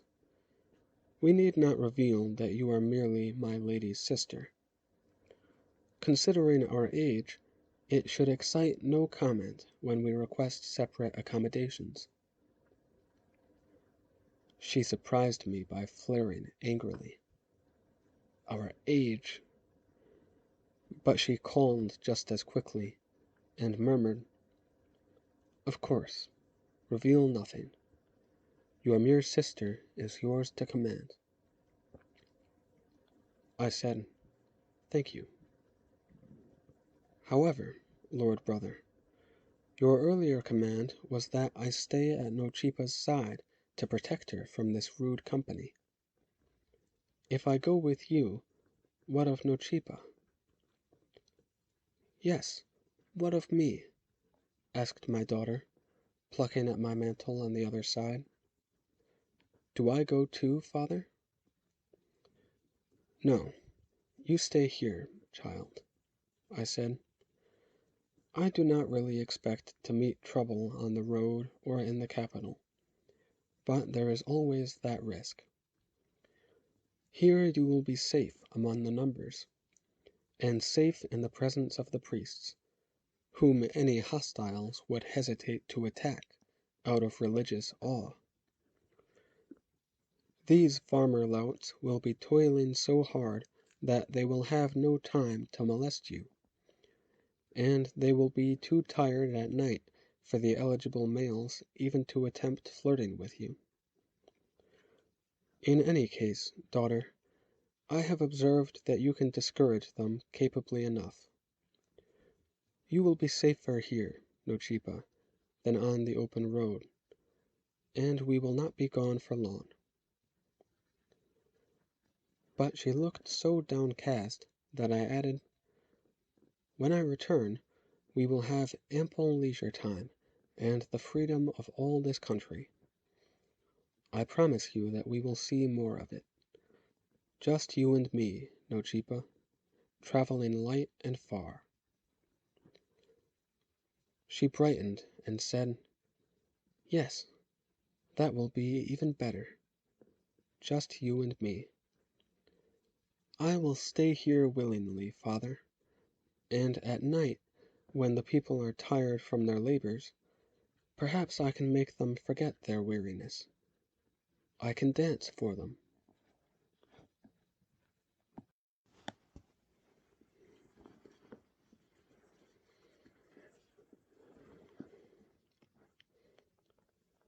Even without the dragging train of colonists, it took another 5 days for me and Bayou and our escort of 44 to reach the town of Teotihuacan, or Tiania. I remember that much, and I remember that we were most graciously received by the Lord Ruler, though I no longer remember his name or his ladies, or how many days we stayed as their guests in the rather ramshackle edifice they called a palace. I do remember his saying, "That land you have occupied, Eagle Knight Meachley, is one of our most pleasant and fertile stretches of terrain," to which he hastily added, "But we have not people to spare from other farms and other occupations to go and work it. Your colonists are welcome to it, and we welcome their presence.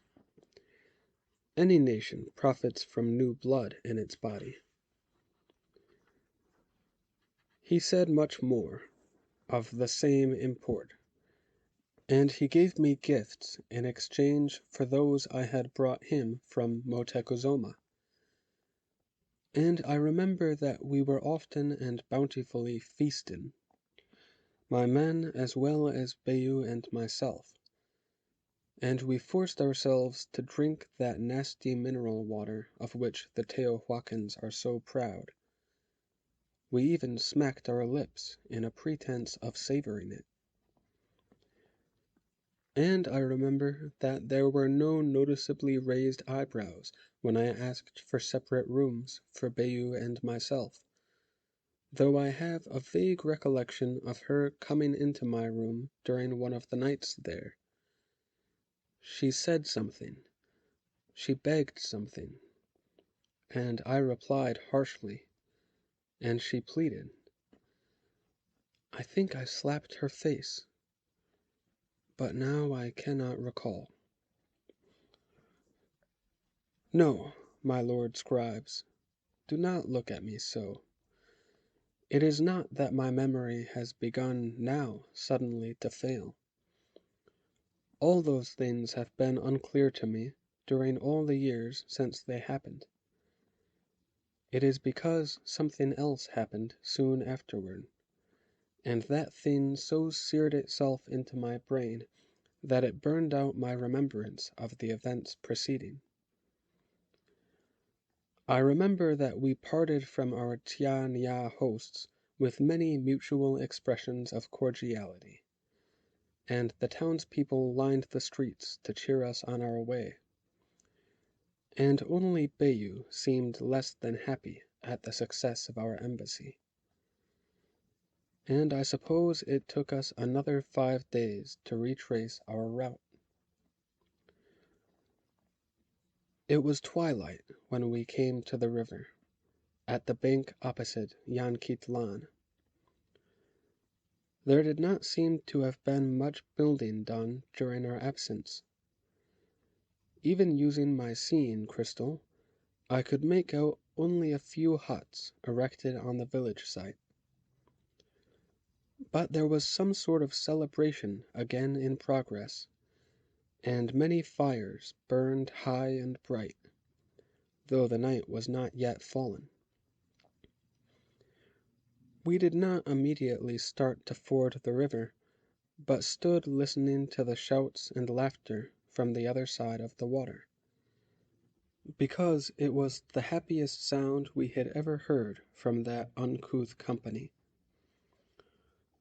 Then a man, one of the older farmers, unexpectedly emerged from the river before us. He saw our troop halted there, and came splashing through the shallows, hailing me respectfully. "Mishpancinco, in your august presence, Eagle Knight, and welcome back.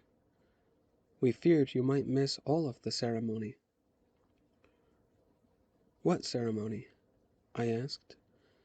"I know of no ceremony in which the celebrants are bidden to go swimming." He laughed and said, "Oh, that was my own notion. I was so warm from the dancing and merrymaking that I had to cool off. But I have already had my share of blessings with the bone. I could not speak.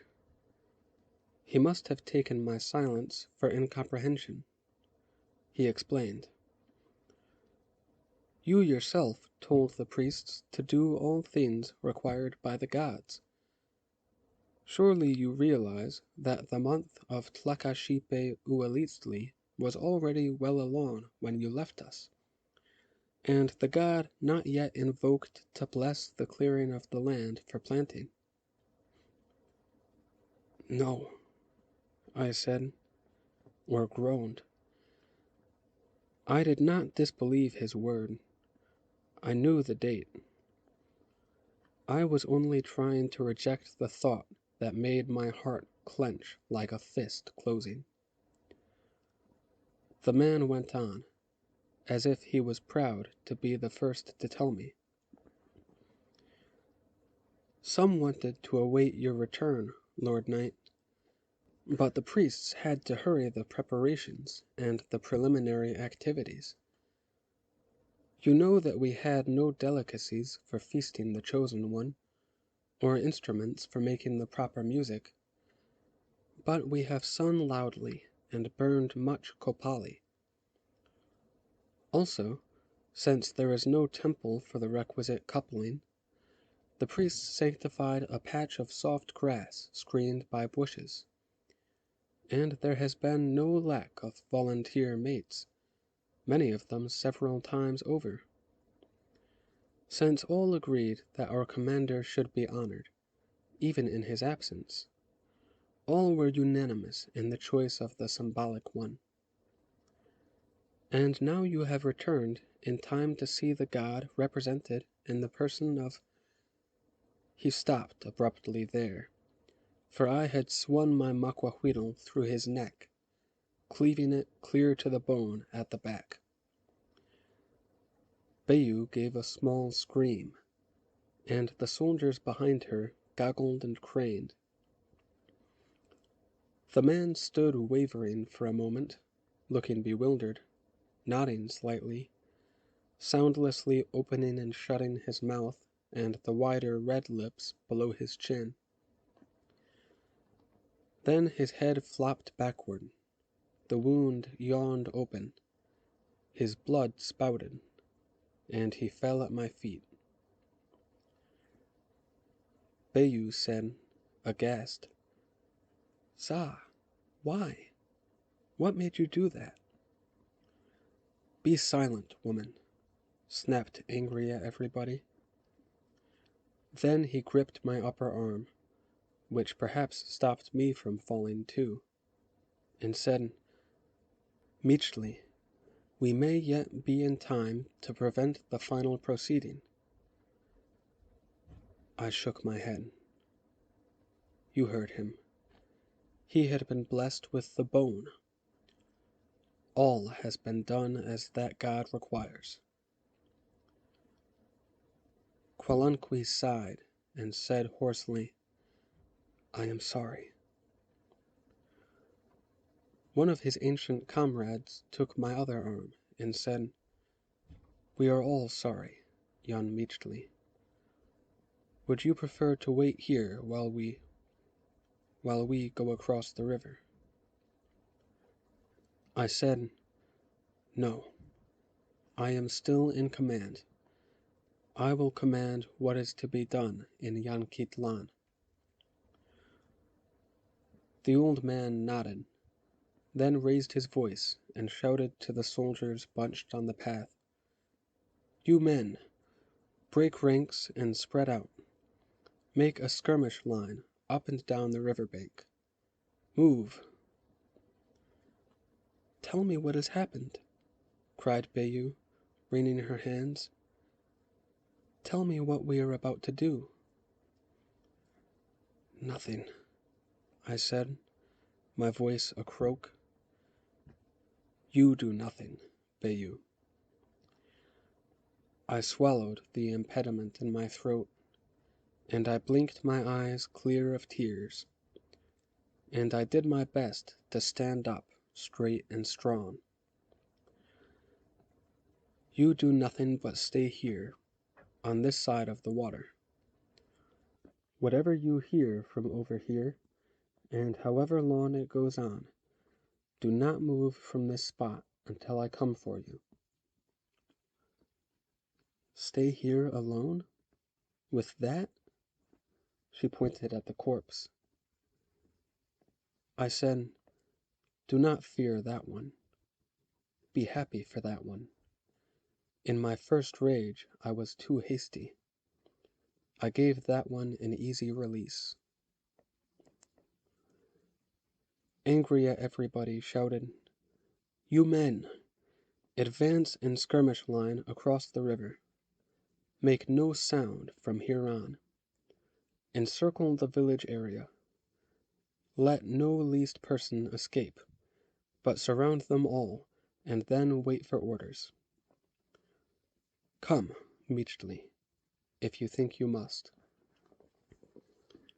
I know I must, I said, and I was the first to wade into the water. Nochipa had spoken of dancing for the people of Yanquitlan, and so she was doing.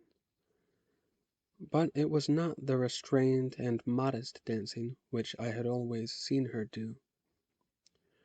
In the purple dusk, in the mixture of twilight and firelight, I could see that she was totally unclothed, that she danced with no grace, but with grossly indecent sprawlings of her legs, while she waved two white hands above her head, occasionally reaching one of them out to tap some person who pranced near. Though I did not want to, I raised my topaz to see her more clearly. The only thing she wore was the necklace of opals I had given her when she was 4 years old, and to which I had added a new firefly stone on each of the 8 birthdays, the so very few birthdays she had had since. Her usually braided hair hung loose and tangled. Her breasts were still firm little mounds, and her buttocks still shapely, but between her thighs, where her maiden tapili should have been almost invisible, there was a rent in her skin, and through it protruded a flopping male tapuli and jiggling sack of ololten. The white things she waved were her own thigh bones, but the hands that waved them were a man's, and her own half-severed hands dangled limply from his wrists. A cheer went up from the people as I stepped inside the circle of them, dancing around the dancing thing that had been my daughter. She had been a child, and a shining, and they had made carrion of her. That effigy of Nochipa came dancing toward me, one glistening bone extended, as if she would give me a blessing tap before I hugged her in a father's loving embrace. The obscene thing came close enough for me to look into the eyes that were not Nochipa's eyes. Then its dancing feet faltered. It ceased to dance. It stopped just out of my reach, stopped by my look of loathing and revulsion. And when it stopped, so did the gleeful crowd stop its milling and its prancing and its joyful noise. And the people stood looking uneasily at me and at the soldiers who had reigned the sight. I waited until nothing could be heard but the crackling of the celebration fires. Then I said, addressing nobody in particular, Seize this foul creature, but seize him gently, for he is all that remains of a girl who was once alive." The small priest in Nochipa's skin stood blinking in unbelief, and then 2 of my warriors had him. The other 5 or 6 priests of the train came shouldering through the crowd, angrily protesting my interruption of the ceremony. I ignored them and said to the man holding the god impersonator, "Her face is separate from her body. Remove the face from him, with the greatest care, and bear it reverently to that fire yonder, and say some small prayer for her who gave it beauty, and burn it. Bring me the opals she wore at her throat." I averted my own face while that was done. The other priests began to rage even more indignantly, until Angry at Everybody gave such a fearsome snarl that the priests became as quiet and meek as the motionless crowd. "It is done, Knight Meachly," said one of the men. He handed me the necklace. Some of the firefly stones were red with Nochipa's blood. I turned again to the captive priest. He no longer wore my daughter's hair and features, but his own face, and it twitched with fright. I said, "Lay him supine on the ground, right here, being very careful not to lay rough hands on my daughter's flesh. Peg his hands and feet to the ground."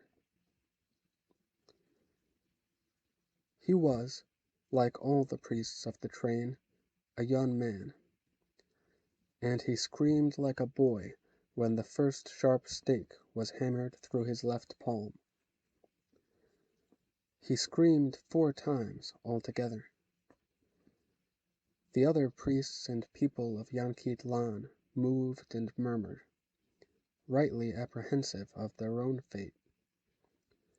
But all my soldiers held their weapons at the ready, and no one dared to be the first to try to run. I looked down at the grotesque figure on the ground, writhing against the 4 stakes that fixed its spraddled extremities. Nochipa's youthful breasts proudly pointed their russet nipples toward the sky, but the male genitals protruding from between her spread legs had gone flaccid and shrunken. "Prepare lime water," I said. "Use much lime in the concentration, and drench the skin with it. Keep on wetting the skin all night long, until it has become well sodden. Then we will wait for the sun to come up." Angry at Everybody nodded approvingly. "And the others?" "We await your command, Knight Meachly."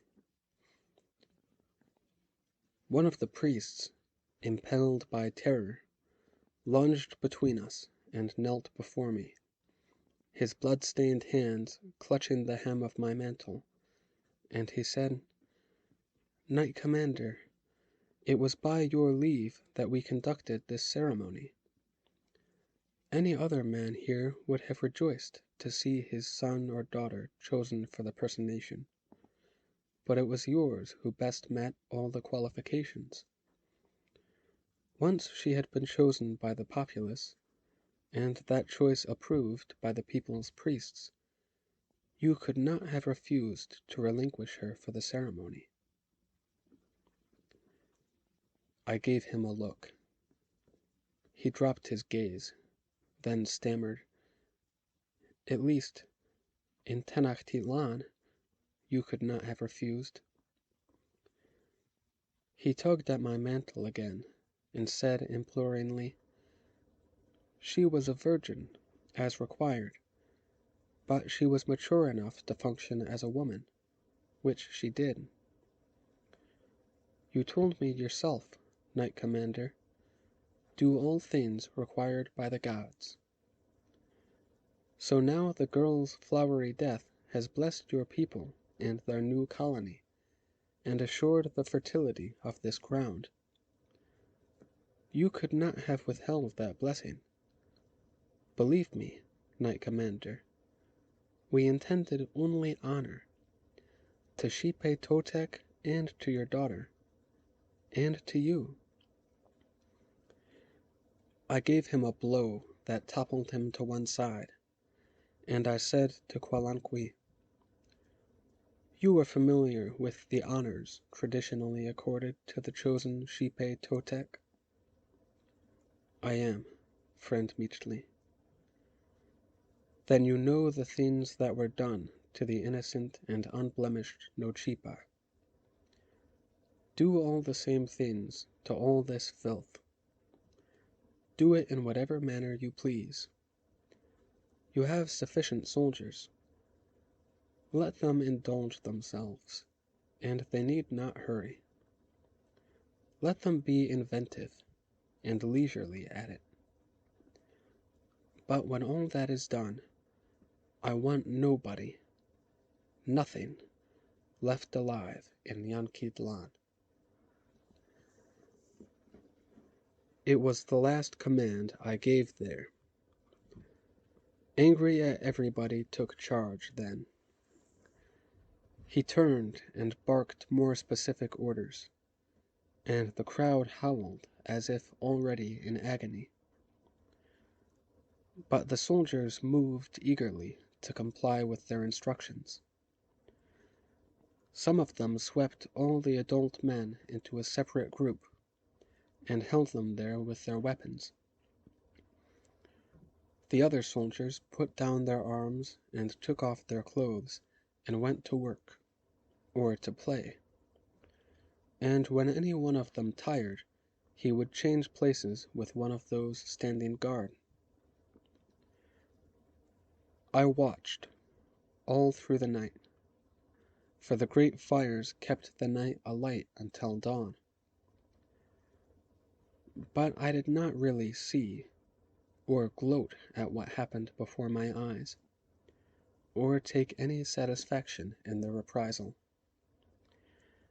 I paid no heed to the screams and bellows and wails and other more liquid noises occasioned by the mass rape and carnage. I could see and hear only Nochipa dancing gracefully in the firelight, singing melodiously as she did so, to a single flute's accompaniment. What Kwalanqui had ordered, what actually occurred, was this. All the smallest children, the babes in arms and toddling infants, were snatched by the soldiers and cut to pieces. Not quickly, but as one would slowly peel and slice a fruit for the eating of it, while their parents watched and wept and threatened and cursed. Then the remaining children, all those judged old enough to be sexually used, the males as well as females, were used by the Tekpaneka, while their older sisters and brothers, mothers and fathers, were forced to look on. When those children had been so riven that they no longer afforded pleasure, the soldiers flung them aside to die. They next seized the bigger children and the adolescent girls and boys, and finally the younger women and men. I have mentioned that the priests were all young men, and similarly served them. The one priest staked to the ground watched and whimpered, and looked fearfully down toward his own vulnerably exposed parts. But even in their slavering rampage, The Tecpaneca realized that that one was not to be touched, and he was not. From time to time, the older men penned at one side tried frantically to break loose, when they saw wives, sisters, brothers, sons, daughters being despoiled. But the ring of guards stolidly held the men captive, and would not even let them turn away from watching the spectacle. Finally, when every other usable piece of flesh had been used until it was no longer usable, when it lay dead or lay wishing and trying to die, the Tecpaneca turned to the older folk. Though by then somewhat depleted of both appetite and ability, the soldiers managed adequately to ravish all the mature women, and even the 2 or 3 elderly grandmothers who had made the journey. The next day's sun was high when all that was over, and angry at everybody, ordered the penned men let loose. They, the husbands and fathers and uncles of the ruined, went about the littered ground, flinging themselves weeping on this and that limp, broken, naked body, besmeared with blood and gruel and omakettle. Some of the used bodies were still alive, and they lived to see the soldiers, at Quelunqui's next command, seize their husbands and fathers and uncles. What the Tecpaneca did to those men with their obsidian knives, and with the things they amputated, made each man sexually abuse himself while he lay bleeding to death. Meanwhile, the staked-down priest had been keeping quiet, perhaps hoping he had been forgotten. But as the sun rose higher, he realized that he was to die more hideously than all the others. For what was left of Nochipa began to exact its own revenge. The skin, saturated with lime water, slowly and excruciatingly contracted as it dried. What had been Nochipa's breasts gradually flattened as the skin tightened its embrace around the priest's chest. He began to gasp and wheeze. He might have wished to express his terror in a scream, but he had to hoard what air he could inhale, just to live a little longer. And the skin continued inexorably to contract, and began to impede the movement of the blood in his body. What had been Nochipa's neck and wrists and ankles shrank their openings like slow garrets. The man's face and hands and feet began to bloat and darken to an ugly purple color. Through his distended lips came the sound, ugh, ugh, ugh, but that gradually was choked off. Meanwhile, what had been Nochipa's little tapili shut ever more virginally tight around the roots of the priest's genitals. His ololten sac swelled to the size and tautness of a tlachtli ball, and his engorged tapuli bulged to a length and thickness bigger than my forearm. The soldiers wandered about the area, inspecting every body lying about, to ascertain that each was surely dead or dying. The Tecpaneca did not mercifully dispatch the ones still alive, but only verified that they would die in the gods' good time, to leave, as I had commanded, no living thing in Yanquitlan. There was nothing more to keep us there, except to view the dying of that one remaining priest. So I and my 4 old comrades stood over him and watched his agonized, slight stirring and the shallow movement of his chest, while the ever-constricting skin made his torso and limbs get thinner and his visible extremities get larger. His hands and feet were like black breasts with many black teats. His head was a featureless black pumpkin. He found breath enough to give one last loud cry when his rigid tepuli could no longer contain the pressure, and split its skin, and exploded black blood, and fell in tattered shreds. He was still dimly alive, but he was finished, and our vengeance was done. Angry at everybody, ordered the Tekpaneka to pack in preparation to march, while the other 3 old men forded with me back across the river to where Bayuribe waited. Silently, I showed her the blood-stained opals. I do not know how much else she had seen or heard or guessed, and I do not know how I looked at that moment. But she regarded me with eyes full of horror and pity and reproach and sorrow, the horror uppermost. And for an instant she shrank from the hand I reached out to her. "Come, waiting moon," I said stonily. "I will take you home."